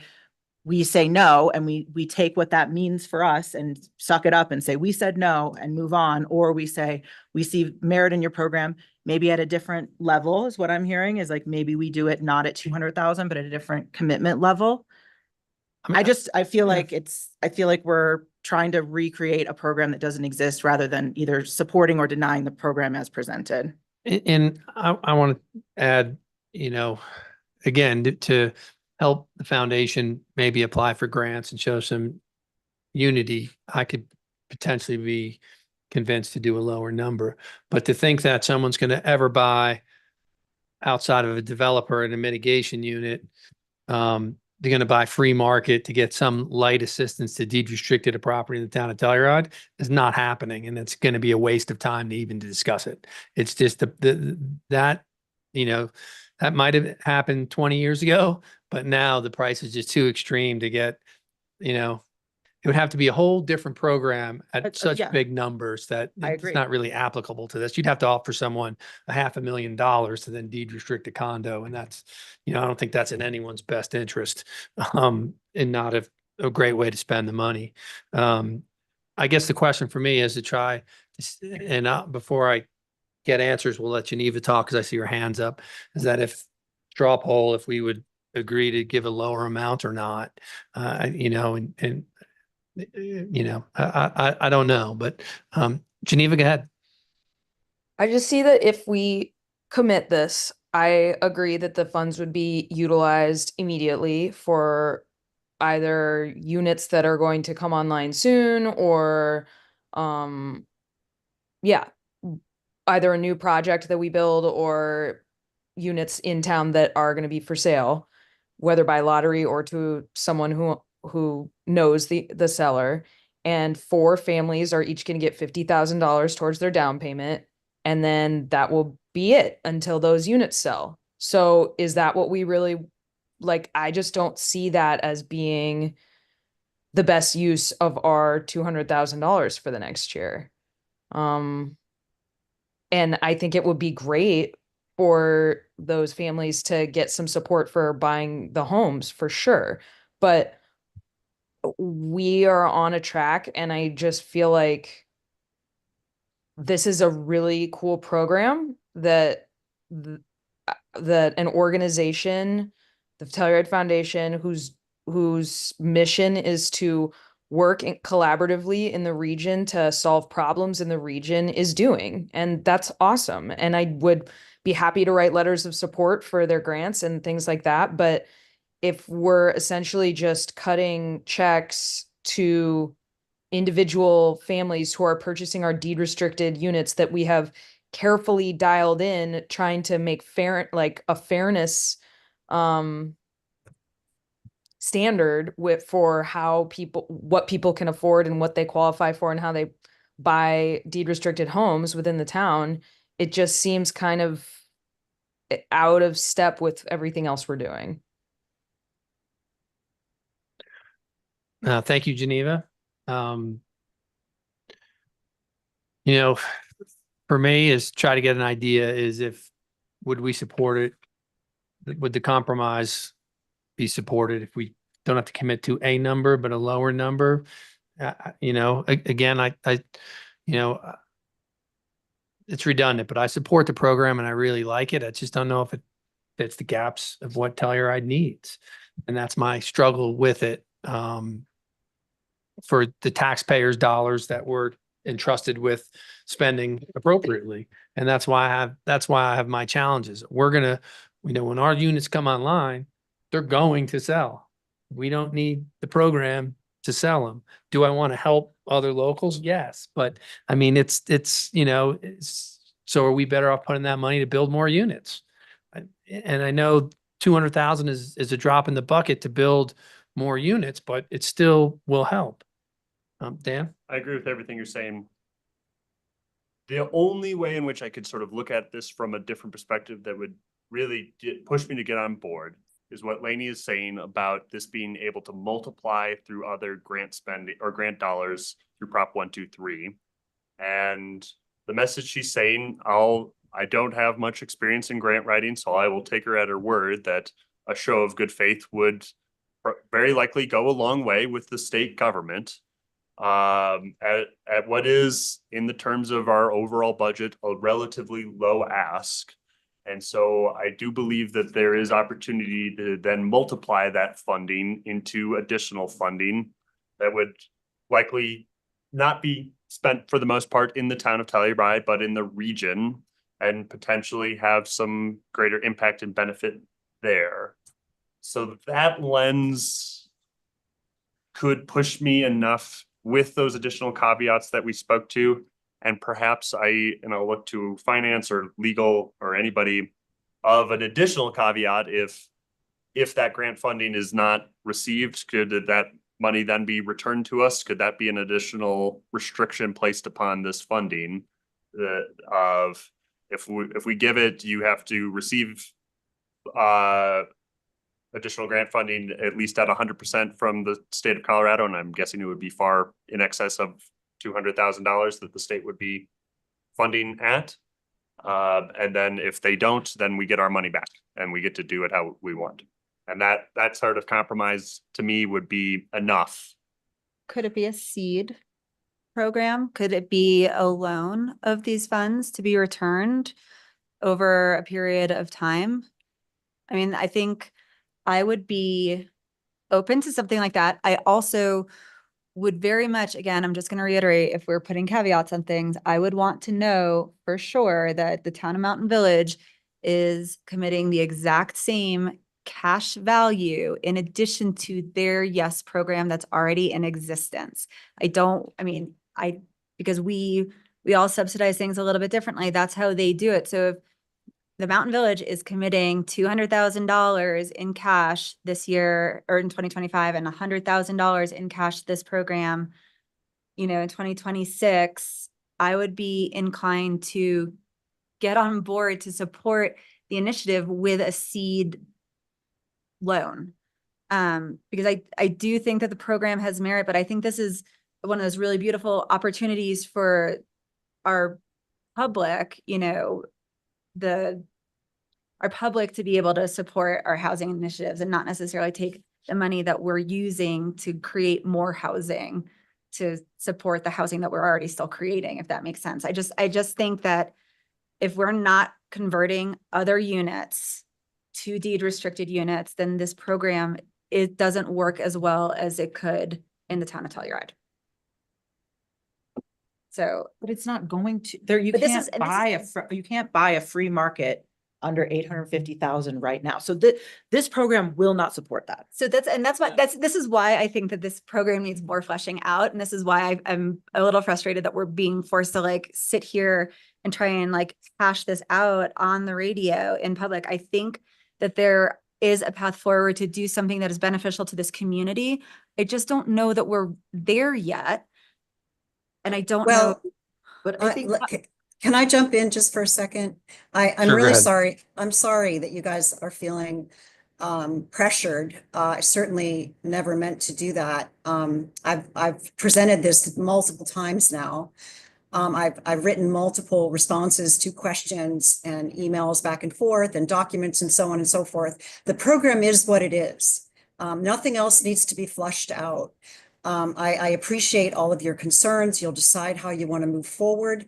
This program will not just turn free market homes into deed restricted homes. That is very likely that will happen in the Telluride Foundation service area, which is the service area in which this program is going to be offered. It will probably not happen in the town of Telluride.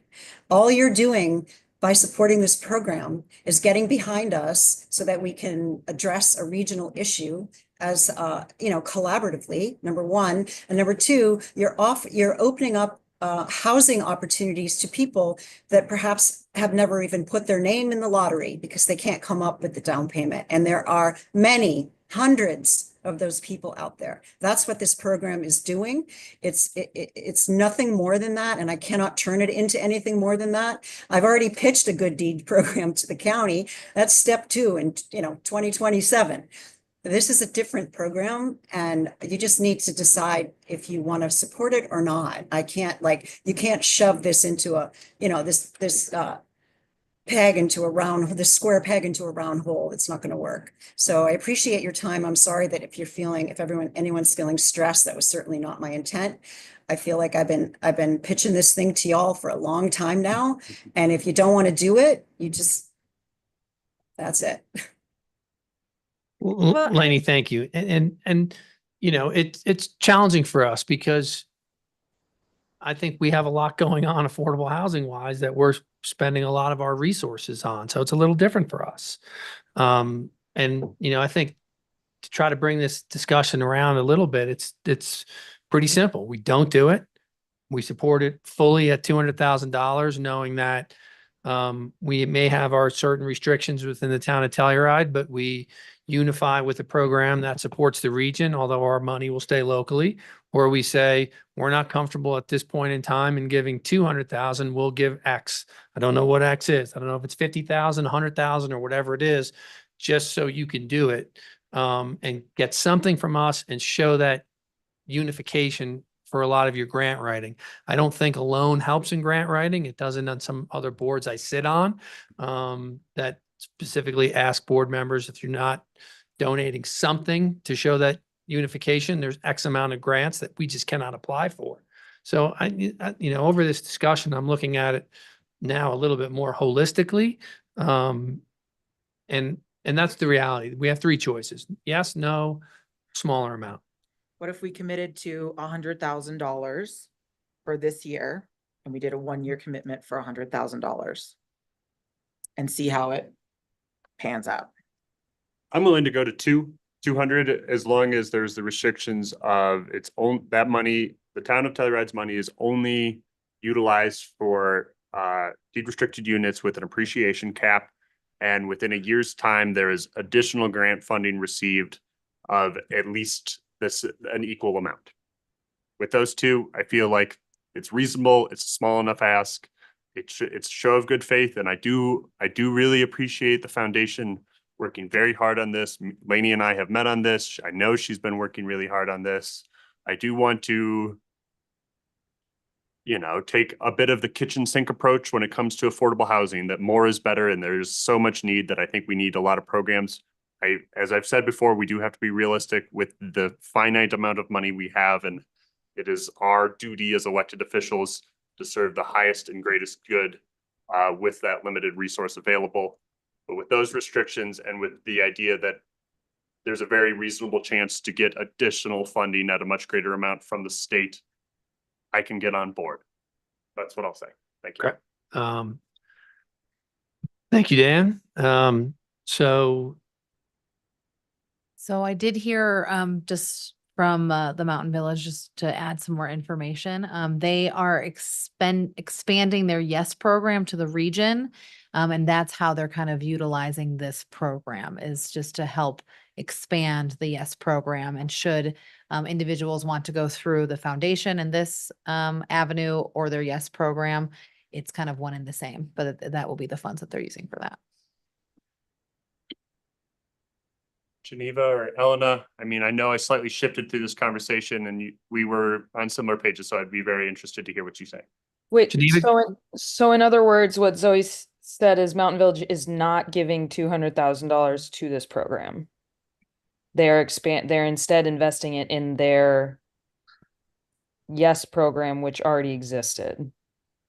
They told me they were getting the funds, they were in for 200,000 and they were getting the funds from the YES program. And I've already written up an MOU for them, which their attorneys have, which memorializes that.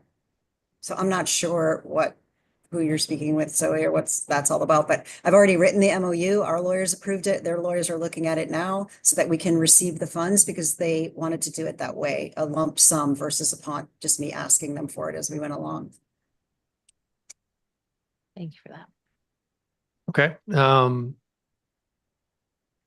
So I think, to your point, Teddy, we have the 3 avenues in front of us. Again, we can revisit this if now is not the time. Obviously, with a grant due in January, it'd be nice to either give some insight to. We spent too much time to not Yep.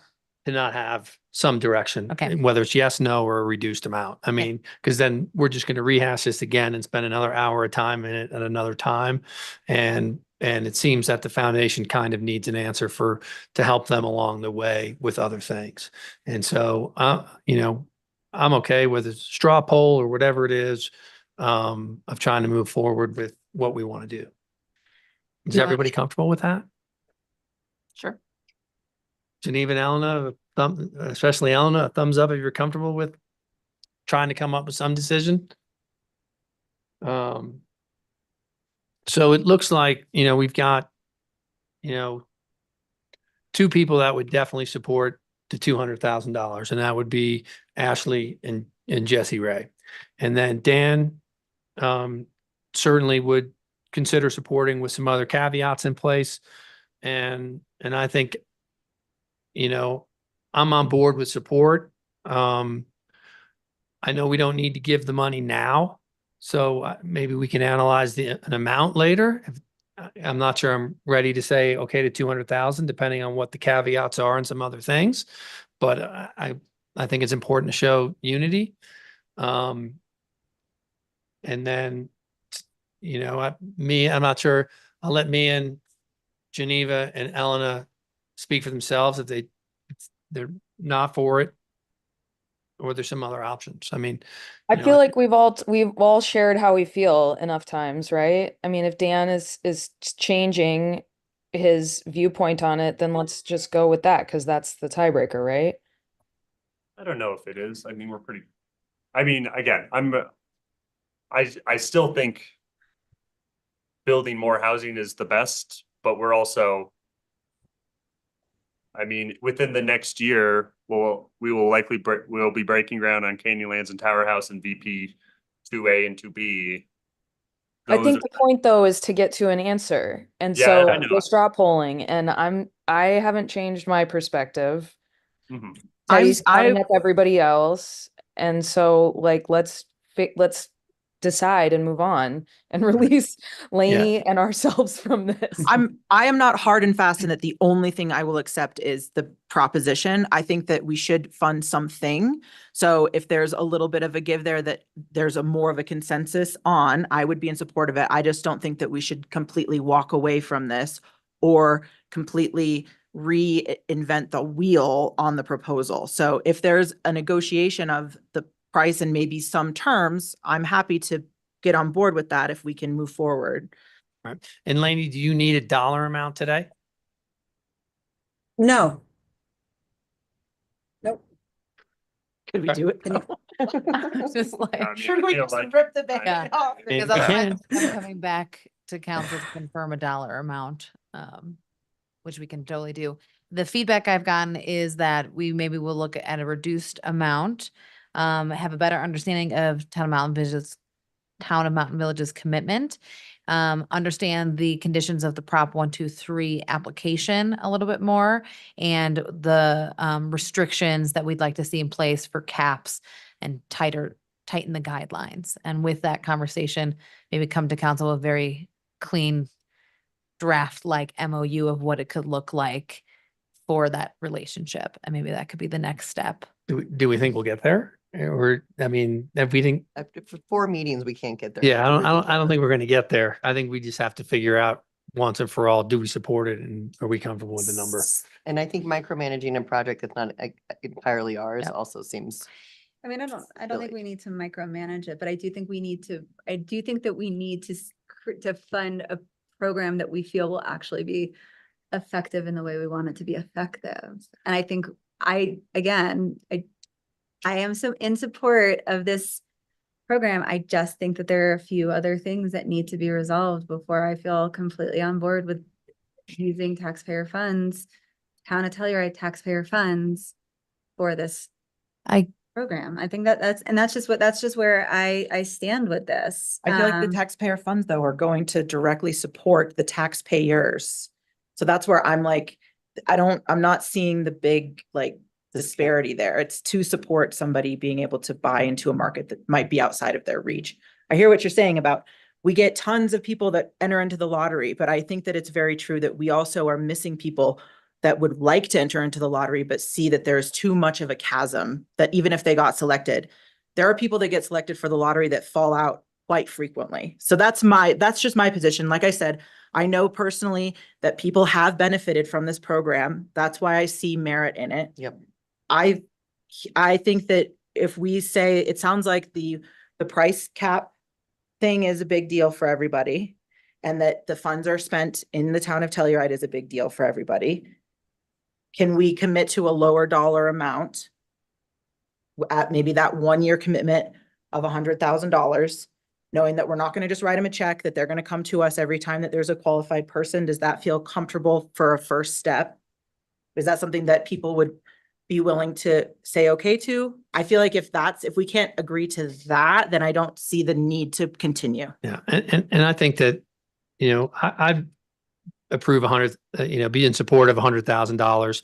And then some of the questions then, like Mian, needs to be answered, and anybody else on council may give us an opportunity to give more or hold tight at 100 and then see where it is. And then that gives them the opportunity to hopefully have a better success in their grant writing programs.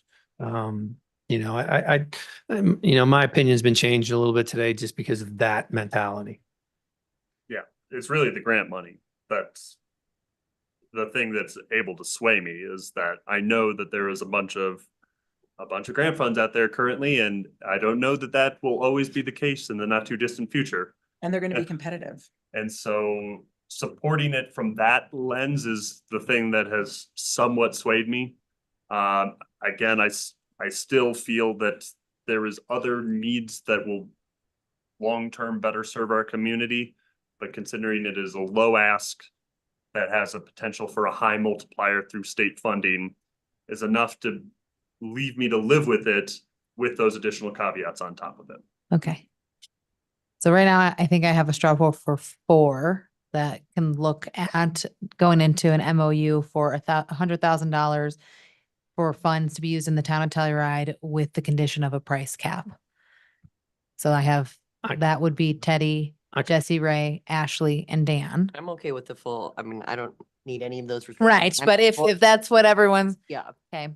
But we need to make a decision to move forward, and a compromise gets 4 of the 7 on board. And that's what I'll. And it gives the foundation, it could help in a variety of ways. It could have the foundation ease the concerns of other board members and potentially get more money. It could give us time that doesn't hurt the foundation to figure out what everybody else is doing. Yeah. And go from there. And it helps regionally too, right? Like we were talking about community, and like what do we define our community as? Is it Telluride specific, or is it us as a region? And I think that's an important question to ask, and collaborating with our regional partners on this is a big step, and I think a very positive direction for future projects and regional development. And it is important that for the only government not participating, doing something. I think there's some value in that.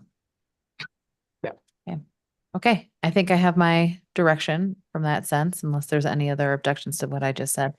Okay. Speak now or forever hold your peace. So with that, I know Kaylee only has 2 more quick slides, and it's really just the overview of the entire budget. Kelly, can we get you some water or something? You've been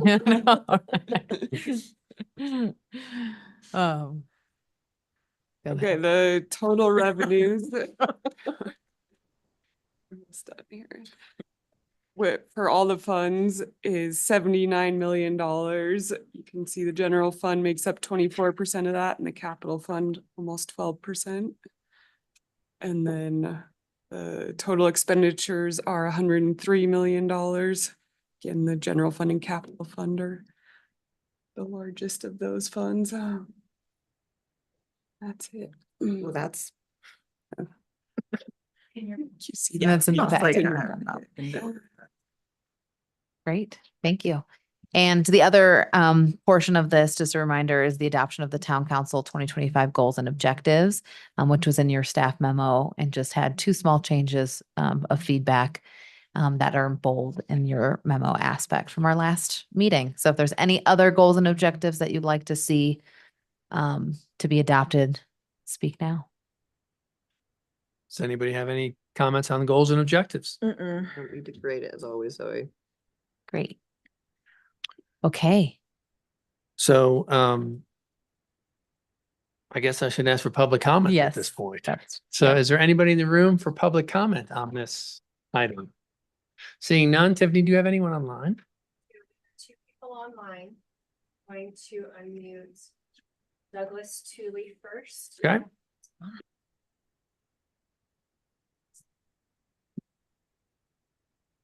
Hi, folks. I could speak a lot to this issue, but I'll just present on the Telluride housing ask. Actually, I'll mention two things. One, I watched closely the Pinion Park proposal being presented to the county council. The affordable housing game in Norwood, I had a horse in and was not treated fairly, although that was not specific to that particular proposal. And it's not one that Elaine was involved in presenting. However, what was discussed at the beginning verbally changed quite a bit over the process of the project. And as we see, it was not successfully completed. I feel fairly safe in stating that part of the foundation's presentation practice is making these fundraising pitches to their own funding donors, and that they were not able to raise as much money from their philanthropists as they had hoped. The state fund, which also has some controversy. Any dollar that's spent on middle income is being taken away from a 60% AMA project in a place that needs it more than we do. And then just lastly, curiously, I heard Scott Pearson, Mountain Village Council Member Scott Pearson, bring up the supply issue at the intergovernmental meeting. But he kind of did it as a side, talking about how we don't have enough housing to diversify our economy. Curiously, when he brought up the same subject to the Mountain Village Town Council, he agreed completely with Dan Enright on that subject. And he appears to have been considered or persuaded otherwise for whatever the politics are here in Telluride and San Miguel County. Thank you. Doug, thank you very much. And then we have another person, Tiffany. Allie Simpson. Great. Good afternoon. Thanks for having my comments. I just wanted to add to the previous discussion about throwing your support behind the Telluride Foundation. I am a community member. I consider myself a Tellurider, but I live outside of the town limits. And when I hear discussions about having, dozens or even hundreds of families online who want to be part of the deed restricted housing purchases, but we simply don't have enough deed restricted houses, that's because most of those families have demand, but there's not enough housing to fill their needs. So then when we're presented with an option to help them with a down payment on a free market house, it's really important to think outside of the town of Telluride city limits. The town of Telluride city limits have created a bubble in real estate where most locals can't buy in. We simply can't afford the $4, $5, $6 million price tag, even with a $200,000 or $300,000 support from Telluride Foundation. So it's really important to think regionally. I applaud town council on the amount of effort you've put into building affordable housing. Keep it up. But in the meantime, what do we all do if we don't get into the affordable housing in town? We have to look regionally. And that's where these down payment supports really help, because those of us who live outside of town or want to purchase a house outside of town need support as well. That's all I have to say. Thank you. Great. Thank you so much. Is that it, Tiffany? One more. We have Lee Zeller. Great. Guys, thanks for the discussion. I think that it's important to note that as a lodger, we do market and do a lot of business in trying to get people to make reservations so that we can collect a lot of that affordable housing revenue. And it would be remiss if we didn't chime in here and say that I'm speaking for myself alone, but as a larger, it would be good to show some regional support. And I firmly stand behind Laney's proposal because it is community. And even though a lot of us local lodgers don't live in the town of Telluride, we do contribute quite a bit to the town of Telluride coffers. And I think it is a regional problem and it should be regionally spent. That's all. And thanks a bunch. Great. Thank you, Lee. Anybody else? No additional comment. All right, we'll be closing public comment on agenda item 8A. And I guess at this point, we're looking for a motion to approve this resolution. It's a long one.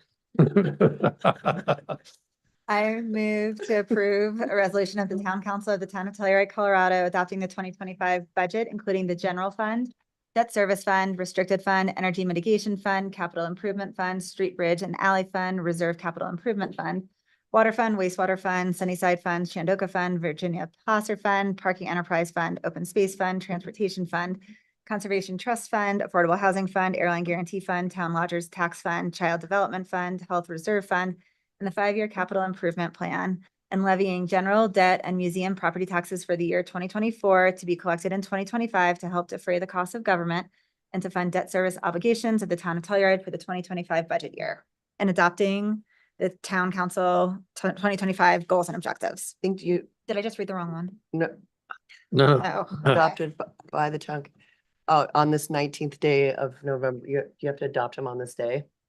The goals and objectives. Ally? Okay. No. No. Okay, No, you don't? no, you did good. Okay. I read it the first time. It was hard. Second. Thanks. We have a motion from Mian and a second from Jesse Ray. Mian, how do you vote? Ian, yes. Jesse Ray, yes.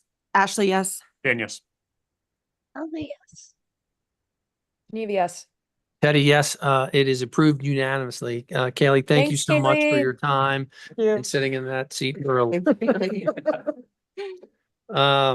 That gets us to agenda item 8B, second reading and approval of an ordinance of the town council of the town of Telluride concerning the financing of improvements to the Shandoka Building F redevelopment Phase 2 affordable housing project and approving the execution and delivery by the town of a ground lease, site and improvement lease, and a lease purchase agreement and related documents. And James and Lance are here to present.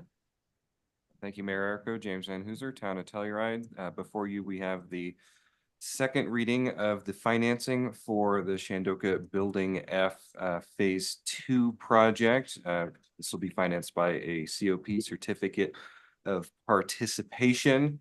The key terms of which are described in the staff memo. The GMP and approval of the project to move forward was held at your November 5th meeting, as well as the first reading of the COP ordinance. And today we're back for approval on second reading of the COP. If you have any questions about the financing in particular, bond counsel is on the line. And I'm also happy to answer any questions you may have about this project. Great. James, thank you very much. Does council have any questions for James or bonding counsel? Nope. No. Seeing no questions, is there anybody in the room that wants to discuss this for public comment? Seeing none. Tiffany, do you have anybody online? No, see nobody online. Unless there's any further discussion from council on this, I would entertain a motion. I move to approve on second reading an ordinance of the town council of the town of Telluride concerning the financing of improvements to the Shandoka Building F redevelopment Phase 2 affordable housing project and approving the execution and delivery by the town of a good ground lease, site and improvement lease, and a lease purchase agreement and related documents. We have a motion. Do we have a second? Second. We have a motion from Jesse Ray, a second from me. And Jesse Ray, how do you vote? Jesse Ray, yes. Ian, yes. Ashley, yes. Dan, no. Geneva, yes. Yes. And that was yes from Elena. And Teddy, yes, it is approved 6-1. Agenda item 8C. Do we need do I need a recusal on that? Right? I am going to recuse myself from this item. I am too, for proximity. All right, we'll give me and Ashley time to exit the premises. And that brings us to agenda item 8C, second reading and approval of an ordinance of the Town Council of the Town of Telluride concerning the execution and delivery by the town of a ground lease for the Canyon Lands and Tower House Affordable Housing Project. And James is here to present that as well. Thank you, Mayor Errico. Before you, you have the second reading of the ground ordinance for the Tower House and Canyon Lands project. A few of the key deal points that I will remind council of for this ground lease for the project. The town provides the land for the project under the terms of a 30-year ground lease and will provide project support in the form of a replenishment resolution, which will be considered as a separate action item later today. The developer will take out the debt to fund the project and construct, finance, manage, operate, maintain the project under the terms of the ground lease, development agreement, asset management agreement, and operating agreement. The town is anticipated to be reimbursed its 1.5 million that it has spent to date on pre-development services. Sales proceeds of the for sale portions of the project will be used to buy down the debt of the rental portion of the project to maintain affordability in perpetuity. The town will annually approve the operating budget, and the asset will be provided with reports from the developer confirming compliance with required AMI targets and other occupancy requirements and qualification standards for the rental portions. And the project is targeted at an average affordability of 120% AMI as codified in the ground lease and consistent with the provisions of the request for proposals as well as the pre-development agreement. We have the developer on the line if you have any questions for them, as well as legal counsel. They're in the staff report. You'll notice there were 4 different motions of approval for this project. Like I mentioned earlier, several different things are being considered at different times for different boards. The appropriate motion, should you decide to move forward for this item, is specifically for Town Council Agenda Item 8C, which is moving to approve on second reading the ground lease. I'm happy to answer any questions you might have. Great, James. Thank you very much. Does anyone on council have any questions for James or the developer or their counsel, which is also joining us today? Seeing none, is there anybody in the room for public comment on this item? Seeing none in the room, Tiffany, can you double check online for us? Okay, unless there's any further discussion from council, I would entertain a motion. To approve on second reading an ordinance of the Town Council of the Town of Telluride concerning the execution and delivery by the town of a ground lease for the Canyon Lands and Tower House Affordable Housing Project. Second. We have a motion from Jesse Ray and a second from Dan. Jesse Ray, how do you vote? Jesse Ray, yes. Dan, yes. Geneva, yes. Yes. And Teddy, yes, that is approved unanimously. Thank you very much. Thanks, y'all. We can grab Ashley and Mian and give them a chance to get settled.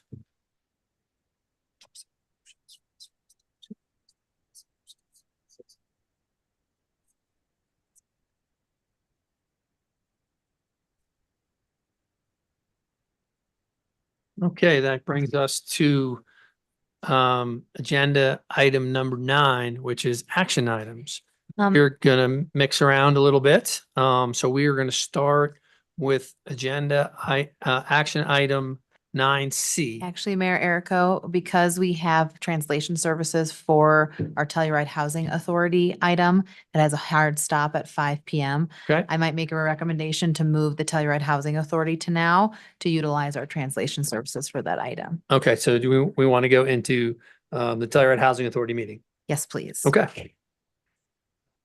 I will make will someone make a motion to go out of town council to Telluride Housing Authority? So moved. Second. We have a motion from Jesse Ray, a second from Ian to go out of council and into Telluride Housing Authority. Jesse Ray, how do you vote? Jesse Ray, yes. And yes. Dan, yes. Geneva, yes. Eleanor, yes, with her thumbs up, and Teddy, yes. We now will go into the Telluride Housing Authority, and I will hand that off to Geneva. Okay. Thank you. We will call to order the Telluride Housing Authority meeting of Tuesday, November 19th, 2024. It is 3:36 p.m. We are in person, Rebecca Hall, as well as having some members participating by Zoom. All members of the Telluride Housing Authority are present. And we'll start with number 1, approval of minutes. Did anybody have any comments on the minutes? No comments, but I'll make a motion to approve the minutes. Is there a second? Second. Okay, we have a motion and a second. How do you vote? Teddy, yes. Who had the second? It's yours. Me, Ashley, yes. And yes. Dan, yes. All right. And Geneva, yes. So motion carries. The minutes are approved. We'll move on to number 2, work sessions. A, discussion of rental housing policies with Allie and Delaney. Or maybe just Allie, I'm not sure. I got a text message from Delaney and she is on her way. We're a bit behind and she didn't quite know when we were going to take this item, but she's on her way here.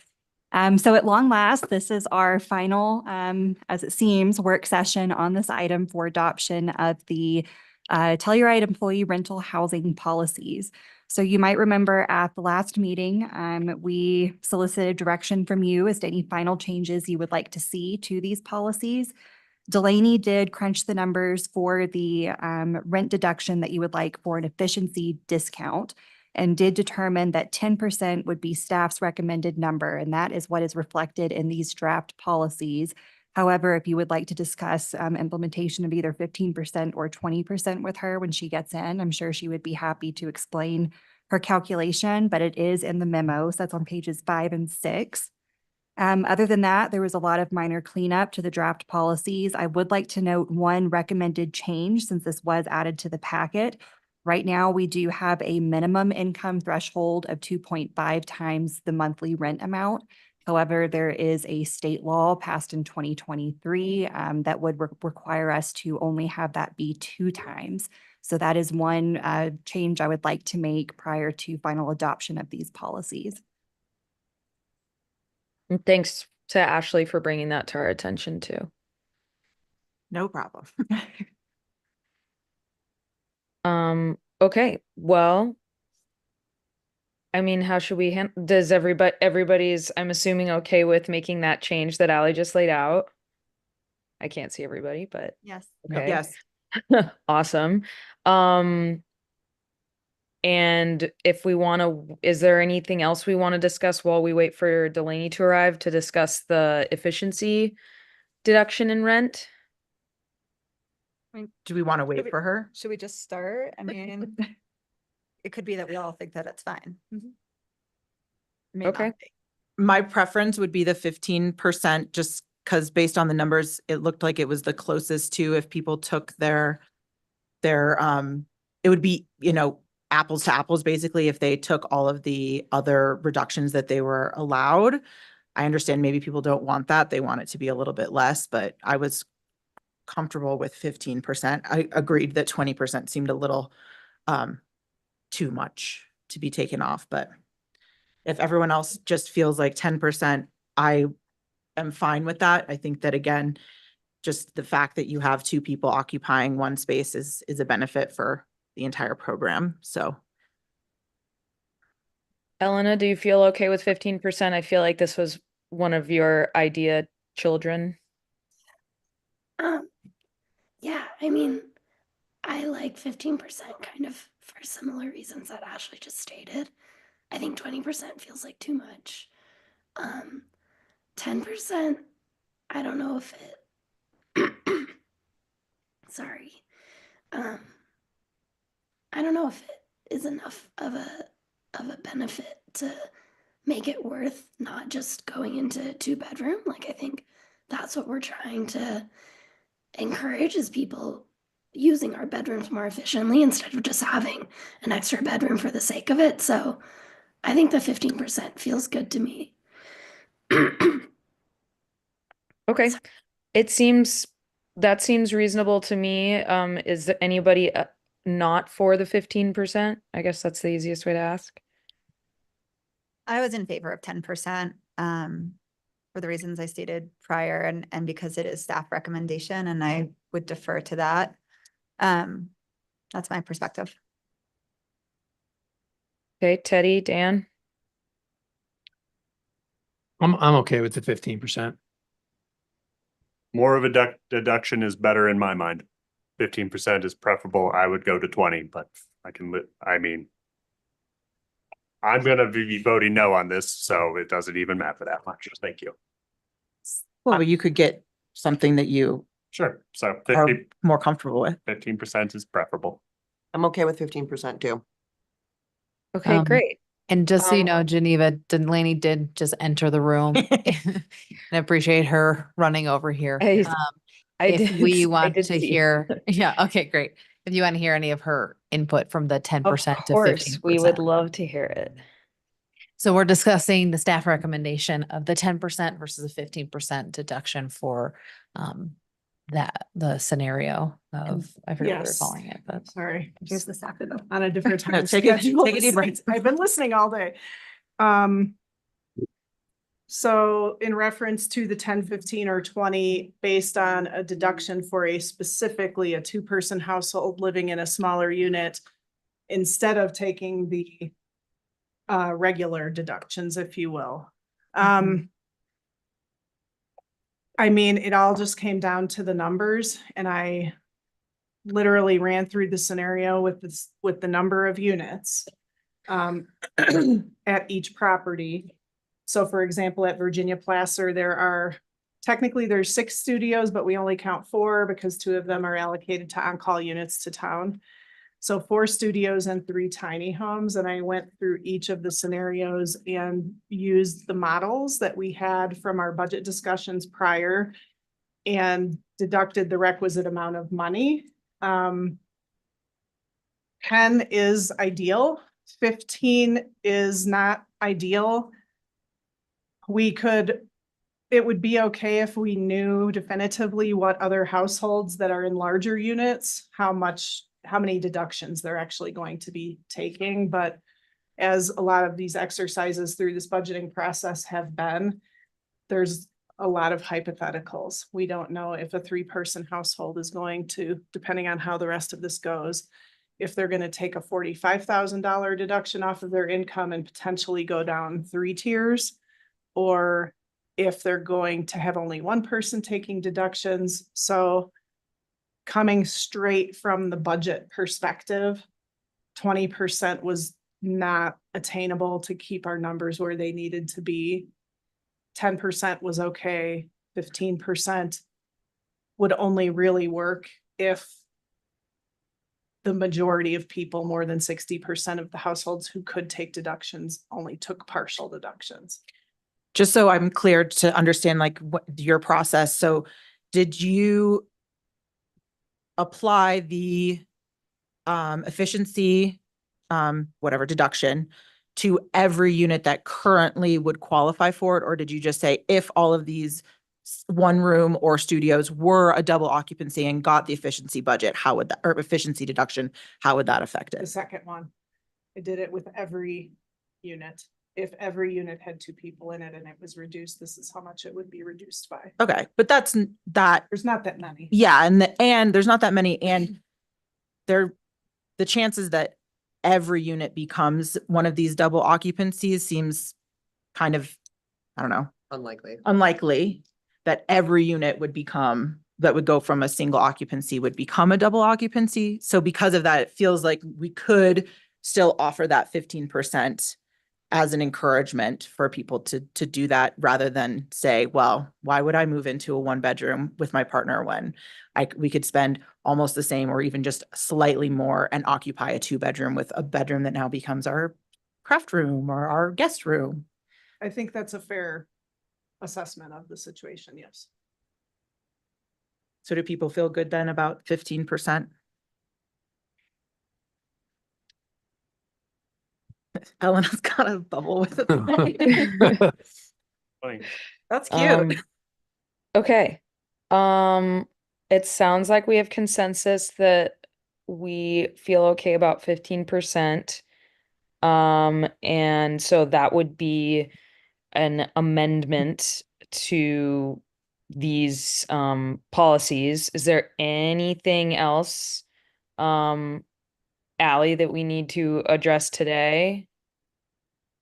We've talked around and around all of the issues, and I really leave it with you. I believe I've taken all the direction that was given and incorporated into this final draft of the policies. But if there is anything else that's lingering that any of you would like to discuss, now is the time. Just as a procedural matter, this is on the agenda, so this is the work session. This is on the agenda as an action item, down a few items, and then there's a separate town council resolution that would also need to be passed. So it's a joint resolution passed here at the THA level and then at the town council level. But now is the work session item. So if there's anything else to discuss, now is the time to do it. Okay. Well, I open the floor once more, and if council doesn't have anything to add, let's hear from the public. Okay. Well, before we move forward, let's open up for public comment. And I don't know if there's anybody in the room or on Zoom who would like to start us off. Yeah. Can you step to the microphone? We're all going to correct you. Ready? My name's Brian Meyer. I work for Telluride Academy. I currently live in the Sunnyside Apartments, to which I moved in about a year and a half ago. You know, in the planning to move into affordable housing, we kind of created our life around what the existing cost of housing was at the time. You know, as we move forward with these changes to the policy, you're putting undue hardship on people that have created a plan and have put effort into living in this community. And I don't want to leave, but that's what's at stake here. These changes, you know, we talk with words about equity, but I feel like there is innate bias here regarding people that live in affordable housing for what they call a household, what we call a family. And I think we really need to reconsider as a community how we think about affordable housing and how we think about pricing that out, how we think about subsidizing rent for people that need it, and allowing others to grow within this community. That's my piece. Thank you for your comments. Anybody else in the room for public comment?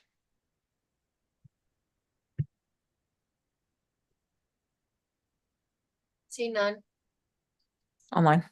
Okay, and if anybody's online that wants to comment, please raise your hand. You can press *9 or click on the little hand. Doesn't seem like we're seeing any there either. So let's go ahead and close public comment. Can I just ask a question, Geneva? Of course. I just want to ask, it's not specifically about the policies themselves as they're written and everything. It's more about, I've been reached out to by people that are obviously living in the housing that are really concerned about the significant step ups. We know through this process, it's not a huge percentage of our current renters that are going to see the big jumps, but there are people whose lives are going to be affected by that. I think that I would ask our staff through this to really help those people understand the deductions and the various ways that they can, hopefully maybe see some reduction in that rent, especially when they're seeing large increases. Like I said, I know that it's a smaller percentage of our current renters that are going to see that, but it's still not insignificant. They're still our community members. And I think that as much assistance and helping that we can give them through this process to make sure that they don't feel like they're just getting, brushed over is really critical. And again, explaining some of these, assistance that we've built into the policies to help with that and explaining how they can utilize those and leverage those in meaningful ways, I think is really important. And I would also, I know that we've talked a lot about right sizing and stuff like that. And I would really hope that that is also something that's offered to them. If you're, maybe you are the couple that's in the 2-bedroom, showing them how if they downsize that there would be a reduction. I think that a lot of people have a little bit of misconception about it's just automatically a percentage of your income, which isn't totally accurate. There's still the different tiers.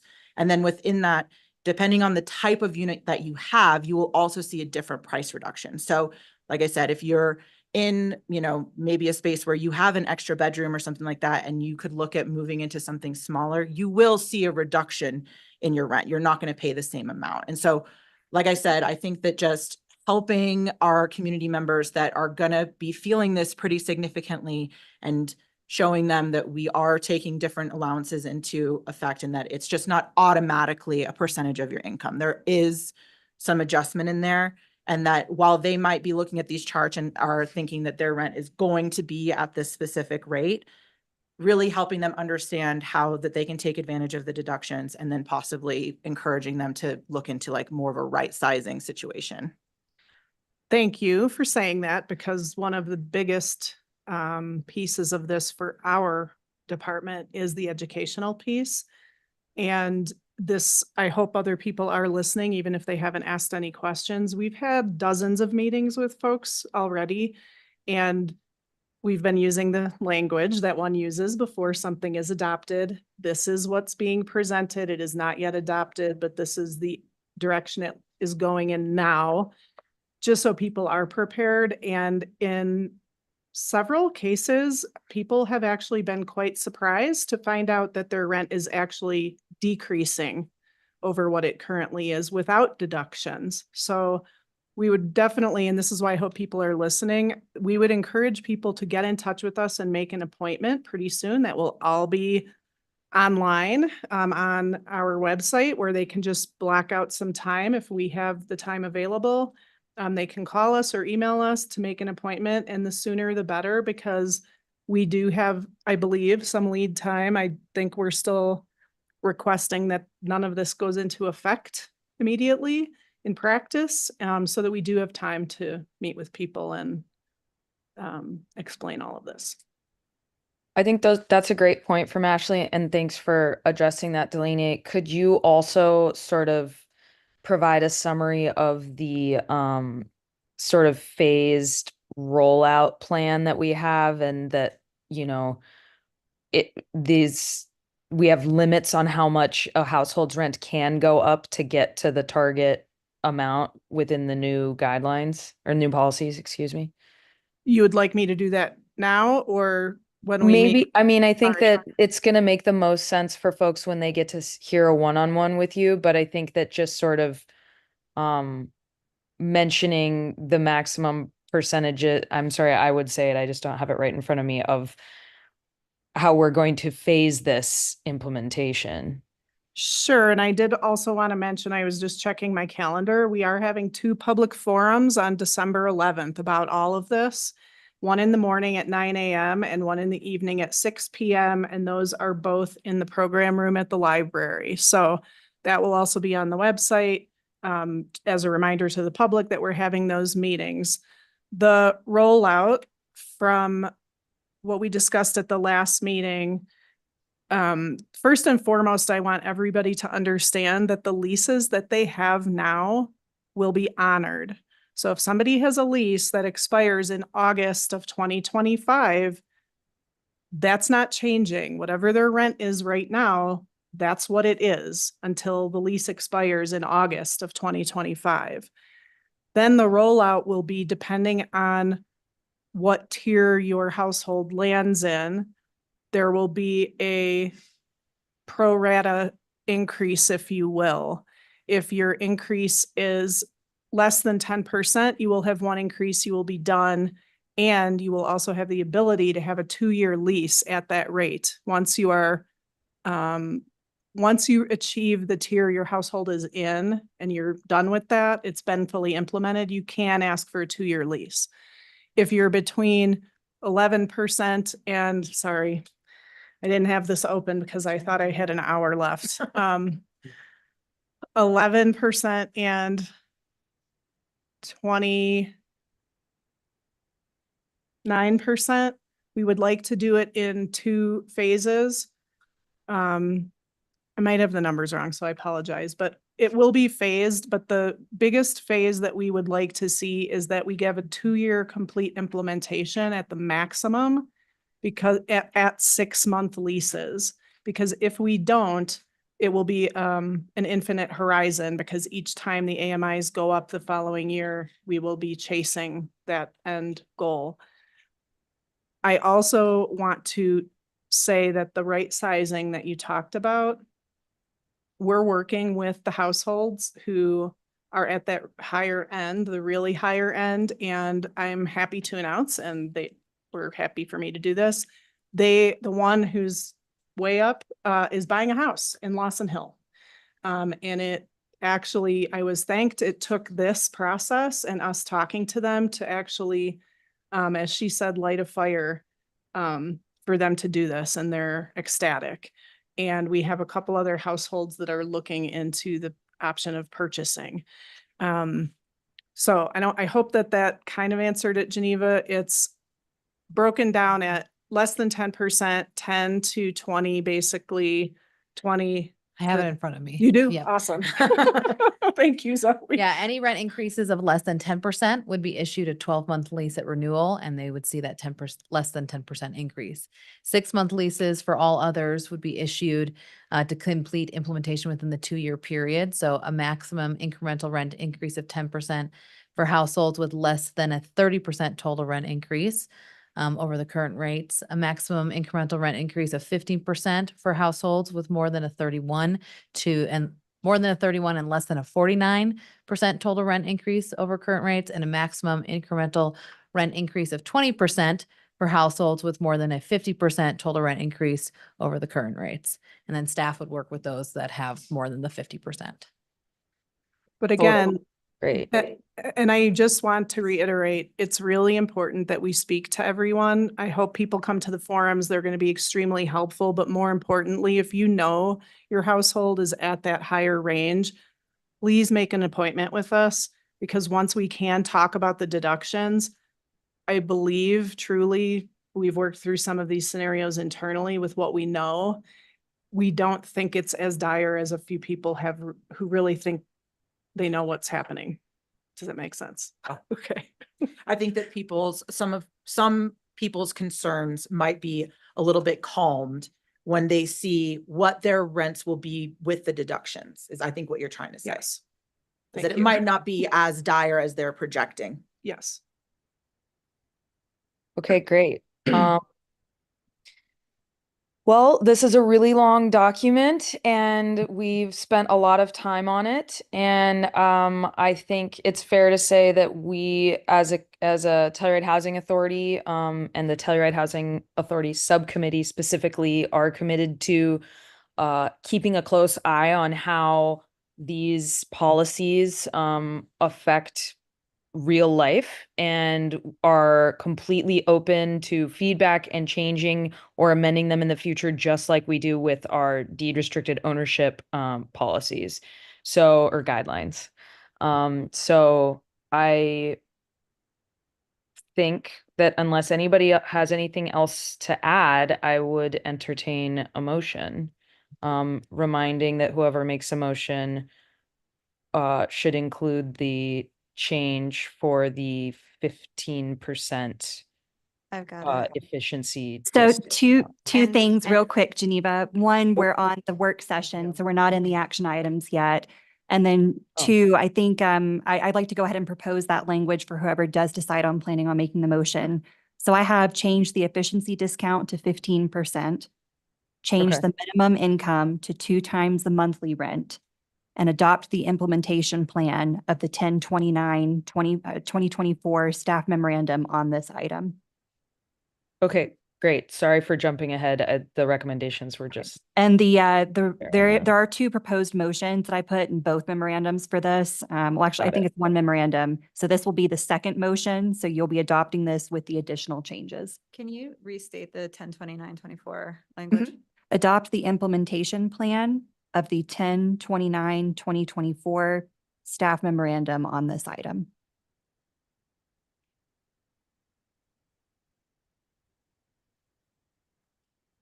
Okay. So with that, I guess we will conclude the work session and move on to action item, or number 3, action items, which is A, election of officers. And we do have a resolution there.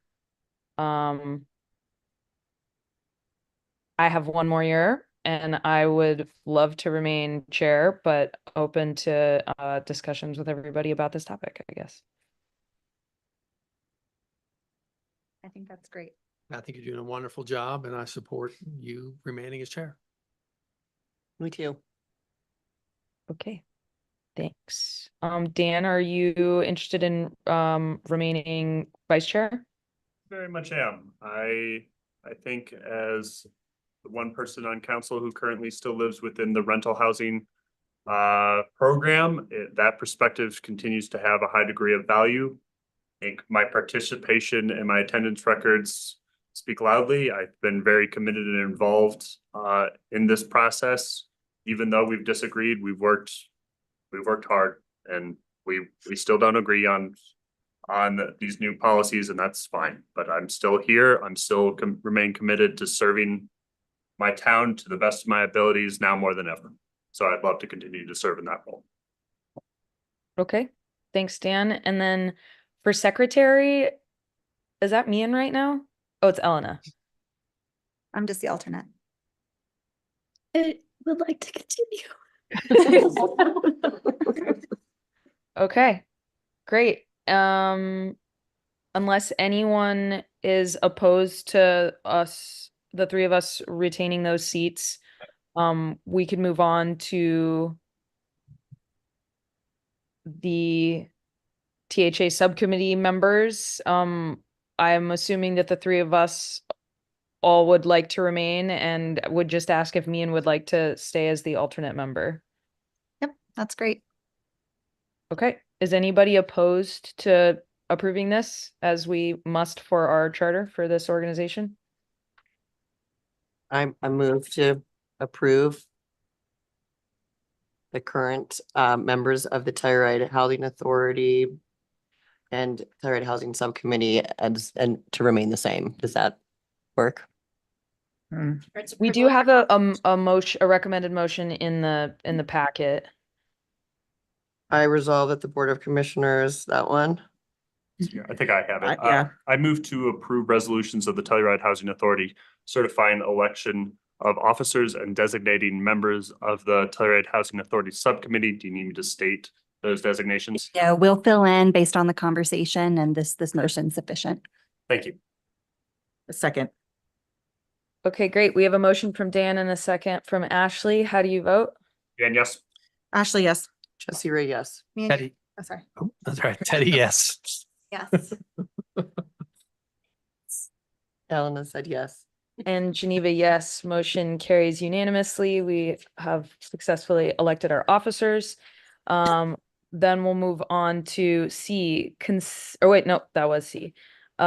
D. Consideration of a joint. We're on C. We're on C. Oh, sorry. I was reading the THA subpart. All right, C, consideration of approval of a resolution of the Board of Commissioners of the Telluride Housing Authority concerning becoming a member in the owner of the Canyonlands and Tower House project, and in connection therewith, authorizing the execution of an operating agreement among the members of the Servitas Telluride Housing 1 LLC and an asset management agreement by and between Servitas Telluride Housing 1 LLC and Servitas Management Group LLC. And James will help us and help me.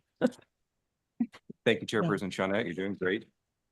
So before you, now is another piece of the Tower House Canyonlands affordable housing project. THA's involvement in this project will be as a 0.1% owner of the project company that has been set up to operate and manage the rental portion of the project.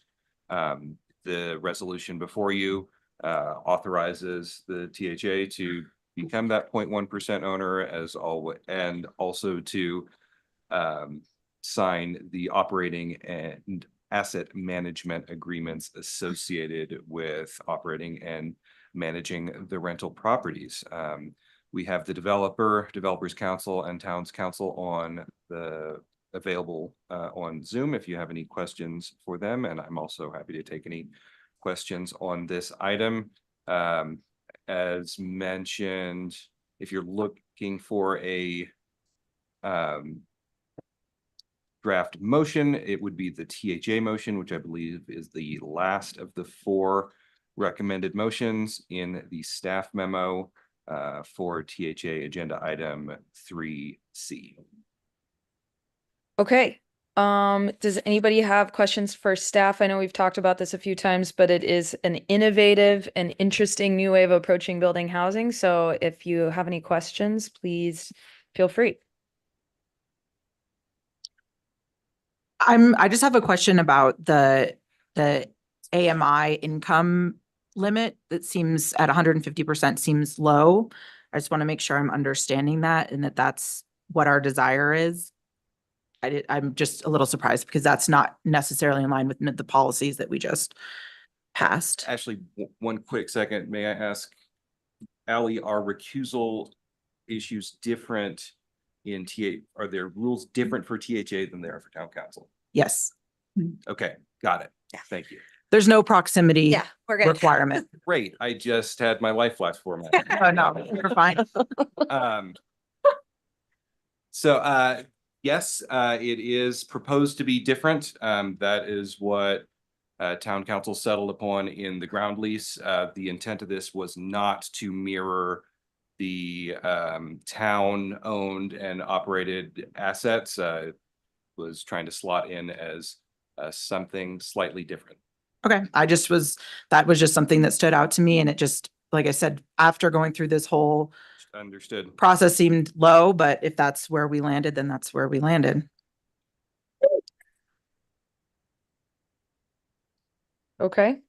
Any questions for folks we have on Zoom either with Servitas, or are we feeling good about moving forward?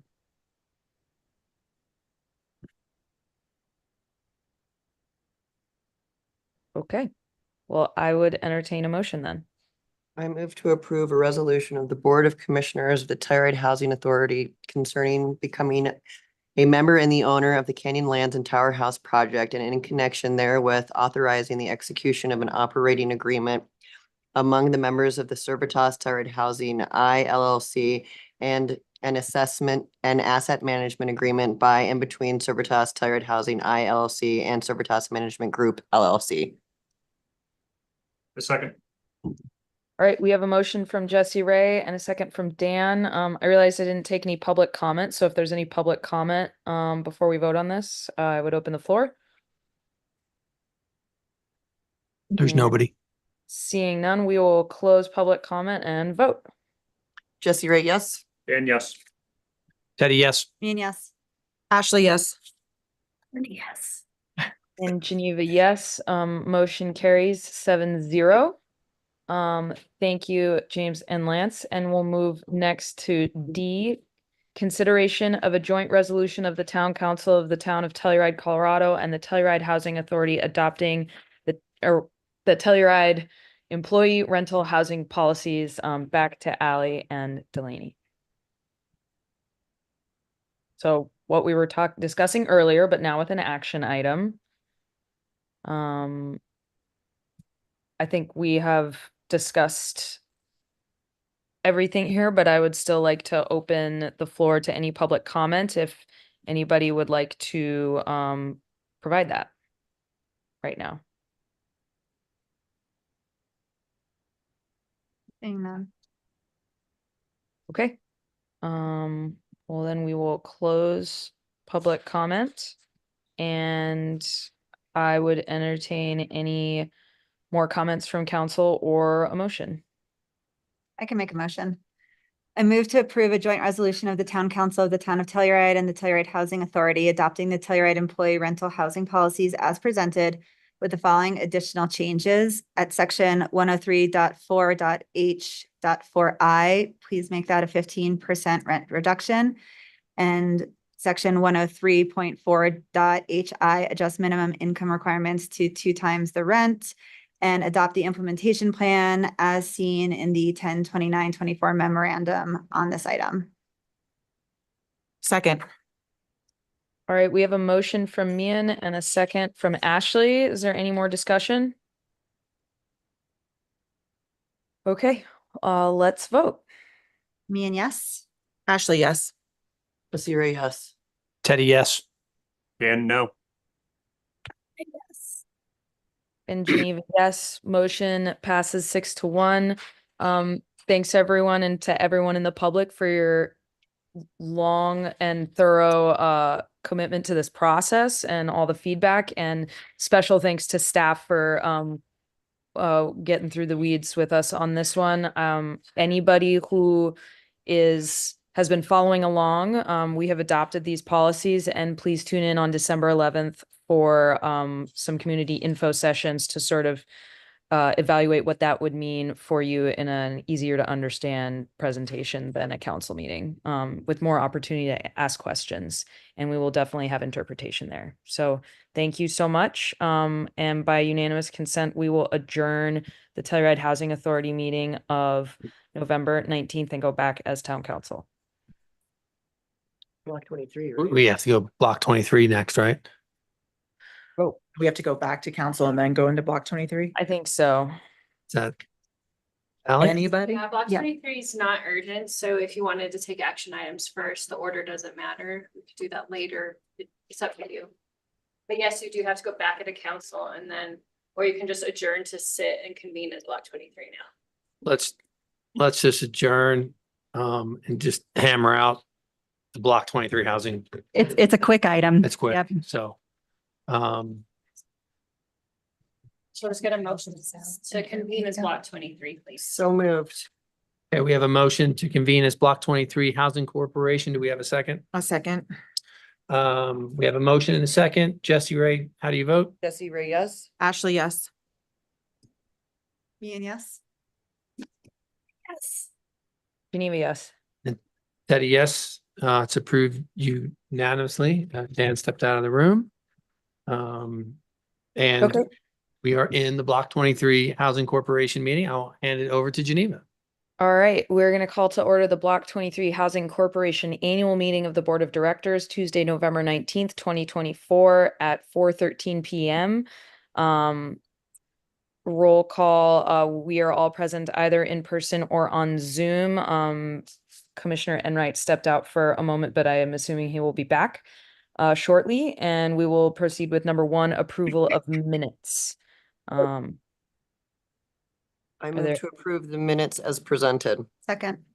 All right, we have a motion and a second on approval of the minutes. If there's no discussion, let's vote. Jesse Ray, yes. Yes. Ashley, yes. Teddy, Dan, yes. Teddy, yes. Anna, yes. And Geneva, yes. Motion carries 7-0. And then we'll go to number 2, business items. 2A is election of officers. And Ally, would you mind reminding us who our officers are? Is the same as THA, right? No, I'm vice president of this Oh, one. is it? I can't Yeah. remember. Because we don't meet often. That's right. Okay, That's so right. It's your president, Jesse Ray is vice president, and then Elena is secretary treasurer. okay. Does anybody want to make changes to this arrangement? I'm okay staying. Yeah, I think the first question is, are you okay staying? Yeah. This is more of Yelling a, us. Yeah. That was like a hesitant. Oh, look, there's a Looking for bubble. the bubble. okay, great. Well, I would, I guess since we're electing officers open the floor to any public comment if anybody has any. I don't anticipate there being any because it's just a little housekeeping, but we'll then close public comment and I would entertain a motion. And for who plans on making the motion, I know there's no staff memo for this item, but it could be very similar to the THA item where you move to approve resolutions of the Block 23 Housing Corporation, certifying election of officers and designating the CEO. I move to approve the resolution of Block 23 Housing Corporation and certifying election officers and the CEO. And retaining the CEO. Second. Okay. Jessica, yes. Does that work, Ally? That works. Me and yes. All right. Ashley, Motion yes. from Jesse. Oh, yeah, go ahead, everybody. Voting. Ashley, yes. Dan, yes. Teddy, yes. Yes. And Geneva, yes. Motion passes 7-0, and we are now going to adjourn and move back to town council by unanimous consent. Thank you very much. Thanks, Geneva. Geneva. Okay, back to Telluride Town Council. I don't need a motion to go back into town council, do I? We've been back and forth so many times. Okay, great. Okay, this brings us to agenda item number 9, action items. And we are going to flip around and we are going to start with action item 9C. Consideration of approval of a resolution of the Town Council of the Town of Telluride, Colorado, expanding the town's metered pay-to-park zones, increasing the town's pay-to-park metered rates, and adopting other parking restrictions, rules, regulations, and standards for parking within the town of Telluride. And we have Zoe to present. Thank you. I also have our chief, Josh Compt, who's going to be online to answer questions. Lance is in the room and hopefully Kyle as well. Just a brief introduction. So this is in line with the town council's 2024 goals. We engaged Desmond to conduct a thorough analysis of the town's parking system. This was addressing technology utilization, rate structures, and just the overall system needs. With Telluride's continued growth as a resort community, our parking demands from visitors, residents, and commuters have really grown. And this study provided guidance to ensure that our parking program still will provide adequate and accessible parking for all user groups while maintaining a pedestrian-friendly character of our community, reducing the conduction and improved air quality by encouraging public transit and use of commuter lots, and mitigating localized parking pressures in neighborhoods affected by nearby high trafficked areas, such as the commercial core, gondola station, and schools. So with that, a reminder that our current parking system includes paid parking spaces in the commercial core, both on street and within the Silverjack parking facility, resident and business parking permits, free commuter lots, and regular in-town transit service. However, the system has evolved over time, and this has resulted in complex and sometimes confusing structure that presents challenges to enforce effectively. Seasonal issues such as snow removal, deliveries, construction, and summer festivals also have placed an additional strain on our system. So with that and Desmond's recommendations, we are looking to expand our metered zones and modify our permanent areas, increase the parking rates and fines to encourage turnover, manage demand, and support the financial stability of our parking enterprise fund, and implement a license plate recognition LPR system for improved enforcement and data collection, allowing for more precise management of the parking resources and facilitating adjustments as the needs evolved. So with that, you will see this resolution shows that increase on on-street metered parking and that expanding of the pay-to-park areas to improve that availability in high-demand areas. We do understand that this might mean shifts in demand, as the rate increases are expected to drive more commuter and visitor parking to the free lots, such as Carhenge, and the expansion of the pay-to-park zones may impact the adjacent permit only, or time-restricted areas, but this can be managed through enhanced enforcement capacity through our new LPR system. So we really have looked at this from a checks and balances standpoint as we're looking to expand those pay-to-park areas.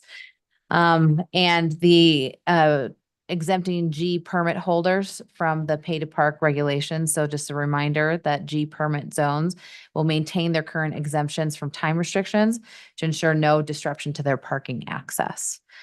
So with that, we recommend that town council approve the proposed changes that we show in our resolution, and as outlined by Desmond's analysis. And again, these adjustments will enhance the parking availability, support sustainability, transportation goals, and ensure the financial health of our parking enterprise fund. I will see if Josh wants to jump in and give a little bit more of a rundown of what some of the changes are going to look like from our expansion of the paid zones. You did see in your packet a map that helps illustrate that. And also what we're trying to accomplish with some of our fee changes, specifically increasing that in our commercial core to $2.50, and remaining at $2 in some of our more less trafficked areas. And the purpose of that is that behavioral change.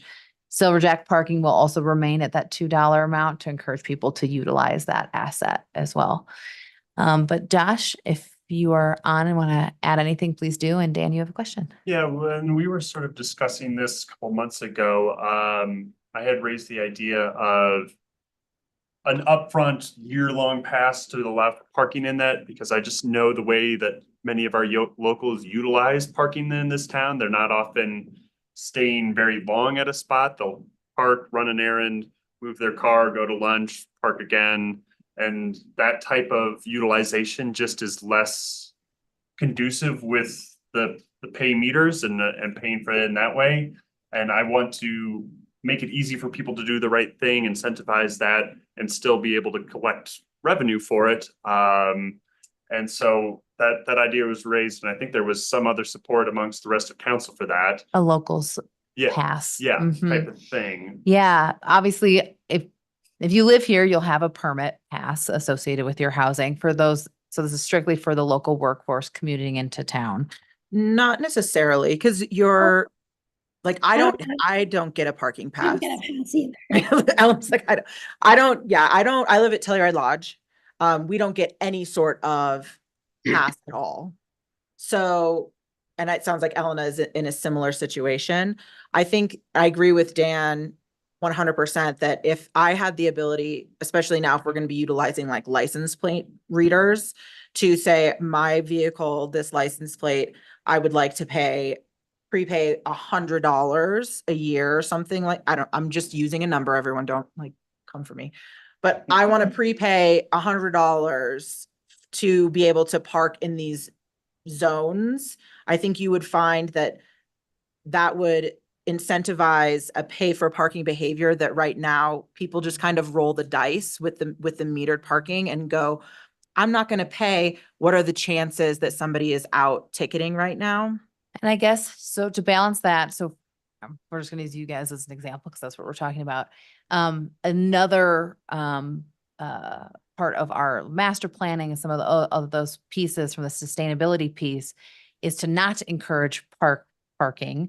So if you do live in town and could walk to the downtown, to not have that accessibility as easy for parking for people that have, I don't know if you have a parking lot, maybe you don't even have a parking lot or a We do. parking I mean, permit. we have parking, but So you could park at your unit and walk to the downtown instead of driving to the downtown and parking there. So that's kind of where that comment was coming from for strictly out of town commuters, because again, looking back at our master planning documents, overall, the theme is to encourage pedestrianization within town rather than encouraging the short commutes within town as well. But we can definitely look at what that looks like in a further work session. I still think a program like this does incentivize pedestrianization. I think that, if you're looking at it and be like, well, there's some people who maybe only do that a couple times a year, not very frequently, that they might then choose, okay, the money isn't worth it for me. Those couple times I'll either just pay for parking the more traditional way, or I'll just choose to walk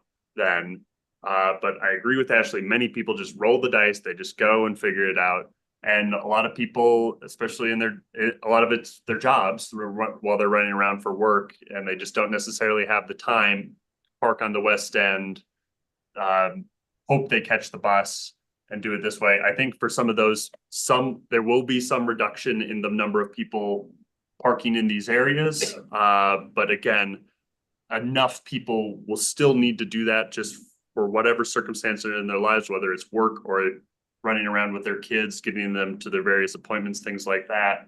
I just want to make it easy for locals, because I just don't, and I'm talking about in like the downtown area, the non zoned parking, like the metered parking areas, that type of So, permit. and I think we could definitely explore that. I think it's something that we'll have to go back to our parking consultants on to really understand the parking demand and the, what this additional pass product or parking permit would, create on that demand.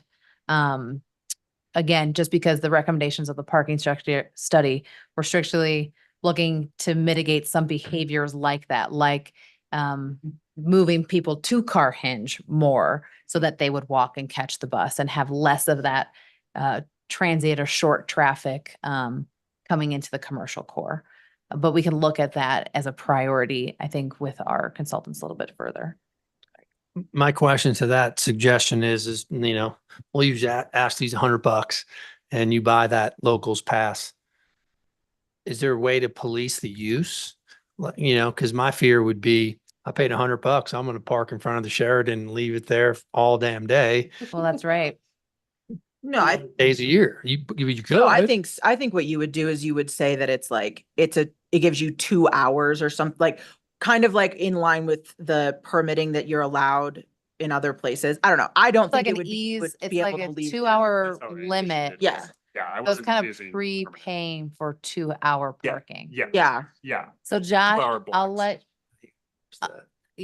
Josh. It'd be the same as if you paid for 2 hours. So you would have to move your vehicle every 2 hours.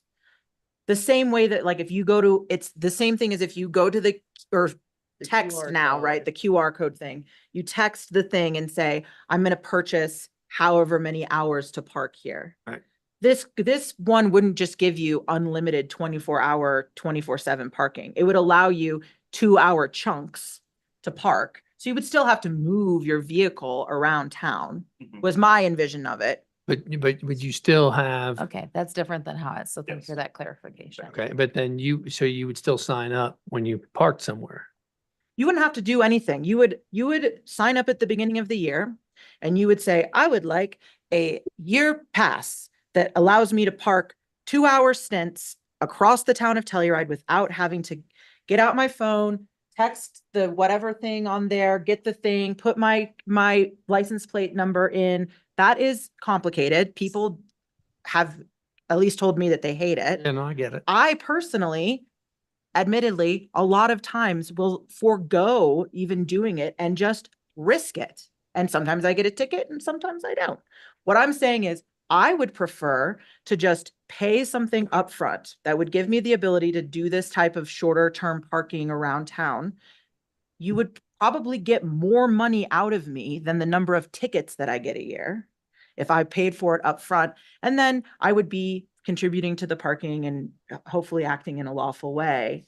But right now, I roll the dice, and I don't think I'm the only one. Can I ask Tiff to you unmute Josh? That'd be great. Oh, okay. He's gonna come for me now. Sorry, I'm here. I'm unmuted. I was just waiting for a chance to speak real quick. So it's definitely something worth exploring. We had some of those discussions kind of early on about the feasibility of it all. The enforcement aspect will be a challenge. Just being the devil's advocate on this, I see this kind of ripe for abuse, especially depending on how much we make that permit for. Let's just if you use your number of 100, and it's like if you were paying to park every time, how many free parkings would you get out of that 100? And then how many residents are going to be paying for that? And then is that going to tie up how many other parking spaces? So it becomes a bit of, from financially, I think we'd have to look at the number to where it would be beneficial for everybody involved. But from the standpoint of, the way the LPR works is it's the same way now with our handheld ticketing devices. If we get a call or complaint of a vehicle being parked in an area that doesn't have a permit, we run the plate, it'll pop up and show whether or not that vehicle has a permit. The LPR system that's going to go on the vehicle is the same way. It'll drive by, scan plates, and it will alert our code enforcement if there's a vehicle not parked in the permit zone or if it's expired parking and so forth. So, you know, if we give out these kind of passes that allow, you know, more or less free-for-all parking throughout town, then it's just not going to register on our car whatsoever. So and there won't be a way to mitigate the time on that. So our LPR would drive by, scan the plate, it would have this, you know, free parking or parking wherever, permit, whatever you want to call it, and it wouldn't alert our code enforcement because for the permit, they'd be legally allowed to park there. We could come back 4 hours later, 6 hours later, 8 hours later. It's still not going to show up like it would on a parking meter. So a parking meter, if someone pays for 2 hours and we roll by at 3 hours, it would alert us that, hey, this car hasn't paid in over an hour and they're due. But with permits, it allows them to park there, so it wouldn't flash up anything. So it would be a really, as I understand the system, it would be a challenge to enforce that. So they would basically be giving people the ability to kind of park wherever they want for as long as they want. And I think that actually just leads to more congestion and challenges in our core area. I would want to maybe just talk to our license plate reader company on if that type of implementation is possible. Sure. Because I hear what you're saying, Josh, but I think the technical fix of it, it's obviously not my area of expertise, but it seems doable. If you already have different categories within it, and then, you know, just like I know the system is much more antiquated currently. I believe it's usually a chalk mark on a tire for if you haven't moved, you know, in a 2-hour parking zone. But something like that of like, oh, we've scanned it once, your 2-hour clock starts counting the second round go in 2.5 hours from now and you haven't So moved. We then- can talk with our LPR representatives. We use 2 different systems for that. Like the permit system is one way, and then T2, which is the way we do our metered parking, which ties into our system, or is tied into the other aspects that Josh was talking about from enforcement. So that's how they know if cars are past their due amount, is that communication with the T2 system, not necessarily the LPR system. So the LPR system helps with, again, those license plate readers from a permitting standpoint, but I think we can definitely talk to them a little bit more. I think it also just brings back 2 other pieces of this bigger picture. We are going to do a lot more education on our T2 system. People find it difficult, but it is very similar. You can get an app on your phone, you scan the barcode, and you can just pay for it pretty easy. I think a lot of people don't even have the app on their phone or things along those lines. And it can show you the, you know, tick the clock of how much time you have left on it. Where if you had a permit that just gave you that assumption of the 2 hours, I don't think we could have that same communication with those parking of that time frame, that if they were to do the pay to park, they can do that. So that's kind of why it brings me back to the larger goals of behavior, which is encouraging that pedestrianization, the true use of the parking that we have available in some of these places, and just making sure that those are aligning with some of these concepts that we're talking about, or we need to shift those overall goals. I think the only way that you will change behavior then at this point is you are going to be ticketing everyone consistently. That is how you will change behavior. And I think that will result in a lot of very upset citizens if we Toys for tickets, done. toys for tickets. But you get what I'm saying is like, if you really want to change behavior, you have to enforce it. And right now the enforcement would mean that we would be writing a lot of tickets. So was just trying, and I think Dan was too, trying to offer maybe an alternative that would get people into the system in a legitimate way that might mirror kind of the use that they're doing and not result in us ticketing a ton of our local people that are then going to turn around on us and come for us. So I was just offering that. I would love it if we could talk to our, you know, our software people and see if this is something that is feasible. Cause like I said, I think that it might help us. And then, but if, you know, the reality is that the biggest change in behavior will be tickets, and that might come. And I'll repeat with the some staff backlash. direction. So again, this would be a locals prepay program for 2-hour parking for the year of a certain amount. Yep. You know, we'll discuss that internally, contingent on making sure our enforcement infrastructure can support that. Yeah. And I would also just add quickly, I think in the end I would see it as a benefit to the code enforcement officers. They have a hard job already, and this type of blowback would not be easy for them, because I agree that Ashley was right, that a lot of locals would be angry to receive a lot of tickets based off of current behavior. So trying to soften that blow for them and make it easy for people to do the right thing, I think is to everyone's benefit, if possible. Yeah, I'm not sure I agree with the pushback from locals. If you park and you roll the dice and you get a ticket, or you get 50 tickets in a year, that's you chose to make that decision. That's not, you can complain all you want, but big deal. I mean, Teddy, I think that parking enforcement right now, they are out there, but it is a tough job, and they're not writing as many tickets as they could. And I get think that it. if we started really getting in on this, I think that people would not be excited. Well, and as our parking study, Oh, Geneva. sorry. We've I was got, just saying, as our parking study showed, enforcement was one of our weaknesses Yeah. that we needed to. So we are going to try to do a better job at enforcement. but it's just like speeding. You choose to speed, you get a ticket. There you go. We can all do our part to help support code enforcement and spread the word that our parking rules are for real. And I get tickets too. And like one example that I can give is that I live on Main Street, and you can't park overnight on Main Street. And in the past 8 years since I've lived in my house, it's always been, but you only really get a ticket if it snowed. So you look outside, and if it's going to snow and they need to plow, you move your car. And if not, no worries. But this year, like the week after it changed to you can't park on Main Street overnight, I got a ticket at 5 a.m. because I was on the street, even though there wasn't a flake in sight. So that taught me this is the new normal. We're enforcing our rules, and that needs to be the deal all around town. And, it's going to make parking opportunities better in the long run. And I agree with Ashley. It's going to be painful, but I will say that code enforcement is out there trying to level up enforcement, and it's a hard job, and thank you. And I'm going to pay my ticket. Elena. Elena? Okay. So Elena says, I have tenants who cannot get parking passes, and my condo only has one parking spot. They park on the street, usually zone A, but if the zones are enforced, they don't have a solution. And And I certainly sympathize with that. I know there are multiple condo complexes that if you have more than one car, there's not a solution for you. I don't know what that is. Maybe it's the long-term parking garage at the Doka. I don't know, but that is a tough one.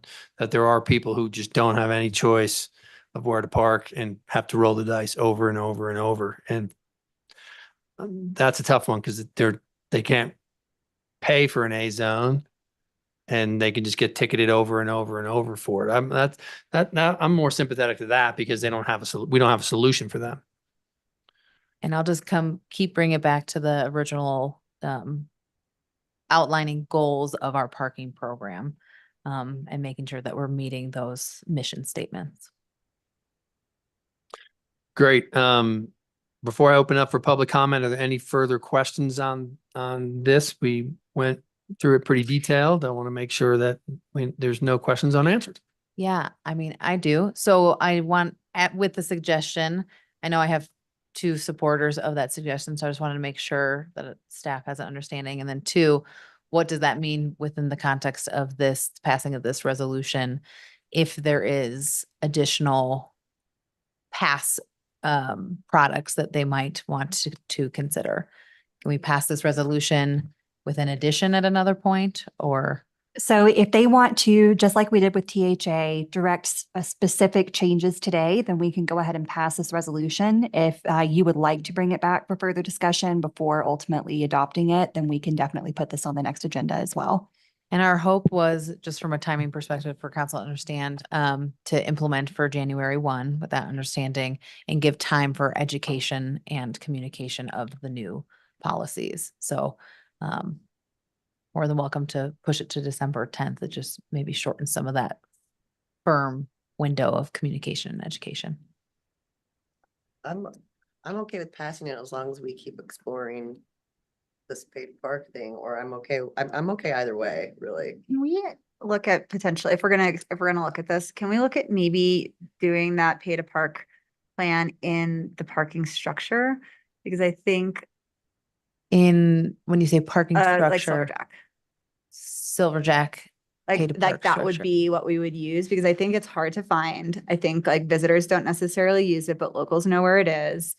And then that would leave those spaces that are on the street that are easily seen available for visitors that are driving in. And so I think it's dry and heated and. So there's So- limited amounts, but we definitely do have an understanding of what that nexus would be for a spot and what our obligations are for that. I think that would like debt help us cover service. the revenue for the debt service, accommodate our locals, leave parking open for people that don't know where the parking structure is and just want to be able to park on the street anyway.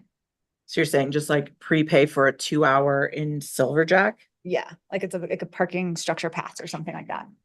So I think what I'm understanding for right now is we do agree with the resolution as is, with the addition to come back to council with exploring this locals pass or permit potentially in Silverjack. So this would require separate work session and maybe an additional resolution or amendment later on. So that might mean that it's past the January mark, but we can try to get something on the December 10th for that discussion as an addition to this.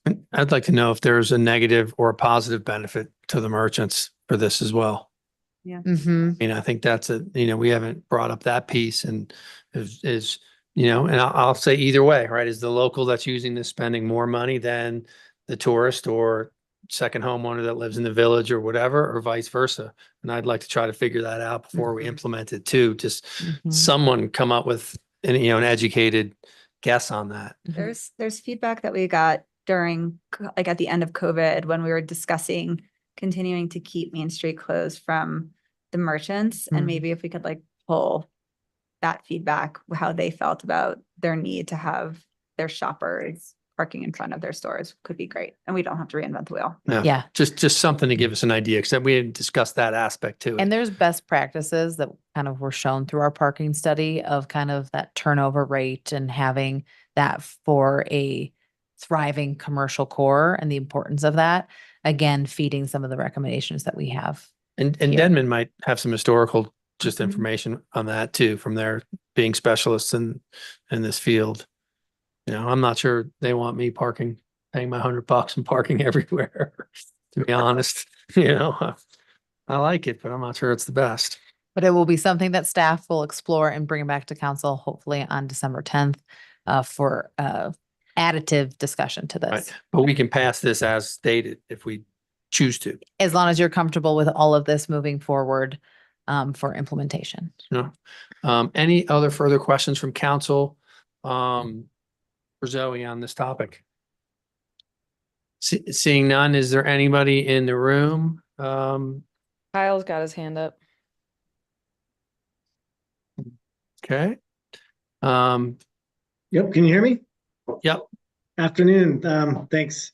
I just wanted to add for a little support for TMO, the reason for the no parking on Main as of right now. That is our effort to really clean up those parking spots that everyone knows gets, that ice build up because you can't maintain them during the day. And so that really is our only opportunity to get that Arctic shark out there and try to break up that ice. So that's why we request that support for that no park on Main, just because it's important for snow and ice removal. I think that's great, Kyle. I wasn't bringing that up to criticize it. I was just using it as an example of we all need to adjust to parking being enforced. For sure, and that educational piece is important, and I definitely get it. Because historically there has been those assumptions, if there's not cones out, if there's not snow. So I don't blame anyone out there. It's just something that we got to really focus on the education to help, pass on the word of those expectations for snow and ice operations. Great. Kyle, thanks for chiming in. Is there anybody else online with their hand raised, Tiffany? Just double check for me. Seeing none, I would entertain a motion. I move to approve a resolution of the Town Council of the Town of Telluride, Colorado, expanding the town's metered pay-to-park zones, increasing the town's pay-to-park metered rates, and adopting other parking restrictions, rules, regulations, and standards for parking within the Town of Telluride. And direct staff too. Oh, and direct staff to set this. No, to look at the meter, Oh. the The locals Do we pass. need to- locals. Okay. If And you- direct staff to continue to research a locals pass product. Ally, does that work? That works. Second. Okay, we have a motion from Mian, a second from Jesse Ray. Mian, how do you vote? Yes. Jesse Ray, yes. Ashley, yes. Dan, yes. Geneva, yes. Sorry. And Teddy, yes, it is approved unanimously. That brings us to action item 9A, consideration of approval of a resolution of the Town Council of the Town of Telluride, Colorado, establishing certain fees and charges for the fiscal year 2025. And we have Kaylee here again. Thank you. And we have talked about most of these fees throughout the budget process over the last couple of months. Several of the fees are remaining unchanged for 2025, but probably have more changes than normal happening in 2025. We have a 5% increase that's been occurring annually on water and wastewater tap fees, and that was approved in an ordinance back in 2011. There's some new fees such as the EV charging fee rate structure and then the increase in the pay to park zones outside of the commercial core. Research and retrieval fees are increasing according to the state statute, and then all the planning fees are increasing by 10% every other year. So 2025 is the year that that will be occurring. The childcare tuition, daily tuition increased to $72 on September 1st. So you guys approved that earlier this year. And then the public works fees such as excavation and row permits have a 3% increase, and lab testing fees are increasing by 5% for 2025. And that's consistent with our budgeted revenues that were approved earlier today. Sorry. That's all. Great. Thank you, Kaylee. Are there any questions for Kaylee on consideration of the approval of this resolution? Seeing no questions, is there anyone in the room that would like to chime in on this consideration? Seeing none, do we have anybody online? Tiffany, double check. Great. I would entertain a motion. I move to approve a resolution of the Town Council of the Town of Telluride, Colorado, establishing certain fees and charges for the 2025 fiscal year. We have a motion from me and a second from Jesse Ray. Me, and how do you vote? Ian, yes. Jesse Ray, yes. Ashley, yes. Dan, yes. Elena, yes. Geneva, yes. Teddy, yes, it is approved unanimously. Do we need, I'm sorry, I think there was a second part of that motion that we need, set the matter for a second reading at public hearing on December 10th. That's the next one. Oh, I'm sorry, getting ahead of myself. This wasn't for water and wastewater? No, this was That's 9A. next, was certain fees. We had to move Apologies. we had to move 9C first, and that kind of got us out of Okay, order. that's- Yeah, we're out of Is order. That okay. 9C had to pass before we could pass 9A, if that's what we chose to do. Okay, apologies, thank you. That brings us to action item 9B, introduction and first reading of an ordinance of the Town Council of the Town of Telluride, Colorado, adopting water and wastewater rate charges for 2025. And we have Kaylee again. So the town retained Burns McDonnell last fall to do an updated study on our water and wastewater funds. And we've worked with these guys for several years. They do a 5-year outlook, but we usually update it more than every 5 years. So we'll probably be doing that before the 5 years is up. But they recommended the 5% increase for water for 2025 and 18% for wastewater, and that's consistent with what's in the budget. Great. Does anyone on council have questions for Kaylee? I don't have questions, but I just, now I say it every year that, between mill levies and the increase in fees, I just worry so much about the very fragile middle class here and pricing people out through methods like this. And I know we're going to pass this and it is what it is, but I just would be remiss if I didn't mention it yet again. And I would love to see more creative stuff maybe down the road with budgeting and funding mechanisms to try and give a little bit of a break to our homeowners, especially our locals, because it just looking at what everybody has to pay year after year between the mill levies and these fees, it's just, it's really hard to swallow these pills, so. That's that. Good stuff. Well, thank you for that. Any other comments from council? Seeing no further comments or questions, is there anyone in the room for public comment on this item? Seeing none in the room, do we have any online? We do have one online. I'm gonna unmute Shelley Duplan. Great. Hi, this is Shelley Duplan. I'm the Director of Operations with Aldosaro Ranch Homeowners Company. And I would like to also express my concern and our community's concern about the continuing high annual increases relating to the wastewater rates, 18% annually for the next 3 years and another 4% in 2028. And I have a couple of questions, and one is related to the resolution. And can you provide some detail or clarity as to why the town finds it necessary for debt support from out-of-town users when we are already paying a surcharge of 125% of in-town rates? And, what did the debt pay for exactly? And why are we getting charged now for, now, basically, that's one of my questions. And then in Kaylee's memo, there's this 5-year financial plan, and I unfortunately didn't get a chance to take a look at it, but it talks about some capital and some operational needs for that 18% based on your rate study. And the town's wastewater master plan I took a look at, and it identifies some serious concern about the operational capacity during festival events. I'm wondering also do event promoters pay a premium for capacity use, and is these annual rate increases also passed along to some of these event and are some of these rate increases also passed along to any other entity that uses the wastewater treatment plant? That's my second question. And then as far as creative funding, there's a lot of creative funding out there through the CDPHE, federal USDA, Rural Water, Wastewater Association.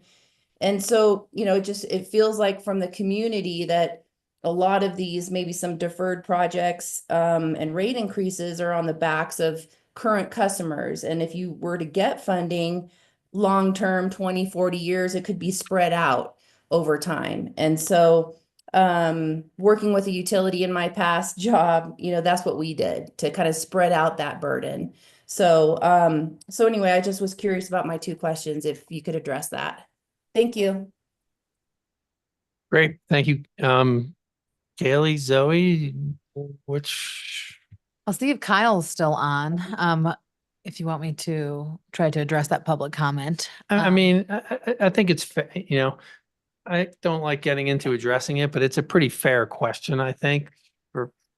But if we can also address it at a different time. I also don't mind, a more efficient use to address that maybe in the manager's report next meeting. I think maybe we need to set an agenda item at some point in the future to start discussing the wastewater treatment plans. Just to re-educate the public as to what's been done in the past and where we're moving forward in the future. And we can address these questions and these concerns through that process. I think maybe one question that we could kind of address is perhaps the special event question. That would be difficult to have an event cover those costs because their usage at hotels and restaurants and bars that's difficult to then pinpoint back to a specific event producer. So I can address that just in the sense of the admin fee or the fee that we put on special events that is inclusive of a handful of those type of external costs related to events that aren't necessarily captured in some of the other pieces that we're doing. And I can get some more details on that from Stephanie, but that sentiment is captured in some of the fees that we charge them, whether it's not a direct correlation, because to your point, you can't really pinpoint that direct correlation because it's much broader of an impact of the event. But we do look at it, the give and take of the economic benefits of events holistically from that perspective as well, and what they provide to the community from sales tax or other revenue sources. So while not necessarily contributing directly to the wastewater treatment plant, there are probably portions that get there to mitigate that in some senses. If that makes sense, but we can definitely look, I mean, to Mian's point, as we're looking at our wastewater treatment plant infrastructure, standardizing or having more of a work session on that to some of the fees or future costs that will be put onto the community. That works. Is there anybody else online, Tiffany? No. Unless there's any further discussion from council, I would entertain a motion. I move to approve on first reading an ordinance of the Town Council of the Town of Telluride, Colorado, establishing certain water and wastewater rates and charges for 2025 and direct the town clerk to set the matter for a second reading at public hearing to be held on December 10th, 2024. We have a motion from Mian. Do we have a second? Second. We have a motion from Mian, a second from Ashley. Mian, how do you vote? Ian, yes. Ashley, yes. Josie Ray, yes. Geneva, yes. Elena, yes. And Teddy, yes. Dan had to step out. So it is approved. 6. Kaylee, thank you. Thanks, Kaylee. That brings us to action item 9D. That is the approval of the 2025 Ecology Commission work plan. And we have Darren Graber here for that. Thank you for being patient with us and adjusting your schedule on the timing. Yeah, thank you, Mayor, Town Council. I think I got an easy one for you here, but we'll see. Yeah, the Ecology Commission meets bi-monthly, 6 times a year. And it develops its work plan annually, and then that's voted on by the commission itself, and then it comes here for Town Council approval for it to be officially the work plan. So Dan mentioned earlier when Ruthie Boyd was just reappointed, she and I put some work into this slightly tweaked version from last year's work plan. It's very similar. The main roles of Ecology Commission are to research and inform and educate and advocate on issues related to human-wildlife interaction in the Telluride community.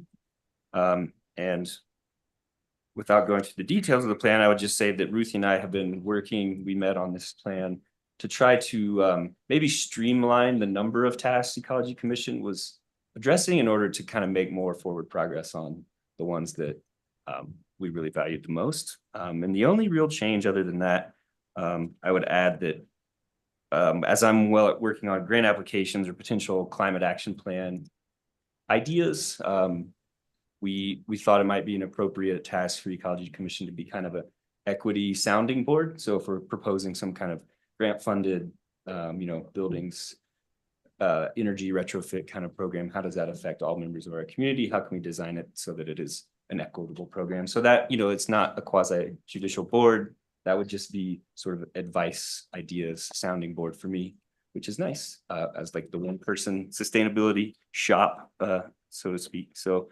I guess I would just say that I think the plan is makes sense. And I think we can sort of catalyze some forward action with the tasks we've chosen. I'm happy to go into more detail if there are questions, but I'll keep it short for now. Great. Darren, thank you very much. Does anyone on council have questions for Darren? Seeing none, is there anybody in the room for any public comment on this action item? I have actually one quick question. Okay. I know we talked a little bit, Darren, earlier in the year about trying to get more involved with like other local nonprofits that kind of have overlapping views. Did you kind of get an opportunity to do that, or are you still looking to maybe increase more collaborations or sharing like information dissemination with other nonprofits that are shared interest? Yeah, we work quite extensively with Eco Action Partners and also with Sneffels Energy Board, Rebel that Dan mentioned earlier, which is the renewable Energy Beneficial Electrification. Yeah. League. Yes. Yeah, thank you. So Yeah. there's a lot of sharing of resources. I also, in my position, I am signed up for essentially every newsletter I can find from the state or national level about funding related to sustainability and funding for anything really. But we participate with Colorado Communities for Climate Action. That's a really good source of information for me as well. There's a lot of informal collaboration. So there are folks with somewhat similar job descriptions to me now at the county, at San Miguel County and at Town of Mountain Village. And we've actually been having a lot of fruitful collaboration there, whether it's on grants or, ideas on composting and things like I know that. you have a standing meeting, a regional standing meeting with those entities. Yeah. Mhm. Cool. I'd just to add on briefly, we were even just discussing it at the last ecology meeting of when she has capacity in ways that make sense, but just continuing to utilize our wonderful public information officer, Lindsay, and when we do have good information to share, especially things like Black Bear awareness and the electronics recycling that really just require a lot of public participation, just continuing to use that resource and make sure that those are properly disseminated to the whole community. One of the things we also do, you'll see it on here, is our Kodo radio hour that Ruthie and I do before the meeting as well. Not sure how effective that's been necessarily, but we're continuing to do it. Nice. Well, thanks for everything you do. Yeah. Thank you. Any other questions from council for? Is there anyone in the room for public comment on this action item? Seeing none, is there anyone online, Tiffany? Great. I would entertain a motion. I move to approve the 2025 Ecology Commission work plan as presented. A second. We have a motion from Jesse Ray and a second from Dan. Jesse Ray, how do you vote? Jesse Ray, yes. Dan, yes. Me and yes. Ashley, yes. Yes. And Teddy, yes, it is approved unanimously. Darren, thank you very much. Thank you so much. Action item 9E, introduction and first reading of an ordinance of the Town Council of the Town of Telluride concerning the financing of improvements to the Virginia Placer Phase 2A and Phase 2B housing project, and Lance McDonald and James Van Hoosier are here to present. Thank you, Mayor Erico and Sorry. council. Okay, this project is the Virginia Placer Phase 2A and Phase 2B. It's on your council goals and objectives. The goal specifically says complete the entitlement process and begin construction on Virginia Placer 2B and to begin construction on Phase 2A. We're a little bit off that schedule, but only a matter of weeks or months. We're not, off by too far. Now, completion of this project or initiation of this project would also be consistent with the Southwest Area Conceptual Plan, which envisioned 8 to 12 multifamily units in the Virginia Placer serving short-term municipal housing needs, and also contemplated 22 to 38 apartments or townhomes located west of the current Virginia Placer apartment building. In support of this first step, staff and the town's bond council and financial underwriter have prepared an ordinance for your consideration, which would authorize the certificate of participation financing for the project. If the project proceeds to second reading, the second reading would be concurrent with the presentation of the guaranteed maximum price for the project schedule, and the decision to proceed with a construction contract for the actual work. The project summary, I'll follow up some plans.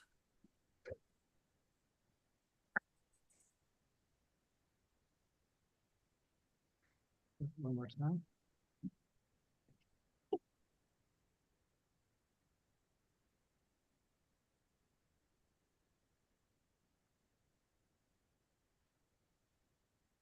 Okay, this is a site plan of the project.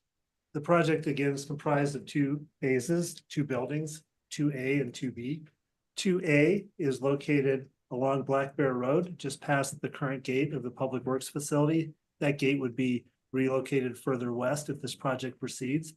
It's comprised of 9 units, 3 two-bedroom units, 4 studio and 1-bedroom units, and 2 micro 4-bedroom mini dorms. The intention of this project is to address short-term and long-term housing needs associated with town operations.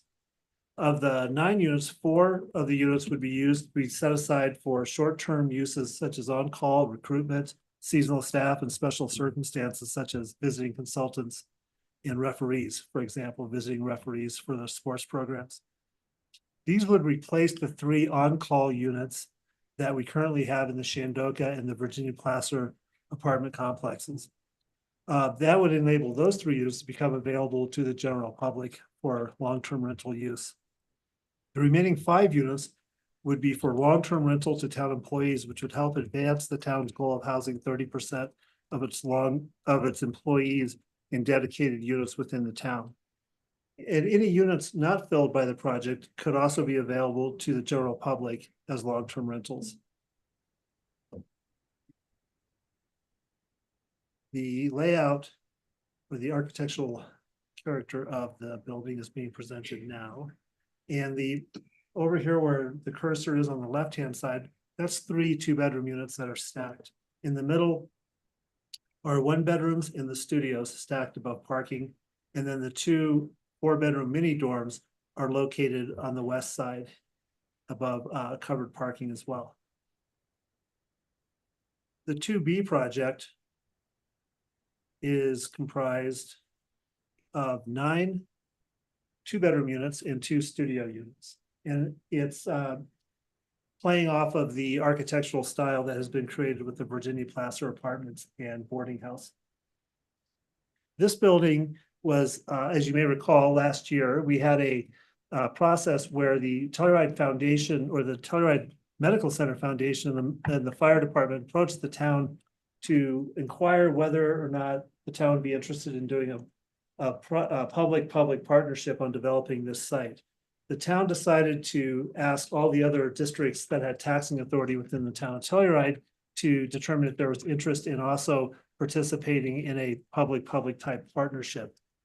The town issued an RFP on that issue, and we received responses from 6 of the 8 taxing districts in the town of Telluride, all indicating they had housing needs ranging from long-term housing, recruiting, on-call uses, and also face similar challenges such as retention and recruitment and employee well-being.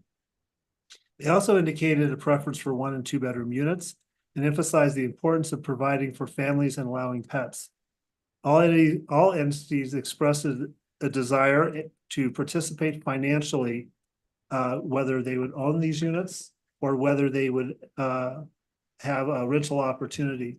Based on the information from this RFP process, the intent of the council at that time was to move forward with an approach where the town would finance, develop, and own the Phase 2B building, making the units available to the taxing districts through master leases that were set at rates sufficient to cover all the development costs, the financing costs, and the maintenance and management costs of the project. So no subsidy. Now, it was also determined that if we had insufficient interest from the local districts, that the project could also be used for general long-term rental housing, such as the Virginia Placer apartments. So following the RFP process with the taxing districts, the town issued an RFQ for design build services. We retained Caddis Architects teamed with R.A. Nelson to do the work. The HARC approval for this building was obtained in August. Also in August, R.A. Nelson stepped away from the project and was replaced by Caddis with Shaw Construction. Right now, the design development drawings are complete, and the design build team's developing the guaranteed maximum price for our consideration at the December 10th meeting. The project financing is going to be the same as was done just at this meeting for Shandoka Phase 2. It's a certificate of participation. The terms of that certificate of participation is identified in the memo. One thing that we did add to this project was that the ordinance allows but does not require the project COP to be merged with the COP for Shandoka Building F Phase 2. That would result in a single debt issuance for both projects, which could have the same financial closing in mid-January. The combined COP would result in a cost of issuance savings and efficient use of town resources into the, not only for the single closing, but also into the future in terms of ongoing financial management. The reason we're presenting this now without the GMP is because if we do achieve a final approval on December 10th, then we can merge these into one COP. But don't feel that's not required. We can do separate COPs for these two different projects. But in order to have the opportunity to do both, we could have a first reading today and a second reading occurring on December 10th. Again, on December 10th, you'll be considering all aspects of the project, including the project schedule, the GMP, and any subsidies recommended. Right now, we're envisioning subsidies from the Affordable Housing Fund and the Capital Fund for the 2A building. The Capital Fund would be subsidizing the on-call types of units, the short-term rental housing needs, and the Affordable Housing Fund would be funding the long-term rental needs in the 2A building. We can also come forward with subsidy scenarios for the 2B building so that the town would be able to rent the units to the public or to the town employees at an affordable rate in the future if the taxing districts chose not to move forward with the project or move forward with renting the project. It'll provide more flexibility if you finance the project in a way that works not only at the true development cost, but also at a subsidized rate if the town were to subsidize the project like it does a typical rental project. So those two scenarios will be presented to council on December 10th. The management of the project would be could be through the town, and also the occupancy policies would be determined by the town prior to completion of the project. Project schedule would be starting in April, although we are seeking to accomplish some items over the winter, such as relocation of utilities and perhaps driving piles for deep foundational elements while the groundwater is still low.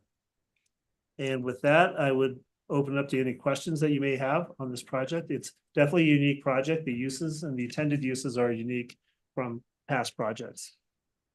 Great. Lance, thank you so much for that detailed presentation. Are there any questions from council for Lance? Can you just explain to me who we envision living in the 4-bedroom dorm style? Is that on call? We don't have names yet. Well, yeah, No. their social security numbers would be great. We- Yeah, I am just trying to envision like that living situation for 4 adults. One of the units has been it will be set aside for Parks and Rec to use for seasonal staff. Okay. Such as the swimming pool staff, things like that. So that would be one example. It could be that you hire a consultant team that's working on a project for a very limited time. Those co-workers could be residing in that type of a unit as well. So like construction, when we do like our big projects, we also often have to house people. Superintendent and the assistant superintendent, folks like that. That need for that type of unit came out of a long discussion process with the THA subcommittee and in discussing this with other staff members. I believe the Mountain Village may have also incorporated that into their recent the Village Court expansion, that they have smaller 4-bedroom type mini dorm units. Okay. Just seems like a lot of square footage. We can convert those units very easily to 2-bedroom units. Okay. The kitchen lays out, the living room lays out, so it'd be very easy if there's no desire for that unit type to go to a 2-bedroom. That's good to know. Did you get your question answered? Yeah, I'm You just still look a looking little at, inquisitive. this is the first time I've seen like actual plans for it, and just looking at it, that was just the first thing that I thought of when I was like, these, the 4-bedroom dorms take up a lot of square footage. Yeah. And there's 2 of them, so that's 8 like dorm type rooms. And I just wanted to make sure that we really had like a plan for those, because that seems like the most different from anything that we've done, which I'm not saying there isn't a need for. It just seemed like an interesting proposal for those. And the square footage is 890, so that would make a nice 2-bedroom unit if it goes to that. Just out of curiosity, do you have a ballpark number for what the annual debt service difference would be between lumping this COP together with the Building F phase two as opposed to doing it à la carte? We can report those numbers on December tenth. That's cost of issuance savings, and then it's also just the ongoing staff. You have one more COP that you're managing. Sure, but not crazy significant. No, percentage wise on a big project like this, it's not more than 1%. That's okay. Thank you. That's all I need. Don't need to crunch the numbers. Great. Any other questions of council? Geneva or Alana there? I think the buildings look really good, and I'm glad they made it through the HARC process okay, and I'm excited to keep moving forward with starting building projects. This is exciting. Absolutely. I'll go see if there's any public comment on this action item. There's nobody in the room for that. I don't think anyone is online either. So seeing that, I would entertain a motion.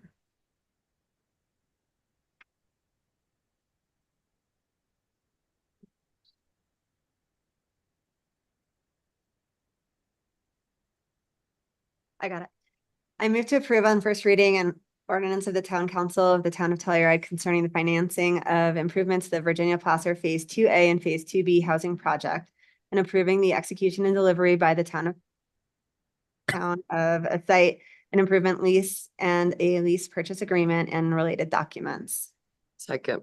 We have a motion from me and a second from Jesse Ray. Tiffany? Is that the language about directing the town clerk to set it for a public hearing, second reading on December 10th? And I direct the town clerk to set this for a second reading on December 10th, 2024. I Great. accept that amendment. Okay, we have a revised motion from Mian and an accepted amendment from our second, Jesse Ray. Mian, how do you vote? Being yes. Jesse Ray, yes. Ashley, yes. Dan, yes. Yes. Geneva, yes. And Teddy, yes, it is approved unanimously. Thank you guys so much. That brings us to agenda item 10, Telluride Liquor Licensing Authority. There are no items for the Telluride Liquor Licensing Authority. We've already handled agenda item 11, the Telluride Housing Authority. That brings us to agenda item 12, back into action items, and 12A, consideration of approval of a resolution of the Town Council of the Town of Telluride, Colorado, concerning Servitas Telluride Housing One LLC and the issuance by Public Finance Authority of its taxable multifamily housing revenue bonds, Telluride Affordable Housing Project, Series 2024, and declaring the Town Council's non-binding intent to appropriate funds to replenish the Series 2024 bonds, reserve account securing such bonds if necessary, and authorizing the provision of certain financial information about the town on an ongoing basis and the execution of related documents. And they've switched seats over there on me, but James is going to take this one. Thank you, Mayor Erica. Quick fire drill over here. I believe this is our last item today for the Canyonlands Tower House project, and the last item before you is the replenishment resolution and the Public Financing Authority support letter. We've lumped these in as one agenda item, but you will notice there are two. If you were going to move forward with this project, would ask you to read both motions for item 12A. I think that's the second and third motions in the staff report for item 12A. As discussed throughout the project, the town is supporting this project with a replenishment resolution, which is our first document being considered. And then the second document is a support letter for the issuance of the bonds that the mayor will sign. As a reminder, the town itself is not taking out the debt for this project. It is being issued by Servitas through the Servitas Telluride Housing One LLC. The developer, as well as Developers Council and Towns Council, are on the Zoom. If you have any questions for them, I'm also happy to take any questions at this time. Great. Thank you so much for that. Are there any questions of council for James? Seeing no questions, we will go to any public comment on this action item. There's nobody in the room for public comment and nobody online. So I would entertain a motion. And I will state for the record that Ashley and Mian did recuse themselves on this, just to be crystal clear for everybody. I move to approve a resolution of the Town Council of the Town of Telluride, Colorado concerning Servitas Telluride Housing One LLC and the issuance by Public Finance Authority of its taxable multifamily housing revenue bonds, Telluride Affordable Housing Project, Series 2024, and declaring the Town Council's non-binding intent to appropriate funds to replenish the Series 2024 bonds, reserve account securing such bonds if necessary, and authorizing the provision of certain financial information about the town on an ongoing basis and the execution of related documents, as well as the execution of a letter by the mayor consenting to the issuance of bonds by the Public Finance Authority for the Canyonlands and Tower House project. Great. Before I ask for a second, Ally, are you good with that? Good with that. Okay, great. Do we have a second? Second. We have a motion from Dan and a second from Jesse Ray. Dan, how do you vote? Dan, yes. Jesse Ray, yes. Geneva, yes. Elena, yes. And Teddy, yes, it is approved unanimously. Thank you very much. Thanks. Is it Servitas Housing One or I? I think it's one. We'll let Ashley and Mian get situated. Go for it. Okay. That brings us, action item 12B. Consideration of a joint resolution of the Town Council of the Town of Telluride, Colorado, and the Telluride Housing Authority adopting the Telluride employee rental housing policies. And we have Ally here. Thank you. I don't have anything further to add from staff. I would just advise that if you are aiming or leaning towards adopting this at the town council level, just like you did at the PHA level earlier, that you have similar language in that motion for changing the efficiency discount, the minimum income, and adopting the implementation plan from the October 29th staff memorandum. It's on me. Perfect. I deleted that Right. language.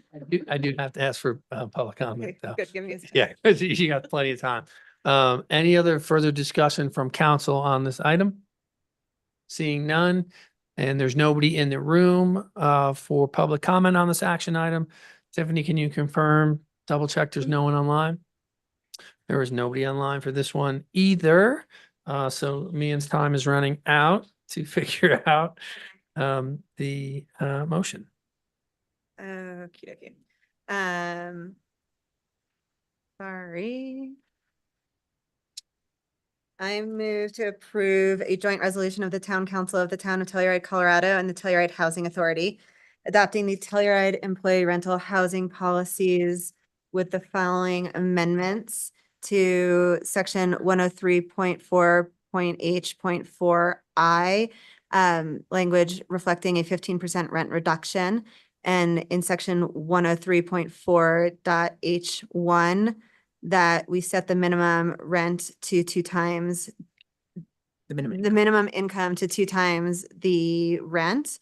And we adopt the implementation plan of the 10/29/24 memorandum regarding that item. Second. Ally, you good with that motion? I am, but I would just ask that she finish it with the "and further move to repeal" language. And further So move to repeal. in the proposed motion, underneath the lines that you can fill in. I was going off the top of my head. So Here, I have it right here in front of me.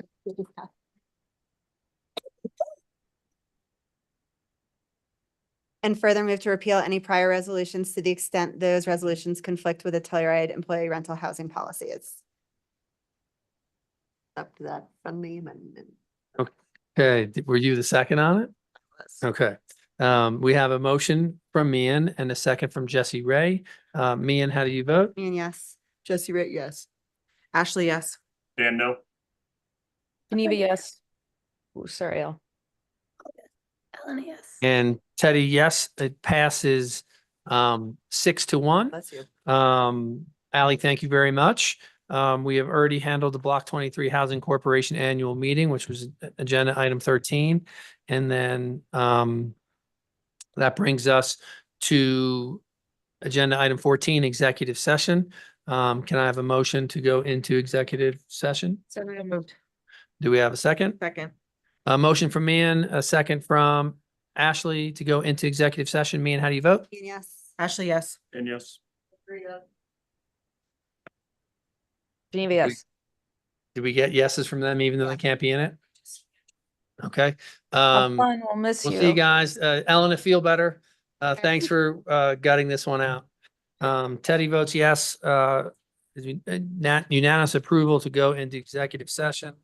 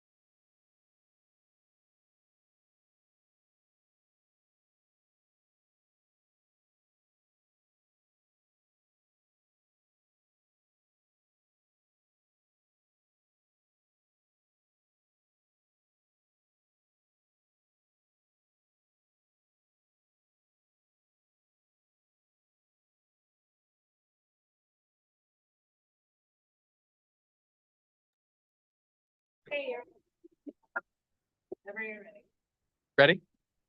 It is, Tuesday, the time is now 7:08 PM and the executive session has been concluded. The participants in the executive session were Ashley Von Sprecken, right. Jesse Arguez. Ally Slayton, Tiffany Kavanaugh, Zoe Denell, Lance McDonald, who am I forgetting? Ian Fee. And our other, Jason Wilson also participated in both items. Yep, and then Jeffrey, what's it? well, Also joined. For the record, if any person who participated in the executive session believes that any substantial discussion of any matters not included in the motion to go into the executive session occurred during the executive session, or that any improper action occurred during the executive session in violation F of the open meetings law, I would ask that you state your concerns for the record. Seeing none, the next item on the agenda is adjournment. Mutual. we